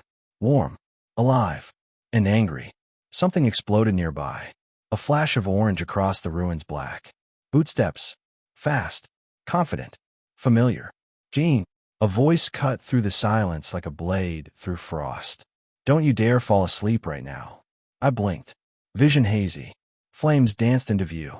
And standing there, eyes wild, blade drawn, breathing hard, was Yinfay. Not in battle stance. Not shouting commands. But fire rolled off her like it needed to move. Like she'd brought it with her from the mountain, and it refused to wait. She dropped beside me. Didn't speak at first. Didn't ask questions. Just checked my pulse. Took my hand. Held it like it mattered. System update. Flame signature recognized. Bonded spirit proximity detected. Emotional stabilization active. Thanks, Faye. I try to talk. Hey. Shut up, she snapped, eyes still scanning my body for damage. I smiled. Nice to see you too. She didn't smile back. Not yet. You idiot, she whispered. You could have died. Was kind of the theme. You don't get to joke about that. Her voice cracked, just barely. And that hurt more than any strike the Guardian landed. I had to, I said, voice hoarse. She shook her head. No, you didn't. You chose to. Alone. Pause. Then. Again. The silence that followed wasn't awkward. It was loud. Two people sitting in the rubble of something ancient, and neither knowing if they were going to walk away the same. Finally, she exhaled. Her flames dimmed. She leaned against the pillar beside me. Didn't look over. But her voice was soft now. You keep trying to carry it all. I closed my eyes again. I saw how he fell. Reichon. Yeah. Then learn from it, she said quietly. Don't fall the same way. I didn't reply. Didn't need to. Because for once, I wasn't carrying the silence alone. System commentary. Bond progression. Yinfay. Burning trust. Flicker of something more. She didn't come to save you. She came to stay. And now that she has, you're no longer just someone fighting Reichon's shadow. You're someone worth fighting beside. The fire had faded. Not completely. Yinfay never let it die. But now it was calm. Low. Soft. She sat across from me in the ruins' outer chamber. Back against a broken statue. Sword at her side. I hadn't moved much. Still recovering. Still sore. Still remembering. And beneath it all, a pressure. Not danger. Not killing intent. Just presence. Like we were being watched by something that didn't need eyes. System alert. Residual energy shift detected. Soul signature approaching. Type. Shard-bound echo. Origin.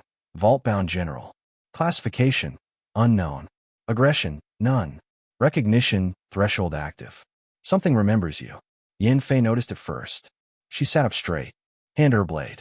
Do you feel that? I nodded slowly. Yeah. She glanced around. Where's it coming from? Below. There was a staircase we hadn't noticed before. Covered in ash. Partially collapsed. But still open. And from it came a sound not made by stone or wind. Footsteps. Rhythmic. Measured. Human. We both stood. My hand found Whisper Shard's hilt. Yinfay stepped slightly in front of me. I didn't argue. Not this time. Then, from the stairs, a figure emerged. Not tall. Not armored. No glowing aura or thunderous entrance. Just a man. Robe torn. Faded gray with streaks of dried red. Hair bound in an old battle knot. Chi faint, flickering, like candlelight in a hurricane. His eyes met mine. And he knelt. System alert. Echo identification in progress. Name. Shenru. Title. Flame Wing Commander of the 1st Vault Legion. Status. Deceased. Soul Shard preserved. Recognition status. Accepted. He knows you. He served you. Neither of us spoke at first. Even Yinfay lowered her sword. Slowly. The man bowed his head. And then, he spoke. Voice low. Clear. Unbroken despite the dust of centuries. My lord, you have returned. Something shifted in me. Not memory. Not pain. Wait. The kind that didn't press down. It settled. Like a cloak being draped across shoulders you didn't know were cold until now. I'm not him, I said. Shinru didn't lift his head. I know, but your fire is the same. Yinfei's eyes snapped to me. I said nothing. Because what could I say? Even I didn't understand what I was becoming. Shinru continued. I guarded this ruin. I held this shard of myself for centuries, waiting for the day the seal would break. I believe it would be Reichon who returned. His voice softened. But perhaps that was never the point. System commentary. Echo response synchronized. Shinru's soul shard has accepted your path as successor. Memory transfer available. I stepped forward. So, you're not here to test me? No, he said. I'm here to offer you the memory of our last war. Because what killed Reichon wasn't an enemy. He looked up finally, eyes burning faint orange. It was choice.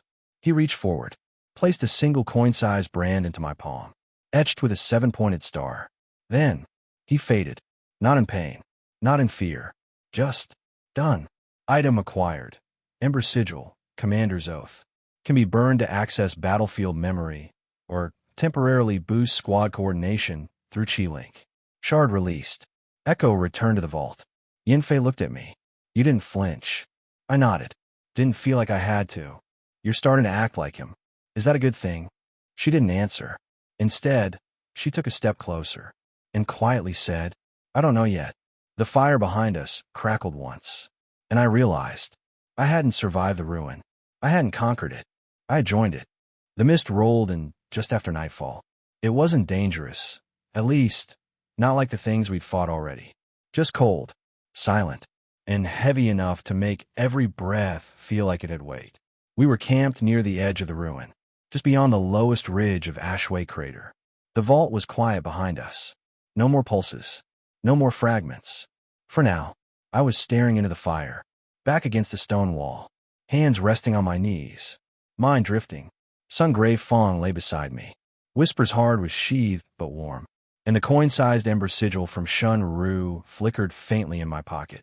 Yinfay sat across from me, but not close. She hadn't said much since the soul shard faded, and I hadn't asked why. The fire cracked. She finally spoke. When are you going to leave again? I blinked. Didn't respond. Not because I didn't understand, but because I did. She stood. Didn't pace. Didn't fidget. Just walked a few steps closer to the fire. Eyes on the flames. Not me. You don't tell people when you're about to run off and nearly die, Jean. She wasn't shouting. She didn't need to. Every word was already burning. I didn't mean for this to happen, I said. I know, she replied. But you keep acting like you're the only one who can walk in a fire. System thread detected. Emotional pressure. Theme, abandonment. Tone, contained hurt. Risk, moderate. She's not angry because you're strong. She's angry because you don't let her be strong with you. You're afraid I'll get hurt, she continued. So you go alone. I looked up. No, I go alone because I don't want to drag anyone down with me. She stepped forward, and that's worse. The mist thickened. The fire hissed, flames bending as if listening. She sat down across from me, closer now, closer than she'd been in days. I'm not here because someone sent me, she said. I'm not here to protect you. Then why are you here? She met my eyes. For once, there was no flame in them, only honesty. Because I chose to be, and you're not allowed to throw that away just because you think you're cursed. I felt something twist in my chest. Not pain, not guilt, just the terrifying realization that maybe, I wasn't alone anymore. And it scared me more than the Guardian ever had. Do you think I'm becoming him? I asked. Her voice didn't shake. No, I think you're becoming someone who's forgetting what it's like to be seen. Silence. Then she reached out, took my hand. Not tightly, just enough. I don't want to chase after you every time you walk into some forgotten graveyard thinking you have to prove you're worthy of being alive, she said. And I sure as hell won't let you become someone who dies trying to be someone else. System commentary. Bond progression. Yinfay. Flicker of something more. Chosen flame. She's not here because of Reichon. She's here because of you. And now, if you fall, she falls with you. Because that's what it means to burn beside someone. The mist began to fade. The stars pushed through the haze. And for the first time in a long time, I let someone sit beside me without fear that I might have to walk away first. The inner chamber pulsed with stillness. No traps, no echo wards, just old, golden light and a silence so deep it felt like the world outside had stopped breathing. I stepped through the threshold first. Yinfay followed close. We didn't speak. The air was too heavy for words. Like the room remembered us. System alert. Vault depth. True core reached. Relic signature. Active. Status. Unclaimed. Designation. Sovereign forged object. Classification. Unknown. Chi aura. Dormant but volatile. Approach with respect. Or regret. The room was circular. Perfectly symmetrical. And in the center stood a stone pedestal. Unmarked. No carvings. No seals. Just a weapon floating above it. Encased in a dome of shimmering chi. Not glowing. Not humming. Just waiting. I stepped closer. Yinfay touched my shoulder. You sure? I nodded. Though I wasn't. Not really. I reached out. And the dome dissolved. Not shattered. Accepted. The blade dropped gently into my hand. Not heavy. But the air shifted the moment I touched it. Not with power. With presence. It wasn't like sun-gray fong. It wasn't unstable. It didn't burn. It was clean. Refined. A single-edged blade. Thin. Straight. Lined with silver etchings too fine to read. At the base of the hilt was no symbol. But a lock. And the moment I touched it, a voice whispered, "You were never meant to wear the crown." System update. Relic identified. Ashbrand prototype. Inheritance key. Forged by Reichon. Intended for the one chosen to end what he could not. Core function. Seal breaker. Memory anchor. Final safeguard. Status. 73% complete. Needs final fragment to awaken. Note. You were not the original wielder. I exhaled. Then who was? The room answered. Not in words. In shape. Stone behind the pedestal shifted, forming an arch of overlapping sails. 7 wings, coiled in a spiral. And carved into the arch. A name. Not mine. Not Reichon's. A name I didn't know. But Yinfay did. Her voice shook slightly when she read it. Carave. I looked at her. You know her. She was a legend, Yinfay said. Before the war. A cultivator who walked between sections. Said to be Reichon's right hand. And the only one who ever disobeyed him and lived. What? She refused to follow him into silence. Said he was wrong to fall alone. System commentary. Hidden legacy uncovered. Reichon did not die alone. He tried to leave behind one who could continue where he ended. Ashbrand was meant for her. I stared down at the weapon. It felt cold. Not dangerous. Just unfinished. Incomplete. Like a sentence with no ending. So what now? Yinfay asked. I looked at her. Then at the blade. I think we find Carave. She raised a brow. She's been dead for centuries. Maybe. I turned the blade slowly in my hand. But the vault doesn't keep corpses. I sheathed it. Slowly. Carefully. It keeps stories. Item acquired. Ashbrand dormant. Relic type. Inheritance weapon. Condition. Locked. Next activation trigger. Contact with final fragment or Carave's essence. The blade waits. For its real owner. Or someone brave enough to finish her choice. We left the chamber in silence. Not because there was nothing to say, but because every step forward now meant one thing. We were walking into someone else's ending. To write our own. The night iron root tried to close the vault. The wind changed. Not in the trees. Not on the summit. In the roots. The kind of wind that didn't touch your face. Only your fate. Elder Tao stood at the mouth of the vault chamber. Behind him, 3 others in full regalia. All holding silver-edged seals. Binding talismans. Hand-forged by the sect founders. Meant to lock away anything too powerful, or too dangerous, for disciples to ever touch. And right now, they were preparing to use them on Jin's path. He's gone too deep, one elder said. We no longer know what he serves, said another. And when you don't know what someone serves. The final elder raised her seal, eyes grim. You close the door before they open it wider. Tao didn't argue. He just watched.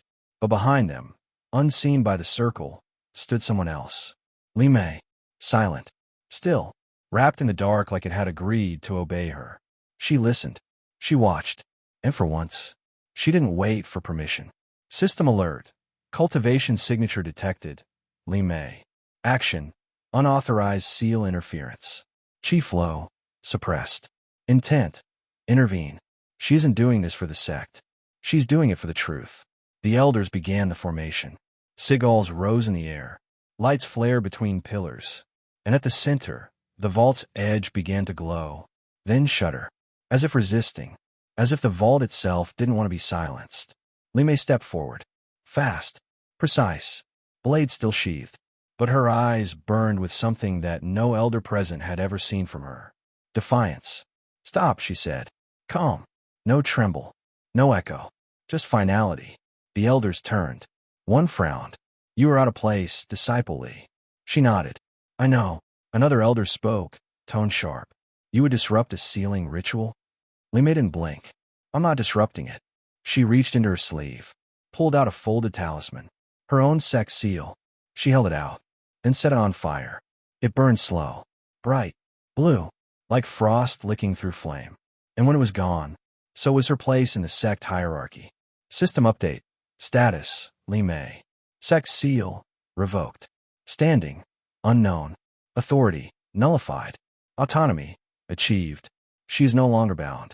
Only loyal. To you. Tao finally spoke. What? She turned to him, met his eyes, and said, because my name is on his list. The air shifted. The elders froze. What list? One demanded. But Tao already knew. And Li Mei? She didn't answer. She stepped past them, into the vault corridor. Sword still sheathed, eyes clear, and a voice following her in the dark. You watched long enough, haven't you? She didn't reply. Not with words, but the way she walked. The vault recognized it, and opened its mouth in silence. System commentary. Li Mei's path has broken from the sects. She walks now as the untethered fawn. She does not follow you. She chooses you. And somewhere deep in the ruin, Jean turned suddenly, blade half drawn, eyes narrowing, and whispered, she's coming. We felt it before we heard it. A pressure rolling through the ruined corridors, like a wave of thunder that didn't need sound. Yinfay looked up from where she was checking our supplies. I stood slowly back stiff. Not fear, just instinct. Something was coming, and it wasn't part of the vault. System alert. External threat detected. Spirit signature. Inverted chi core. Origin. Unknown faction. Designation. Red. Echo Spectre. Class pending. Warning. This one didn't come to test you. It came to erase you. The air changed. Not colder. Not heavier. Wrong. Like something in the ruins' ancient rules had just been rewritten. And the vault? It noticed. The floor beneath us glowed. Briefly. Sigils appeared along the archways. The old guardian, the one I'd fought, still knelt in silence nearby. Then it moved. Once. Its hand lifted.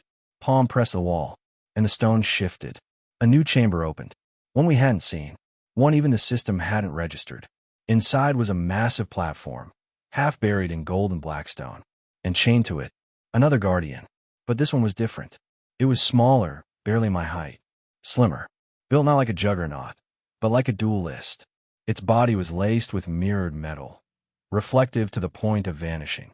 Its mask bore no face, just a single wing-shaped crest at the forehead. And when the chains fell, it moved without sound, like a thought made real. System alert. Vault Guardian 2 activated. Designation. Obsidian Mirror. Role. Interception Class Defender. Link Directive. Protect successor thread from void infiltrators. Synchronization. 52%.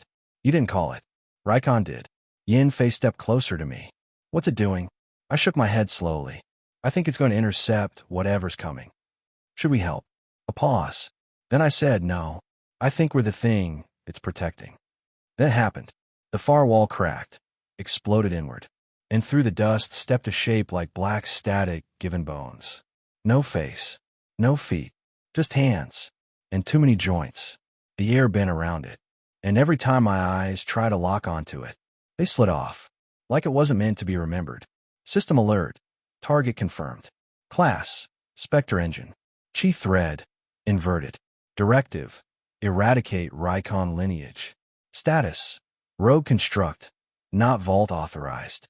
This thing is broken, and it doesn't care what it kills. It launched forward. Fast. No build-up. No wind-up. Just movement like a scream. Obsidian Mirror stepped into its path. The clash was silent. No thunder. No shouts. Just two machines of legacy. Colliding. Sparks rained across the chamber. Stone cracked in fractal patterns beneath them. The specter lashed out with claws like wire. The guardian bent backward, dodging with inhuman grace, then countered with a blade that wasn't drawn but formed mid-swing, like chi becoming shape in real time. I couldn't look away. Yinfay shielded her face from the flares of power. And me? I just watched. Because this wasn't a battle. This was a message. System commentary. Vault signature. Obsidian mirror. Stability. Holding. Combat priority. Active. Target rejection confirmed. Spectre class hostile will not withdraw. You're not being hunted by fate. You're being hunted by something fate tried to erase. The spectre shrieked. Not with sound, but with a chi pulse that knocked loose stones from the ceiling. Obsidian mirror staggered. Just for a second. And I moved.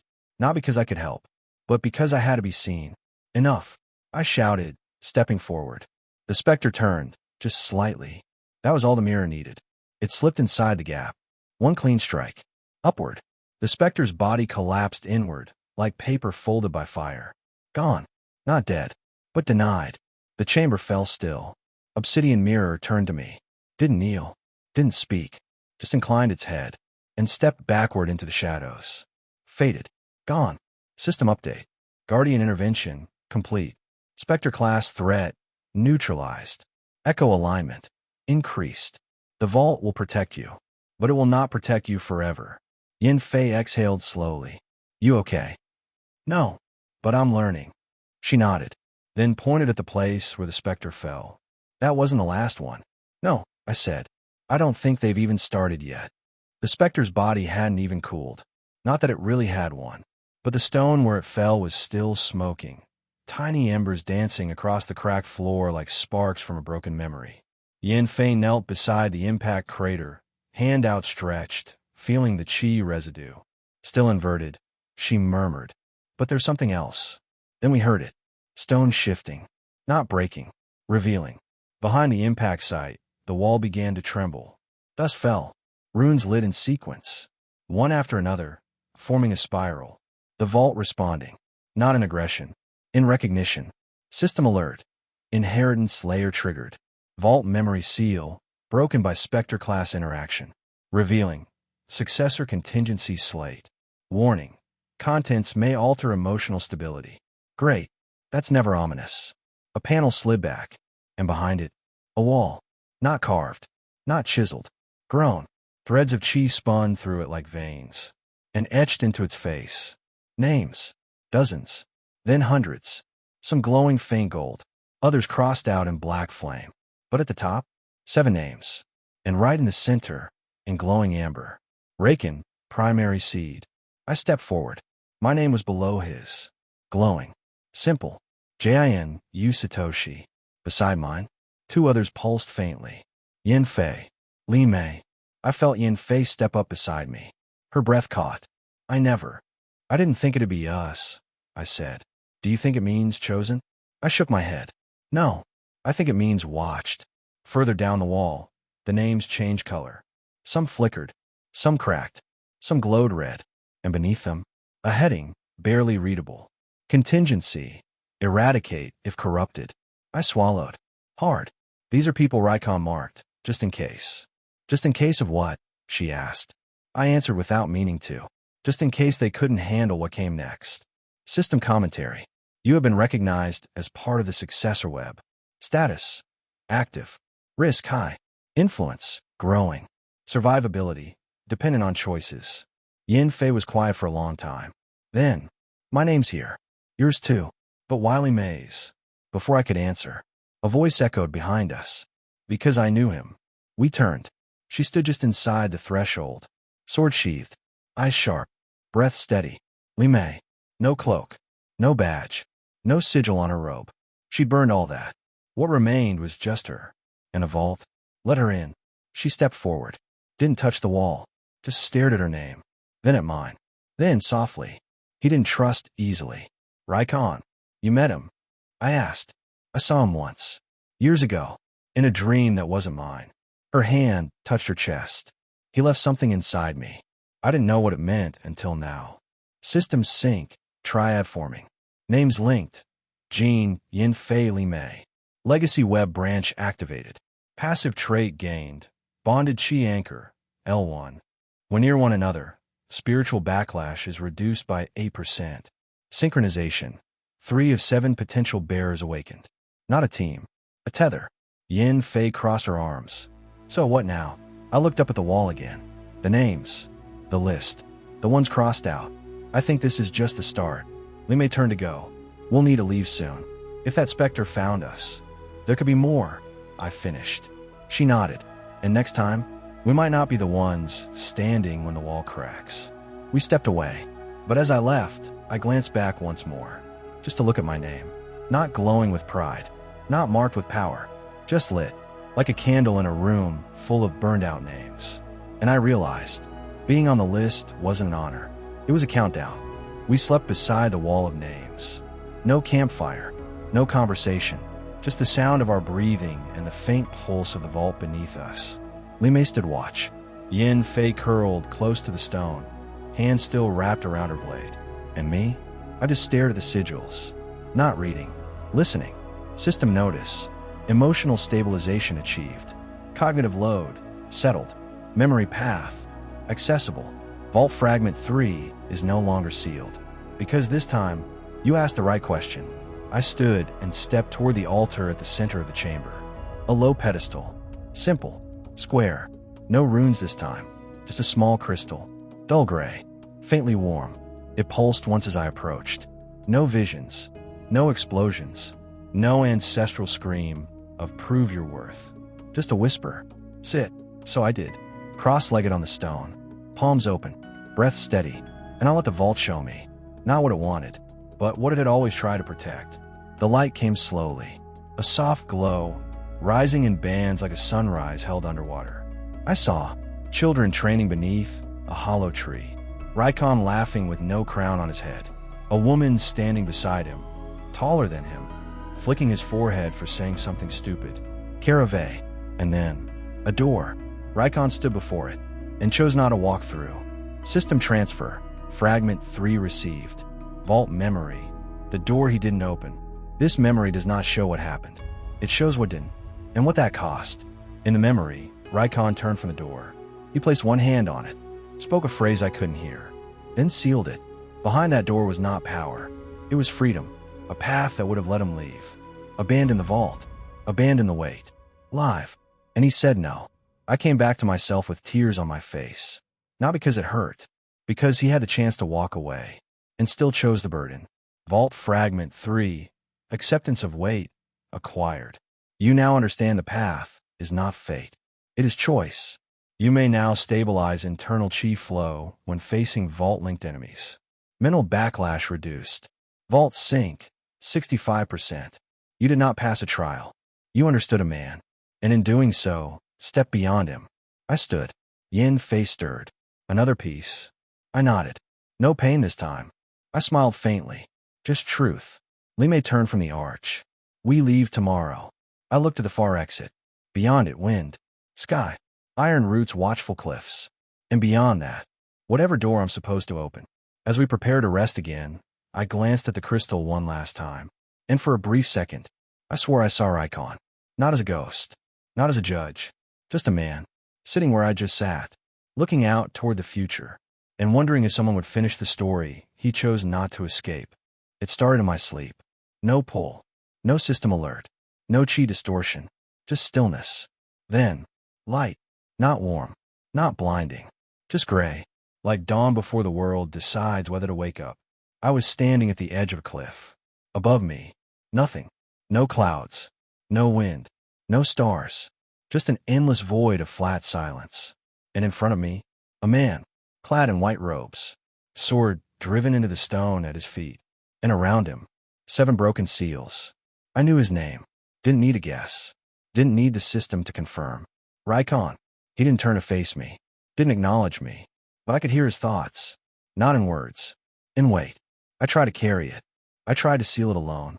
I thought that would save them from what comes after. He knelt. Took the last seal in hand. Not to activate it. To crush it. The sound was like bone cracking in a cathedral. The sky above flickered. And for one heartbeat, I saw what he was hiding. The true vault. Not a place. Not a building. A presence. A convergence of chi, memory, will, and fear, twisting into shape, reaching toward Reichon. And he raised one hand and said, "I'm not your weapon." The vault recoiled, a scream in silence. And then Reichon turned his sword inward, not to strike, to anchor.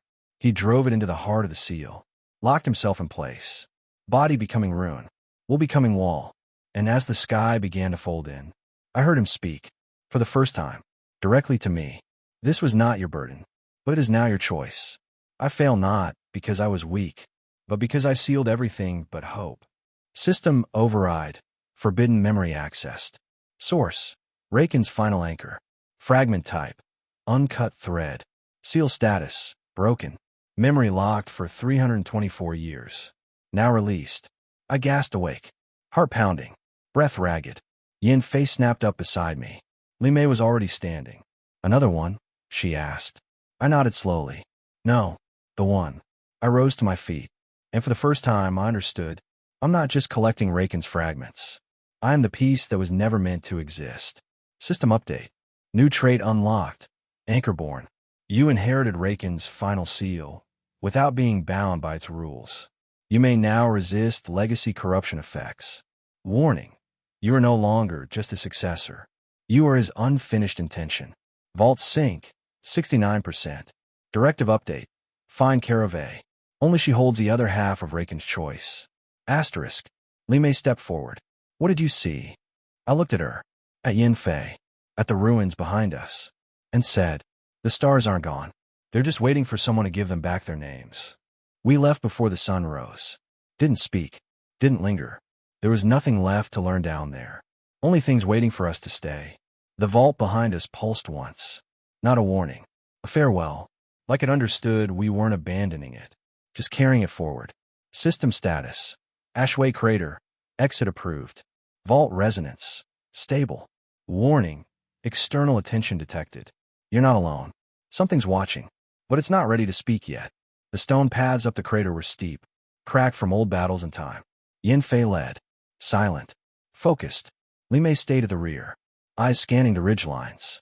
I walked between them, still holding sun grave fawn, still feeling the echo of Reichon's memory in my veins. We made it halfway up the slope before I stopped. Not from exhaustion, but from the feeling. A weight behind us. Low. Steady. Not chasing. Following. I turned. Slowly. Nothing moved. No footsteps. No shadow. But I could feel it. Not malevolent. Not aggressive. Just aware. System alert. Passive echo signature detected. Designation. Unknown. Chi type. Null positive. Behavior. Non-hostile. Note. Not bound to vault protocol. It is observing. Whatever it is. It remembers something. And now so do you. Something's behind us, I said quietly. Limei drew her blade halfway. Spectre. No. Too quiet. Yinfay turned. Eyes narrowed. Guardian. I shook my head. No. Something older. For a few seconds, we just stood there, watching the empty path below, listening, waiting, and then, nothing. The air cleared. The pressure faded, but a single mark was left on the stone behind us. A handprint. Small, childlike, and burned into the rock like it had been left there before the crater existed. System log. New presence logged. Classification. Title. Silent witness. Behavioral pattern. Tracking. Will engage upon vault convergence. It won't interfere. Not yet. But when it does, it won't be to test you. It will be to see what you've become. We said nothing as we climbed the rest of the way. But I carried that mark in the back of my mind the whole time. Not a threat. Not a clue. A promise. We crested the final ridge by noon. The sky above was soft and clear. Iron Root waited beyond the horizon. Distant. Still. But no longer untouched. I looked at my companions. Yinfay, watching the trailing. Limei, brushing ash from her shoulder. And me? I still heard the memory of Reichon's voice, clear as ever. I sealed everything but hope. System commentary. Ashwake fragment claimed. Vault sync, 71%. Team bond status, aligned triad. Next directive. Seek the lost path of Carave. System forecast. Political consequences incoming. Iron Root will not welcome what you become. But that's not your purpose. You're not here to be welcomed. You're here to finish what they couldn't. Iron Root hadn't changed. But we had. As we stepped through the summit gates, disciples turned to look. Not whispering, not mocking, just watching. Like people staring at a weather front they didn't understand. System notice. Reputation surge, Gene. Status. Vault returnee, verified. Public ranking, disputed. Observation level, high. Factions interested, 4. Rumors active, 17. Congratulations. You've become a myth people are trying to write down before it changes shape. Elder Tao waited for us at the center courtyard. No words. No scolding. Just a nod. Yinfay said nothing, stepping into the shadows where her presence held weight.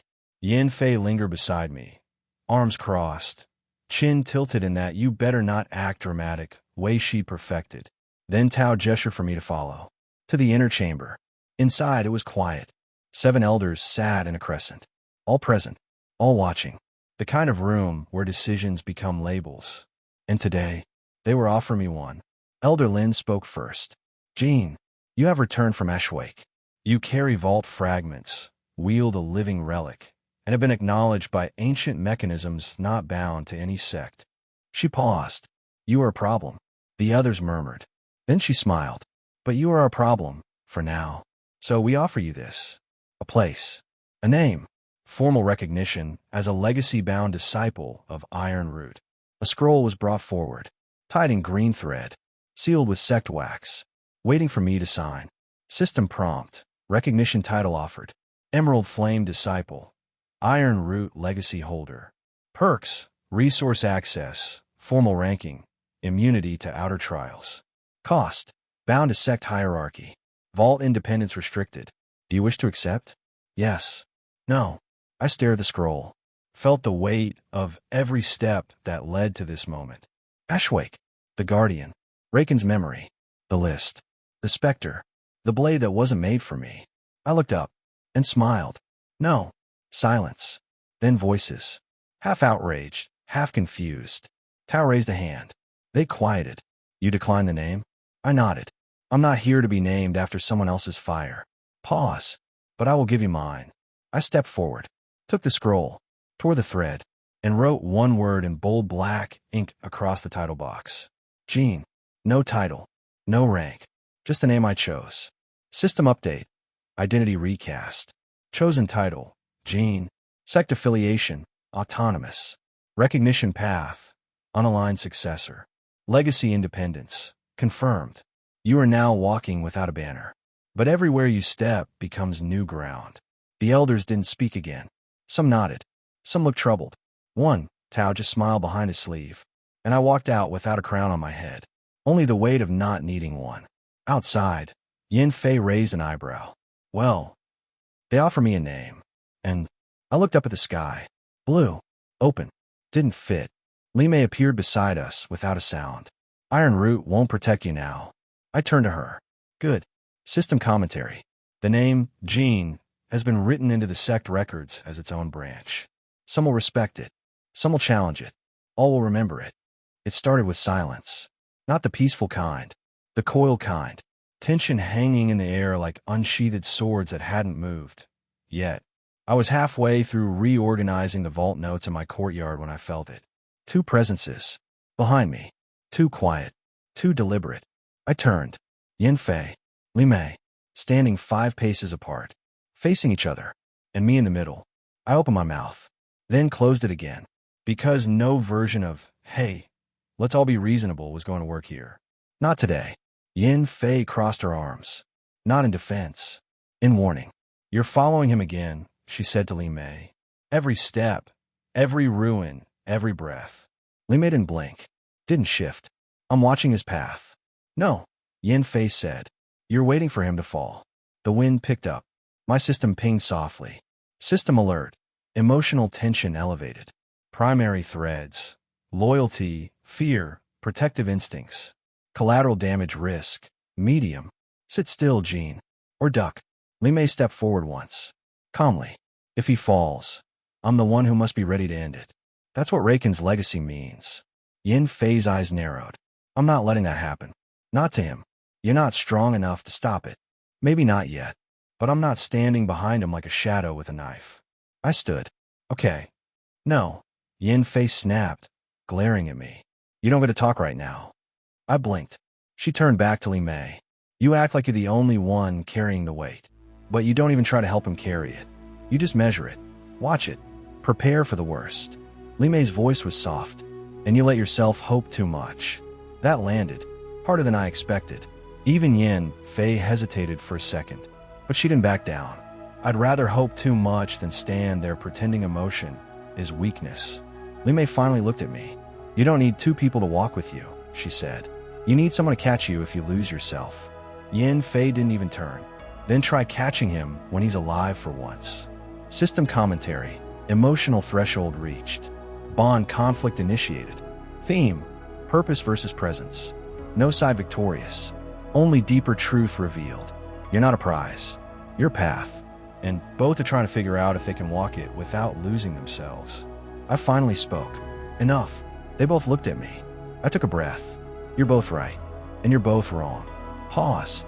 I don't need one of you to protect me more than the other. I need both of you to stop thinking I'll break the second you're not looking. Li Mei's expression didn't change. Yinfay looked away. I stepped forward, slowly. To protect something doesn't mean to hold it still. Sometimes it means walking beside it even when the ground cracks. Not bracing for the fall, and not pretending the fall can't happen. I looked at them both. You're not rivals. You're both part of why I haven't shattered already. The wind softened. Li Mei finally nodded. Yinfay exhaled. And just like that, the swords in the room were sheathed. System bond update. Jean Yinfay. Burning loyalty. Jean Li Mei. Silent anchor. Triad stability improved. Personal growth recognized. Emotional defenses reinforced +6%. Later that night, neither of them left. Yinfay sat by the fire with her arms behind her head, staring at the stars like they owed her answers. Li Mei leaned against the outer wall, eyes closed, pretending not to listen, but listening. And me? I sat in the center. For once, not trying to lead, just learning how to be walked with. Midnight. No dreams. Just a pulse. Not from the mountain. Not from the ruins. From me. I sat up in my courtyard, sweat clinging to my back, breath tight in my chest. Sun Gray Fong pulsed beside me. Whispers hard didn't speak, but its sheath buzzed faintly like it was holding its breath. And in my core, something moved. Not violently, not painfully, but with purpose. System alert. Vault resonance level reached 72%. Fragment compatibility threshold crossed. Alignment triggered. Vault is no longer interpreting you as external. You're being rewritten into its system. Proceeding with synchronization. My vision blurred, then fractured, not into memories, into colors. Gold, ash, flame, frost, silence. Each one moved through me like a breath from a voice I didn't know how to answer. And then, I heard the phrase. Not from Reichon, not from the system, from the vault itself. You are no longer a visitor. You are the key. The moment the words sank in, I collapsed to my knees. Chi surged through every meridian like fire poured through shattered glass. I bit down on a scream. Not from pain. From change. System update. Vault state accepted. Core trait unlocked. Living fragment. You are now an active conduit for vault activity. Effects. Legacy-based attacks weakened against you. Vault-bound mechanisms will respond to your presence. Spectre-class entities will pursue you as a primary threat. You are no longer following Reichon's path. You're becoming the path itself. I gasped for air, felt the ground beneath me pulse once. Not physically, spiritually. My chi had changed. No longer just refined. It was anchored. Each vault fragment synced into place. No longer pieces. Now, a map. I heard footsteps. Yinfay ran out of her quarters first. Sword drawn. Hair messy, still half asleep.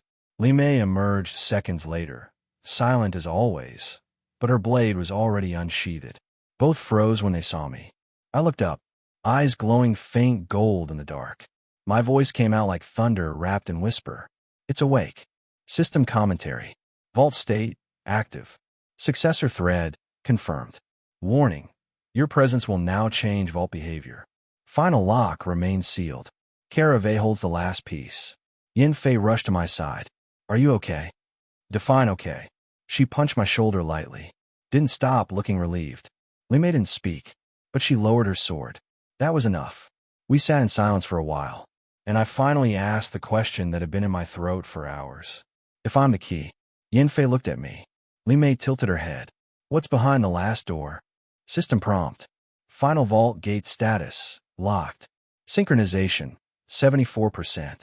Key fragment. Inactive. Target required. Carave. Directive. Find her. Or become her. The sky above Iron Root shimmered faintly. Just once. Like a had exhaled. Like the vault wasn't just breathing through me now. It was watching. Thousands of li from Iron Root, across the Serpent Channel and beyond the storm-veiled ridge of Heaven's Scar, a monastery sat buried in salt and shadow. No name, no banners, no maps dare mention it. Only whispers. The pale sect. Inside its cold, stone halls, 13 figures knelt in silence. Cloaked, faceless, breathing in unison with the storm outside. At the center sat a woman. Old, but untouched by age.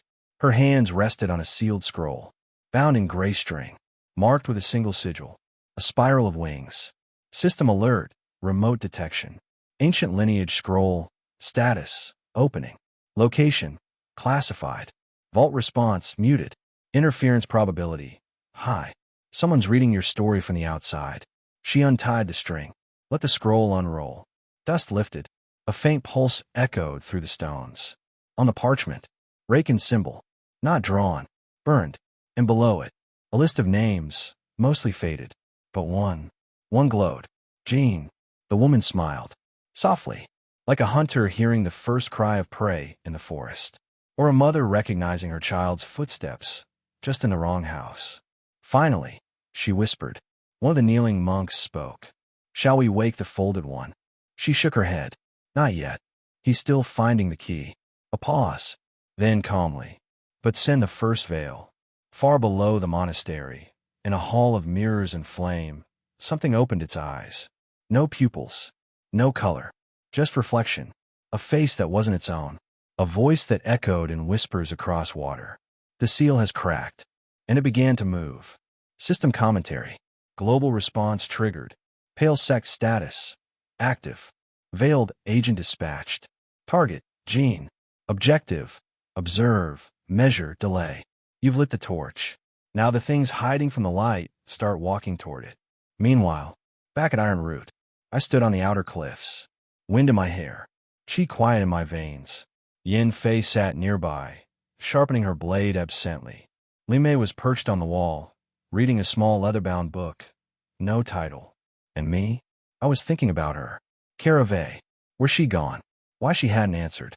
And what it meant if she never would. Then the scroll appeared. Not handed to me. Not delivered. Just there, resting on the stone by my foot. Unmarked. No seal. I opened it slowly. Inside, no words. Just a mirror shard. And a line of ink scratched beneath it. We remember what he tried to forget. System alert. External contact. Unknown source. Message received. Trace blocked. Mirror Chi signature detected. Pale sect. You're on a map now. But the question is, are you the warning? Or the storm? I looked out at the horizon. The vault pulsed softly beneath my skin. Sun-grave fong shimmered in its sheath. And I knew. It arrived at dawn. No footsteps. No knock. No courier. Just a scroll. Resting on the center of my meditation mat. Tied with a strip of gray silk. Not sealed. Not signed. But it didn't need a signature. I already knew who it was from. System alert. External archive signature detected. Origin. Unconfirmed. Chi encoding. Pale sect. High mirror protocol. Message type. Veiled dual scroll. You weren't supposed to get this. But someone sent it anyway. I didn't open it right away. Instead, I stared at it for a full minute. Then stood. Dressed. Cold whispers hard to my back and sun-grave fong to my hand. Not in defense. In preparation. Because whatever was inside that scroll, it wasn't a message. It was a summons. Yinfay was the first to enter the courtyard. Still stretching. Hair damp from morning drills. She stopped mid-step when she saw me staring at the scroll. Her voice was soft. That knew. I nodded. From them. Another nod. Limei arrived seconds later. She didn't ask. Just crossed the courtyard and examined the scroll from a few paces away. Trap. Possibly, I said. But not meant to kill. She raised an eyebrow. You're sure? I looked at the silk thread. Gray. Neutral. A color used only for one thing. Challenges. I think it's an invitation, I said. Yinfay frowned. To what? To an inheritance duel. System clarification. Veiled inheritance duels. Forbidden by most sects. Used by rogue factions to test and measure potential successors. Victory yields memory tokens. Loss may result in memory extraction. Current threat level. High. But not lethal. Unless you give them a reason. I unrolled the scroll. Inside, a single line. Written in silver ink on black paper. No fluff. No threats. Just coordinates. And 2 words. Prove worth. Below the ink was a symbol. Faint. Half-smeared. But still visible. Reichon's spiral crest. And one more. A tiny echo mark that hadn't appeared since Eshwake. Carave's blade crest. I exhaled. They want to see if I'm ready. Limei spoke first. They want to measure you. Before they move to end you. Yinfei's hand tightened around her blade. So we go together. I shook my head. No. They both turned. No. Yinfay asked. I met her eyes. I have to go alone. System commentary. Vault thread protocol recognizes the duel. If Jean brings others, the pale sect may escalate. If Jean refuses, the invitation becomes a threat. Sometimes the only way forward is to walk straight into the test. I looked at them. I won't die, but I need to be the only one they see. Pause. And if I don't come back? Yinfay grabbed my sleeve. You're not doing that again. I smiled. Softly. I'm not planning to die, but I need you to stay here and protect the vault's ripple. It's changing things. People are going to come looking. Limei stepped forward. Then leave something with us. So if they take your memory, we can give it back. She handed me a shard of crystal. Clear. Inert. Chi anchor. Just touch it before you go. I nodded. Did. The shard flickered once. Then stilled. And for the first time, I left Iron Root with no map. Only a message. Later, beneath a sky too still to be calm, I stood alone in a clearing ringed with old statues. Each one cracked. Worn. Faceless. At the center, a circle of silver sand. And waiting at the edge, a man, clad in mirrored robes. Barefoot. Eyes hidden behind a strip of gray cloth. No sword. No weapon. Just silence. Until he raised his hand. And beckoned. System alert. Veiled duel initiated. Opponent. Mirror blood host. First to the pale fold. Victory condition. Endure 3 sequences. Reward. Memory token. Carave's footprint. They're not testing if you can win. They're testing if you'll break before you finish. I stepped into the circle. Sun Gray Fong on my side. And spoke only one word. Begin. The sky-severing sect was never the loudest. Never the largest. Never the flashiest. But no one ever challenged their right to stand among the 7 great sects. Because when they moved, kingdoms folded. Their monasteries stood on the cliffs of the southern Wayne, carved into white stone, wrapped in mist and formation storms. Even spirit beasts avoided its shadow. Their disciples trained in silence. Their elders rarely spoke. And beneath their central temple sat something almost no one alive remembered. A vault fragment, still sealed, still humming, still watching. Until now, it had remained dormant. Even as Reichon rose. Even when Carave vanished. Even as the other sects whispered about the inheritance child. But then came the ripple. A pulse of chi so sharp, so clean, it cracked 5 formation wards in the southern quadrant. And the vault fragment stirred. Once. Just enough to say one name. Jean. System alert. External. Sky-severing vault seal. Condition. Fracturing. Chi leak detected. 0.7%. Hostile reaction level. Escalating. The seal was never made to last forever. Only long enough to forget why it was placed. Inside the grand white pavilion, for elders met. Draped in robes of layered sky blue and pale jade, they stood around a circular table made of memory stone. On its surface, a glowing glyph, Reichon's crest. One elder spoke, voice calm, eyes unblinking. He walks the vault's path without permission. Another, the pale sect tests him. We should strike while they measure. A third, younger. What if he succeeds? Silence. Then the 4th elder, oldest of them all, raised a hand. She had no eyes, only scars. Then we erase him before his memory roots. System commentary. New hostile entity registered. Sky-severing sect. Intent: eradicate unaligned vault successor. Status: pre-mobilization. Technique signature: skychain severance. They don't want a vault. They want the world before it.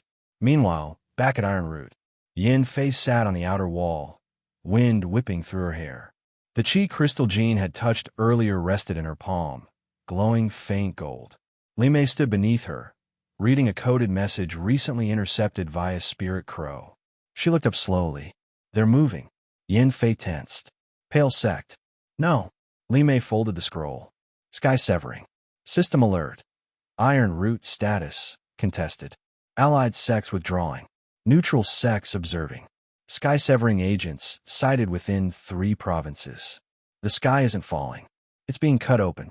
Yinfay clenched her fists. We need to warn Jean.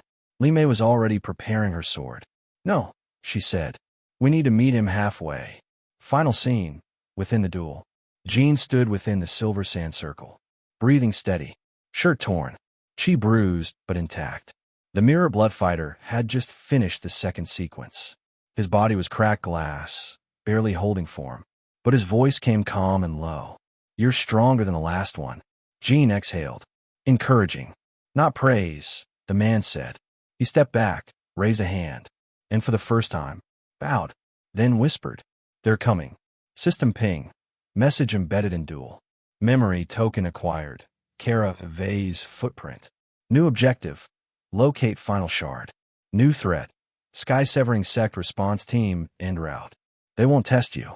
They'll try to end you. Because you're no longer just a successor. You are the vault's answer. Tao called for me before sunrise. No summons. No pressure. Just a folded message in my hand the moment I walked through the gate. Come. Alone. I went. No hesitation. Because I knew what this was. Not a punishment. Not a confrontation. A crossroads. He met me beneath the ironroot tree. The same place I'd first seen him watching the clouds while pretending not to care about sect politics.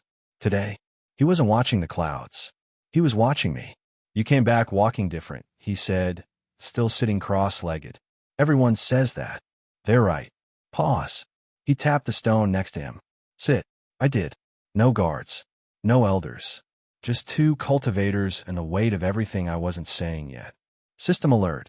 Hidden sect threat active. Topic. Succession containment protocol. Tau. Passive. Outcome. Conditional offer incoming. This is the only door they'll open. The next one will be a wall. He reached into his sleeve and pulled out a scroll. Said between us. Didn't open it. Just said, this is what I can give you. I stared at it. Felt the weight of it already. The bindings were red gold, sec level, meant for internal promotion. A scroll like this didn't circulate unless someone was being made untouchable. Tao finally looked at me. Eyes calm. Tired. I can protect you from what's coming. Sky severing. Pale sect. The others who started whispering your name like it's a curse. He paused. But I can only protect you if you stop moving. Silence. No pressure in his voice. Just honesty. And wait. The kind that didn't crush. It asked. System prompt. Path option presented. Iron Root Sanctuary. Perks. Advanced training. Resource access. Title of Inner Pillar. Condition. Cease vault exploration. Fragment progression. Locked. Autonomy. Limited. They'll give you the world. If you agree not to reach beyond it. I reached out. Touched the scroll. Didn't open it. Just felt the thread woven into the paper. Gold threaded. Steel blood sealed. This was real. This wasn't a trap. It was mercy. And I smiled. You knew I'd say no. Tao didn't blink. I hope you wouldn't. I stood. Let the scroll remain between us. Iron Root taught me how to move. And now you're trying to teach the world how to follow. He finally smiled. Faintly. Foolish. Maybe. I turned to leave. He spoke once more. Voice low. Jean. The vault doesn't want to save the world. I stopped. Didn't turn. I don't want to save it either, I said. I want to wake it up. System update. Offer declined. Iron Root Sanctuary Path. Closed. Legacy Path. Open. Tau Affinity. Deepened. Fate label updated. The Walking Flame. You didn't burn the bridge. But you walked past it. I returned to the courtyard. Yinfay was waiting on the wall, sort of across her knees. She looked up as I passed. No. No. She smiled. Good. Mei joined us by the gates. Scroll in hand. Sky-severing scouts crossed into the southern province last night. I nodded. Time to move. Yinfay stretched her arms. Where to? I looked up at the sky, then down at the trail leading east, toward the last vault marker left on Reichon's hidden map. To wake up the next piece. The trail east of Iron Root was empty. Too empty. Even the birds didn't sing. No breeze. No chi ripple. No insects buzzing at the edges of my hearing. Just the sound of our steps on dry leaves. Me, Yinfay, Mei, and the weight of the last scroll still burning behind my ribs. We were 3 days out when the trees began to reflect. Not with water. With chi. System alert. Spatial interference detected. Field type. Mirror fold technique. Pale sect variant. Threat class. Unknown. Combat priority. High. This isn't a scout. This is an echo made to walk. The forest bent around us. One blink, trees. The next, glass. Leaves froze mid-fall. Branches stopped swaying. The wind reversed. And standing at the edge of the next bend, me. Same height. Same hair. Same blade at the back. But no expression. No voice.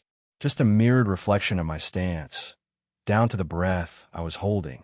Yinfay drew her sword halfway. What is that? Mei already had hers in hand. It's him. System alert.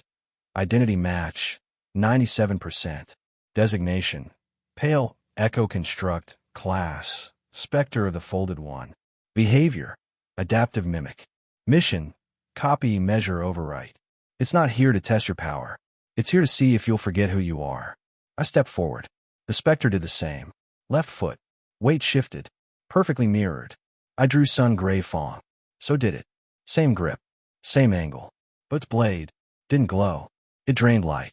Don't interfere, I said quietly. Yinfay frowned. You sure? If this thing's copying me, it needs me to show it what to be. Mei nodded once. I'll stop it if you can't. I stepped into the clearing. My echo did too. And we struck. It wasn't like fighting another cultivator. It was like fighting myself before I understood what pain was. Every move I made, it copied. My vault footwork, mirrored. Chi surges, replicated. Even my breath rhythm, matched. But something was off. It wasn't just repeating. It was evolving. System analysis. Spectre is not mirroring reflexes. It is absorbing style. Copy rate, 82%. Error rate, decreasing with each engagement cycle. This thing's not learning to beat you. It's learning to replace you. I parried low. It parried low. I twisted mid-strike, faked high, spun around for a reverse sweep. It did the same. For a heartbeat, our swords passed through each other like air. No clash, no break, just perfect symmetry. And then I felt it. A pull in my chest. A flicker in the edge of my thoughts. It was trying to copy my intent. System warning. Memory anchor fluctuating. Spectre attempting resonance breach. It's reaching for your identity. Your choices. Your will. I stepped back. Felt sweat on my neck. Not from fear. From something colder. Like if I fought any longer the way I always had, this thing would become more me than me. And I'd forget what the difference was. So I changed. Dropped my stance. Let my blade hang. Stopped moving like a cultivator. And moved like Jean. Like a nobody who once stocked shelves in a dead-end life. Like someone who had no master forms. Just instinct. Just fight. The spectre hesitated. Just once. Its step faltered. Its form glitched. And in that instant, I drove Sun Gray Fong straight through its chest. No blood. Just glass. It shattered into pieces mid-air. Not with a scream. With a sound like a whisper cutting through water. And when it was gone, all that remained was my reflection, still flickering in the blade. System alert. Spectre eliminated. Memory thread secure.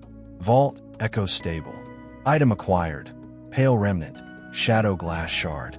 Can be used to trace pale sect constructs or project mirror decoys for 3 seconds. You didn't just kill it. You outlived its idea of you. Yinfay ran to me as the forest reformed. Color returned. Wind breathed again. She grabbed my arm. You okay? I'm fine, I said. But I looked at Sun Gray Fawn, and the last flicker of my own face, smiling faintly inside the steel, and whispered, that wasn't the real fight. We didn't stop to rest after the specter shattered. There wasn't time. The forest was still bleeding mirrored chi. The ground still whispered underfoot. But more than that, Something was watching. Not a construct. Not a test. A mind. System alert. Pale sect signal intercepted. Encoded message. Partial decryption. Route. Whisper glass web. Shadow tier. Decoding complete. It came through my system like a chill on my spine. Not words. A voice. Not loud. Not human. Just there. He hesitates, but he does not break. The flame walks. Advance to the sleeper. Yinfay stopped mid-step. Yinfay gripped her blade tighter. You felt that too? I asked. Yinfay nodded slowly. That wasn't meant for us. It was a command. To whom? She looked east. To whoever's going after Carave. We camped near an abandoned way station, overgrown with vines and chi-scorched ruins.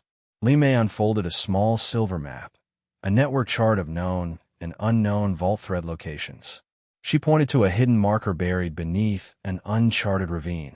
This, she said, is where Carave disappeared. She burned every trace of her presence after leaving Reichon. Yinfay leaned in, and now the pale sect knows. No, Yinfay said.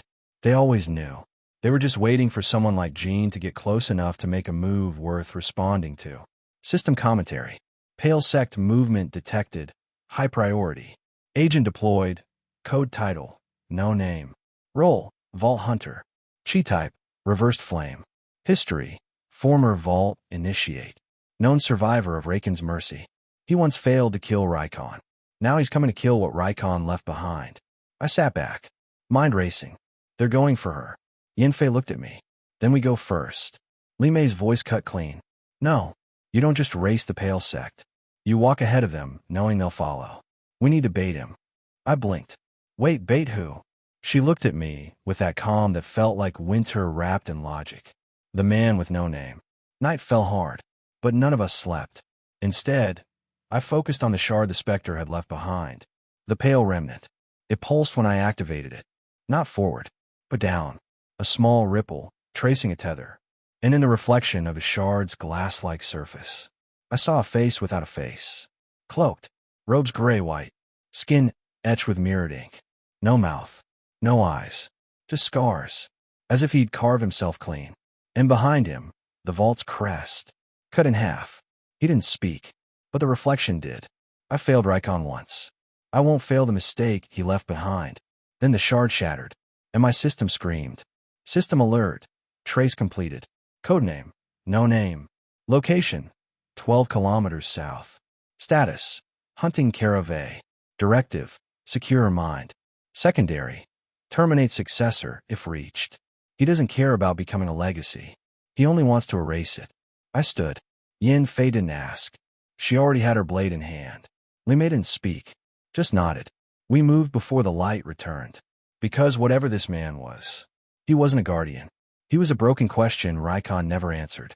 And now, he was walking toward the only person who could finish the vault's final story. The ravine had no name. Locals called it the Sleeping Scar, a jagged wound of collapsed stone and dead ley lines, long abandoned by both spirit beasts and farmers. We arrived at dawn. No trail, no chi signatures. But the air, it remembered something. Yinfay stepped lightly ahead, her flame aura dimmed to a whisper. Yinfay crouched at the edge, scanning the stone walls with silent precision. I stood still, eyes closed, letting the vault inside me listen. System alert. Proximity to forbidden vault thread confirmed. Ravine path. Carave's last known chi imprint.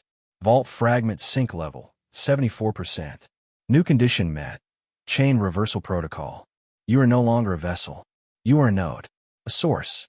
The stone beneath me pulsed. Once. Like a heartbeat finally finding its rhythm. A soft golden thread traced through the earth beneath my feet, coiling outward like a spiderweb spun from memory. And where it touched the scarred stones of the ravine, the world glitched. For a moment, the rock wasn't dead. It was living memory. I saw her footsteps. Carave's. Clear. Precise. Moving not with fear, but with purpose. And the vault fragments in me reacted. Not passively. They reached back. Vault skill unlocked. Chain reversal. Effect. Absorbs passive memory echoes from corrupted or abandoned vault paths. Can reconstruct lost pathways.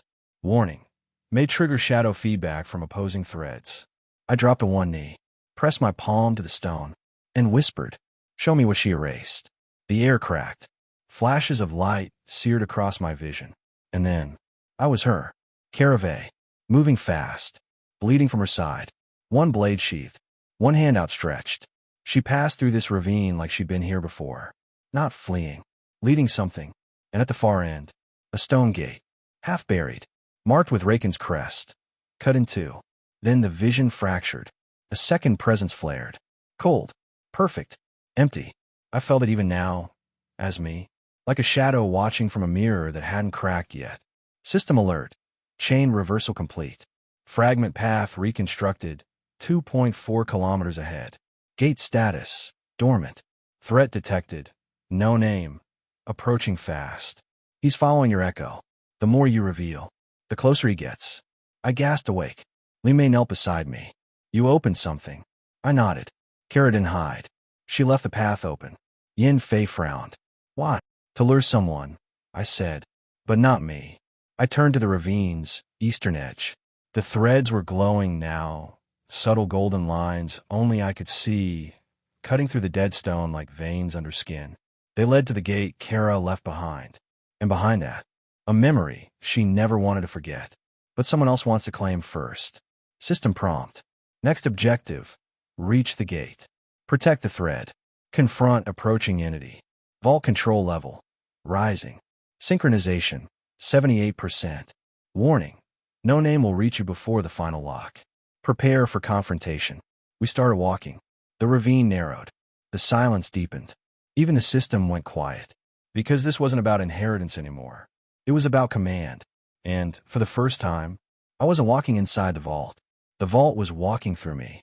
The ravine narrowed into a throat of silent stone. Our footsteps echoed like trespass. The vault threads shimmered beneath the dust. Gold, pale blue, and just beneath them, something colder, like glass pressed flat over fire. Yinfay slowed first. There, she pointed ahead. A wall. Flat. Plain. But every inch of it screamed chi resonance. Yinfay reached out and traced her finger across the surface. The stone sang. Faint. High. Like something trying to speak with no voice. System alert.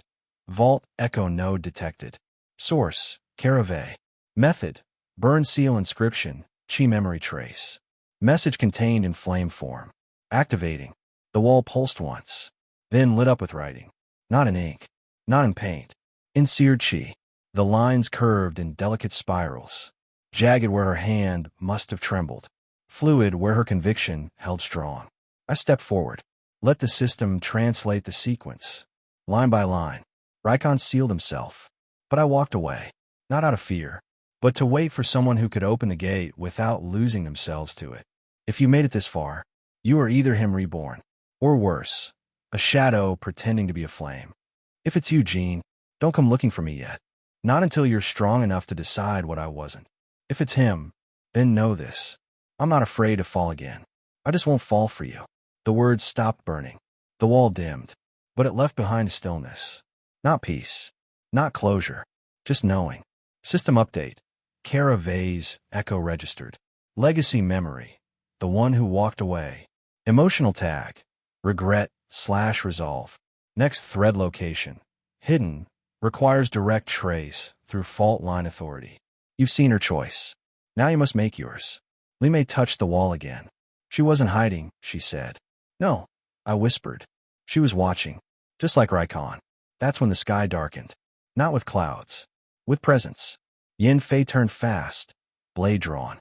Yinfay stepped back, vanishing into shadow form. Half blurred against the canyon stone. I felt it a second later. Like pressure behind the lungs. He was here. Above the ravine. Standing on the crumbling edge of the cliffs. Cloaked in gray-white thread robes. Was no name. He didn't speak. Didn't descend. He just stood there.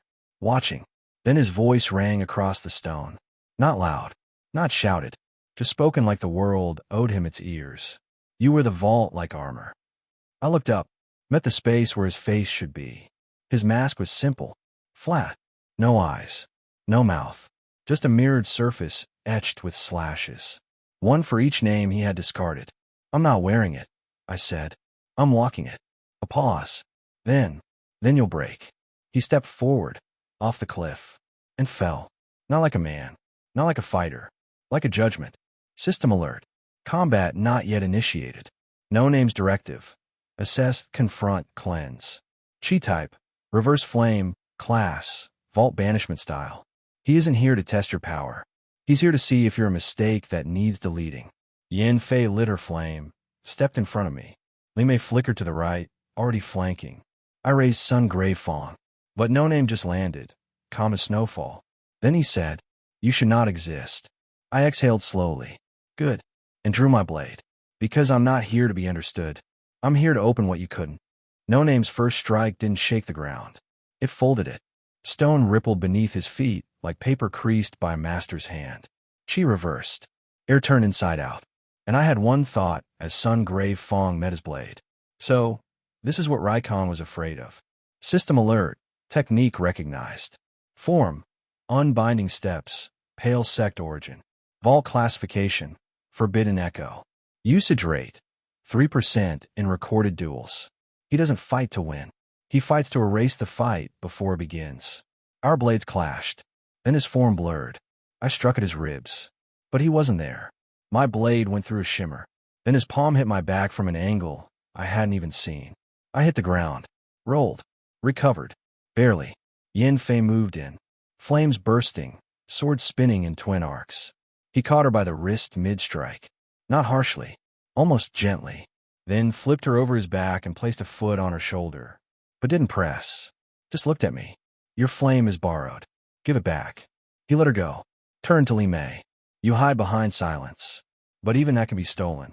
She threw a flurry of mirror knives. They stopped mid-air, hovering like frozen snowflakes. He waved a finger. They dropped harmlessly. System commentary. No name is not using speed. He is moving through nonlinearity. Unbinding steps allows Chi to follow imagined pathways, not real ones. Countering requires parallel perception. I wiped the blood from my mouth, stepped forward, and whispered, "Then I'll stop trying to follow." The vault answered, not with a voice, with a vision. Kara's steps, unseen, unfinished. Her chi wasn't chaotic. It was layered. I let go of stance, let go of form, and let the vault pull me into her path. Vault skill activated. Path of the unseen flame. Grants limited parallel foresight through Carave's chi imprint. Allows prediction of antilinear attacks. Effect, plus 17% chance to redirect or nullify unbinding. Type movements. Duration, until path fades. I saw him shift. But this time, I saw where he hadn't moved yet. And I struck not where he was, but where he would deny being. Sun Grey Fong hit his shoulder. He staggered. His mask cracked. And for the first time, I saw his eyes. Burned. Scarred. But alive. Not empty. Angry. You saw it, he said. The path. I nodded. Because she wanted me to. He raised his blade. This time, no folding. No flourish. Just a straight cut of white chi that cut sky from breath. I blocked it with whispers hard. It shattered the illusion, but not my will. System update. Vault vision stabilized. Carave's foresight layer, integrated. Chi flow adaptation, 62%. New trait gained, sight beyond fire. Passive, can glimpse up to 0.7 seconds into chi intended motion paths. Warning, requires intense focus. Risk of mental fatigue. I held my stance. Breath steady. One eye on him. One mind still trailing Kara's last motion. The step she didn't take. The step she left for me. No name paused. Then, for the first time, he bowed. Not mockingly. Not in surrender. In confirmation. "You're not Reichon," he said. "I know. You are not Kara. I know that too." He tilted his head. "But you are walking forward. And so few ever do." Then, he vanished. No sound. No smoke. Just gone. System alert. Threat withdrawn. No name. Status. Watching. Vault gate ahead. Now active. New objective. Enter Kara's sealed flame path. Memory lock level. Final tier. I collapsed to one knee. Not from pain. From the pressure of seeing something not meant for me. And walking it anyway. Yinfay placed a hand on my shoulder. "You okay?" I smiled. Closer than ever. We stepped toward the gate Kara left behind. Its seal flickered once. then opened. Inside, not a battle, not a memory, a choice, waiting for me to make it. The chamber didn't look like a battlefield. It looked like a shrine. The walls were smooth, polished like obsidian. No runes, no light, just soft moonstone fragments embedded into the floor, each one pulsing faintly. It was quiet, warm, uncomfortably gentle. System alert. Final flame path, trial engaged. Name, Moonstone Echo. Mode, memory extraction, emotional simulation. Threat level, variable. Goal, make the decision Carave never did. This is not a fight. It's a mirror. Step lightly. Yinfay and Li Mei remained behind as I stepped across the threshold. The gate didn't close. It faded. Gone. I was alone. Except, I wasn't. She stood at the center of the chamber. Not Carave herself, but a cheek-constructed echo.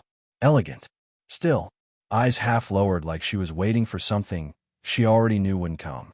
She didn't look at me. She spoke to the air. He sealed himself in, and I walked away. But the door stayed open. Pause. It always does. The floor lit up beneath me. Moonstones pulsed. 3 rings, each marked with an emotion. Grief, resolve, hope, and each one pulled at my thoughts. Not gently, not cruelly, just inevitably. System directive, select a path. Each ring contains a simulated choice Kara faced. You must walk one, and survive what she could not. No combat, only memory, only truth. I stepped into the grief ring first. Everything shifted. I was her, Carave, standing outside the vault chamber, watching Reichon walk into the seal, watching him look back once, and say, "Please don't follow." But I wanted to. I needed to. And I didn't. System commentary. She chose to obey, but her soul wanted to defy. This was her fracture point. I stepped out, breath shaking, then entered the resolve ring. Now I was standing in the pale sect chamber. A young Kara, a blade pressed to the throat of someone crying. Someone she loved. Someone who begged, "Please don't become like them." She had a choice. Kill, or walk away and lose everything she'd built. I turned the blade aside, walked away, felt it. The shame, the freedom. System commentary. Resolve cost her place. But she never regretted that choice. Only what came after. I stepped into the final ring. Hope. This memory hurt more, because it wasn't a moment of failure. It was the one where she believed. I saw Jean, myself, older, worn, standing in front of her in a future that never came. And she asked me, "Will you open it? The vault, the final seal." I nodded, and she cried, not in pain, in relief. System directive. Accept the final vision. Choose one. Carry Kara's decision to walk away. Follow Reichon's path and seal yourself. Forge your own path through the vault. I stared at the options and answered without hesitation. I'm not her. I'm not him. I'm me. The rings broke. The chamber pulsed, and Kara's echo turned toward me, smiling. "Good," she whispered. "Then maybe this time, the fire won't go out." The chamber dissolved. Moonstone melted into light, and in the center of the room, where she had stood, a fragment floated. No blade, no scroll, just a single lock of her chi, still burning. System update. Final Carave fragment acquired. Flame path complete. Emotional trial passed. Trait gained. Memory holder. Effect. Immune to pale sect echo overriding. Vault sync. 84%. You didn't inherit her strength. You inherited what she left unsaid. The gate reopened behind me. Yinfay stood. Li Mei waited. They didn't ask what happened. They just looked at me and nodded. I looked at my hands, then at the path ahead. I no longer walked behind Carave or beside Reichon. I walked where they couldn't. Forward. We didn't make camp. We didn't talk. After Kara's trial chamber collapsed into dust, we just walked. East, toward the cliff line, where the vault threads pointed next. I thought the quiet would bring me peace. Instead, it brought a weight. Her smile still lingered behind my eyes. System alert. Emotional saturation high. Mental fatigue elevated. Vault sync. 84%. Active state maintaining. The vault doesn't care if you're tired. It knows what comes next. Yinfay stayed at my side. No questions. No lectures. But her fire burned just a little brighter than usual. A little tighter around her wrists. Controlled. Sharp. I noticed. Li Mei noticed too, but said nothing. That night, as I tried to rest beneath a ridge of wind-polished stone. The vault pulsed. Not loud, not urgent, just awake, like it had finally found a heartbeat again and didn't know how to sleep. System alert. Vault heartbeat detected. Environmental chi distortion. Approaching. Distance, 200 meters. Something's coming. Something following the pulse. I snapped upright. Didn't shout. Didn't need to. Yinfay was already standing, sword drawn. Li Mei had vanished into the wind. And then, it stepped into view. A pale sect hunter, different from the others. No mask, no reflection tricks. Just a long, curved spear wrapped in flickering threads of chi that swallowed light. He didn't announce himself. He just threw the spear, straight at me. I had a second to move. Half a second to think. Then, Yinfay moved faster. She stepped in front of me, blocked the spear with her own body, and detonated. The blast of fire wasn't controlled. It wasn't shaped. It was raw. A flare of inner chi so sudden and massive it shattered the spear in midair and blasted the hunter back into the trees. I caught her before she hit the ground. Her body burned hot, too hot. Not like her usual flame. This wasn't normal. System alert. Unexpected resonance. Flame type cultivation detected. Mutation in progress. Trigger. Self-sacrifice under vault presence. Yinfay has begun forming a unique flame path. Born not from training, but from protecting you. She opened her eyes slowly. No lectures, she murmured. I smiled, holding her close. No promises. The hunter groaned in the trees. Wounded but not dead. Li Mei's blade found his throat before he could rise. You followed the pulse, she said coldly. Didn't think you'd find two flames. He laughed, bloody. No, we came for his vault. But now, maybe we take hers instead. She silenced him. Not with a kill. With a nerve strike. He dropped. We bound him. Left him hanging from a chi suppression vine Li Mei summoned from her shadow pouch. And for the rest of the night, we didn't speak. Because the fire wasn't done changing. Yinfay's flame hovered around her fingers like mist rising from coals. No longer bright orange. Now, white hot. Silent. Not rage. Resolve. System alert. Mutation complete. New flame form detected. Silent brand. Current wielder. Yinfay. Effect. Cannot be detected by chi sensing until ignited. Additional trait. Flame now responds to emotional proximity to vault bearer. Gene. Your bond. Change her cultivation. Now, her flame burns not just to fight, but to stay close. She didn't say anything when I checked her pulse again. Didn't flinch when I took her hand. She just whispered, if you're not going to stop, then I won't either. I nodded. Then we keep walking. She smiled faintly. I like when you say dumb, dramatic things. We reached the bridge just after dawn. The wind was sharp, the kind that didn't move your hair, just your thoughts. And hanging from the pillars on either side, fluttering softly in silence. The mark of Carave, a half-flame, half-wing, the banner of the left-hand path. Li Mei stopped first, pointed to the far end of the bridge. There, driven into the stone, surrounded by scorched prayer ribbons and a fading glow of chi memory, was a sword. Not hers, not mine, not Reichon's. Karis. System alert. Vault artifact identified. Name, the left-hand blade. Status sealed. Sentience, dormant, partial. Binding protocol. Emotional worth, not combat proficiency. This isn't a prize. It's a decision. I stepped closer. The sword stood upright, buried through smooth white stone. Its hilt was simple, curved slightly inward, wrapped in threads of faded red cloth. A metal tag hung from the crossguard, for characters etched into it. If you touch this, know why.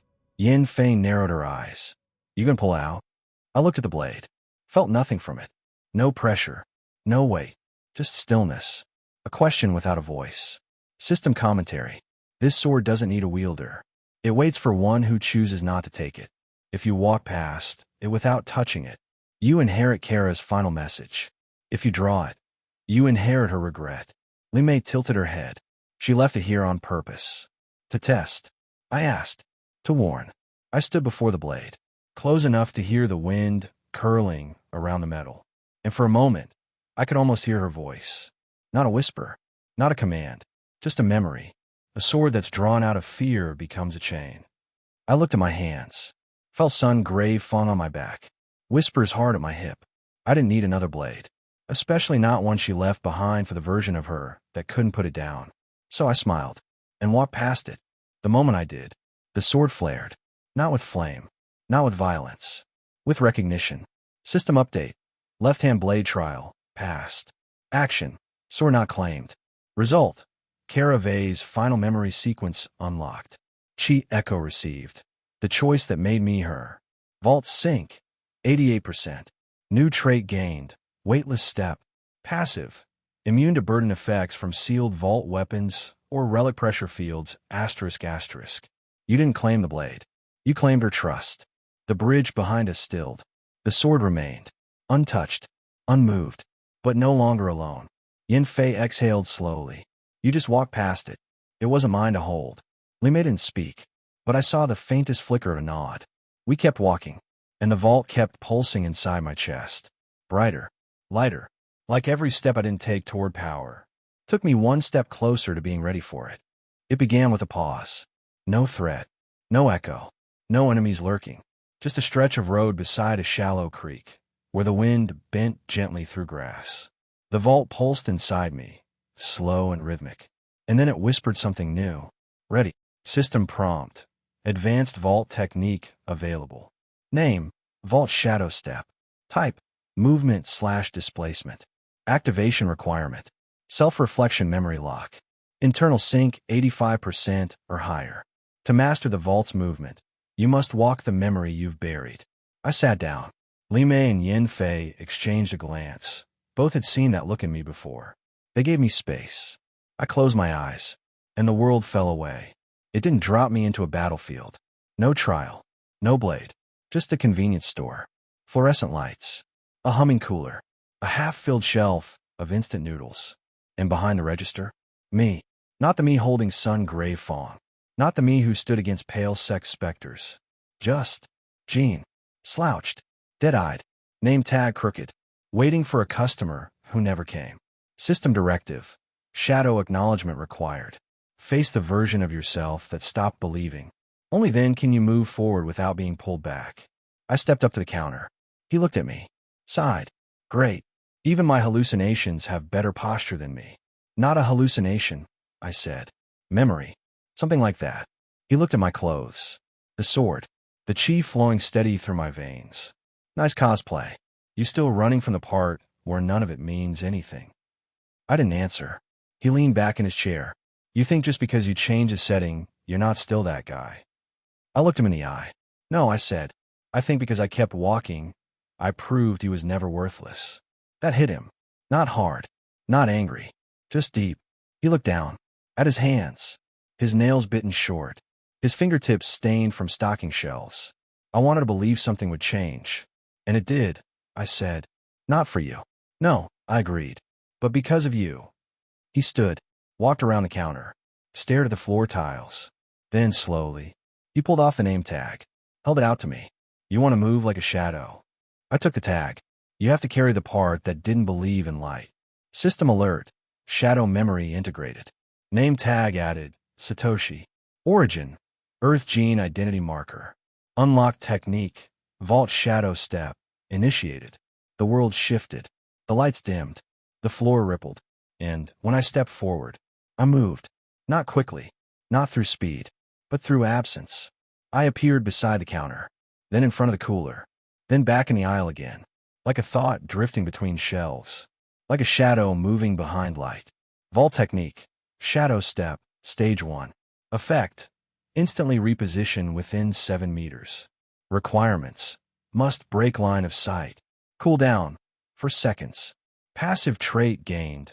Weight of the forgotten. Your past self now anchors your chi, giving stability during vault disorientation, asterisk asterisk. When I came back to myself, I was still sitting by the creek, but my body buzzed like it had passed through something larger than itself. Yinfay raised an eyebrow. You okay? Lime didn't ask. She knew. I stood slowly, then stepped forward, and appeared behind her. Yinfay spun, startled. Don't do that. I grinned. Couldn't help it. Vault shadow step. She narrowed her eyes. You're going to abuse that, aren't you? Absolutely. But behind the humor, I felt it. Not just the power, Not just a move. A part of me I thought I'd left behind, now walking with me. We were walking through fog. Not mystical, not magical. Just damp air caught between the cliffs and low brush. Quiet. Still. The kind of quiet that feels on purpose. And I could feel under my skin that the vault was close to something it had been circling for a while. System alert. Final Carave vault thread. 2.2 kilometers ahead. Chi pressure. Stable. Emotional imprint. Dormant. But someone among you is already feeling it. Limei slowed her pace. Not physically tired. Just heavy. Her steps lost that weightless grace she always had. Like she was walking towards something she'd hoped she'd never reach. Limei, I asked. She stopped. Didn't turn. Yinfay shifted uncomfortably beside me. What is it? Limei let out a breath. Then spoke. Her real name wasn't Carave. The air around us stilled. Even the birds above stopped calling. System alert. Hidden lineage identifier triggered. Vault thread reaction. Elevated. Historical match. Confirmed. Name cross-check. Carave. Alias of Zhen Yulon. Limei finally turned. Face unreadable. She was born into the sky-severing sect. Silence. Then Yinfay exhaled. Of course she was. I blinked. You knew. Limei nodded. I knew the night we found the first flame fragment. The chi signature was too sharp. Too precise. Only sky-severing cultivators leave that kind of anchor behind. System commentary. Zhen Yulon, former heir candidate to the sky-severing sect. Disappeared 23 years ago during vault fragmentation period. Declared traitor by sect elder council. Legacy. Hidden, erased, forgotten. She didn't just walk away. She erased herself to become someone else. She refused the final severance ceremony. Limei continued. That's how the sky-severing sect ensures loyalty, right? I asked. They cut your name away. Limei nodded once. They sever lineage, memory, even chi-style inheritance. Kara, Zhen Yulon, refused. She ran. And she didn't just take her life with her. Yinfay frowned. She took knowledge. I felt it in my system. The vault's sync trembled, not from instability, but anticipation. As if the name, Zhen Yulon, was the key it had been waiting to hear aloud. System sync spiked. 89%. Vault memory match. Carave thread updated. True echo access granted. The left flame never extinguished. New objective. Access final thread site. Zhen Yulon's place of refusal. Location. 1.4 kilometers northeast. Condition. Emotional stability required asterisk asterisk. I stared at the fog beyond us. Carave wasn't a warrior's name, I said. No, Limei agreed. It was a name she built for herself after refusing the path they forced on her. Yinfay crossed her arms. So now what? We follow the real trail. Limei looked at me. No, you finish it. She stepped forward. Placed something in my hand. A thin strip of silk. Worn. Faded. Embroidered with a single name in sky-severing script. Zhen Yulon. System item acquired. Remnant headband. Zhen Yulon. Passive trait. Increases vault sensitivity to sky-severing chi. One-time use. Can reveal the location of sealed sky-severing memory sites. This isn't just about Kara anymore. This is about what she left behind, and who still wants it silenced.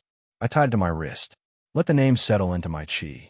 And in that moment, I saw her. Not in flame. Not in a dream. In silence. Kneeling on a cliff. Alone. Cutting her name from her scroll. And writing a new one with tears on her hands. I won't let them erase her, I said quietly. Yinfay grinned. Good. Let's remind them why she chose her own fire. Limei nodded. Then follow it. To the place where she became real. We kept walking. And behind us, the mist finally started to clear. We reached the final vault thread site, just as the wind changed. The cliffs narrowed into a natural bowl of stone and moss, soft with years of wind, erosion, and time. No guardians. No seals. No ambient chi pressure. Just quiet. At the center was a single pedestal, low, plain, and resting on it, a glass flame, suspended midair, flickering but never fading. Karis. Zhen Yulon's. Final echo. System alert. Personal vault memory detected. Designation. Private flame echo. Subject. Zhen Yulon. Alias. Carave. Audience. None. This memory wasn't meant to be passed on, but she left it anyway. I stepped closer, touched the air beneath the flame. It responded, not with light but with voice. Her voice, unfiltered, tired, alive. If someone ever hears this, it means I didn't find my answer in time. The flame pulsed once, and the world shifted. I stood in a garden. Stone paths. Soft rain. A quiet courtyard with a teacup, left unfinished on a low bench. Kara, no, Yulon, sat beneath the tree. Not in battle robes. Not masked in command. Just herself. She didn't look at me. Because I wasn't there. She was speaking to herself. I walked away from Reichon because I feared what we'd become together. I walked away from the pale sect because I feared what I'd already become. Pause. Rain tapped gently on the stones. But I never asked the one question I was most afraid of. She looked up. Not at me. At the empty air. Voice breaking. What if I didn't need to become anything else? She laughed. A single breath. Then spoke again. I always thought power had to be earned through sacrifice. That strength meant walking alone. But what if the whole time I was just scared to let someone stay? The scene flickered. Rain faded. And she stood. Older. Wiser. Face half-shadowed. If someone's hearing this, I hope it's not Reichon. I hope it's someone who didn't need to win to be whole. The last words came soft. Quiet. I hope you asked the question I never did. And I hope you let someone answer it with you. The world collapsed. I came back to the present. And the flame winked out. Not in death. In release. System update. Final flame, echo assimilated. Legacy of Jun Yulon integrated. Vault sync, 92%. New trait gained. Unspoken flame. Passive. Emotional clarity under suppression or fear effects. Bonus. Increases resonance with companion chi signatures. I looked at the pedestal. Empty now, but not forgotten. Yinfay stepped beside me. What did she say? I met her eyes. And whispered. That maybe she didn't have to carry everything alone. Limei stepped into the clearing. Said nothing. But I saw in her eyes. She already knew. Maybe she always had. System commentary. The vault is nearly complete. But its bearer is no longer a vessel. He is becoming a voice. Not of answers, but of the questions no one else dared to ask. We left the site with no prize. No blade. No scroll. Just a final memory from someone who stopped being a weapon and became a person. The news didn't spread like wildfire. It spread like lightning. Fast, loud, and impossible to ignore. No rumor. No whisper. A public decree, sealed by the 7 pillars of sky severing themselves. The vault bearer known as Jean, unaligned successor of Reichon, is declared a destabilizing force to the world order. By decree of balance, containment, or elimination is authorized. They didn't call it a bounty. They called it cleansing. And it wasn't just sky severing that echoed the cry. 4 of the 7 great sects went silent. 1, the Gilded Frost Hall, endorsed the decree outright. The other 2 watched. System alert. Global status shift, Gene. Designation, crownless flame. Reputation, contested/feared. Allied support, 12%. Neutral observation, 41%. Hostile intent, 47%. You didn't step into power. You became a pillar without a roof. Now everyone wants to see if you'll burn.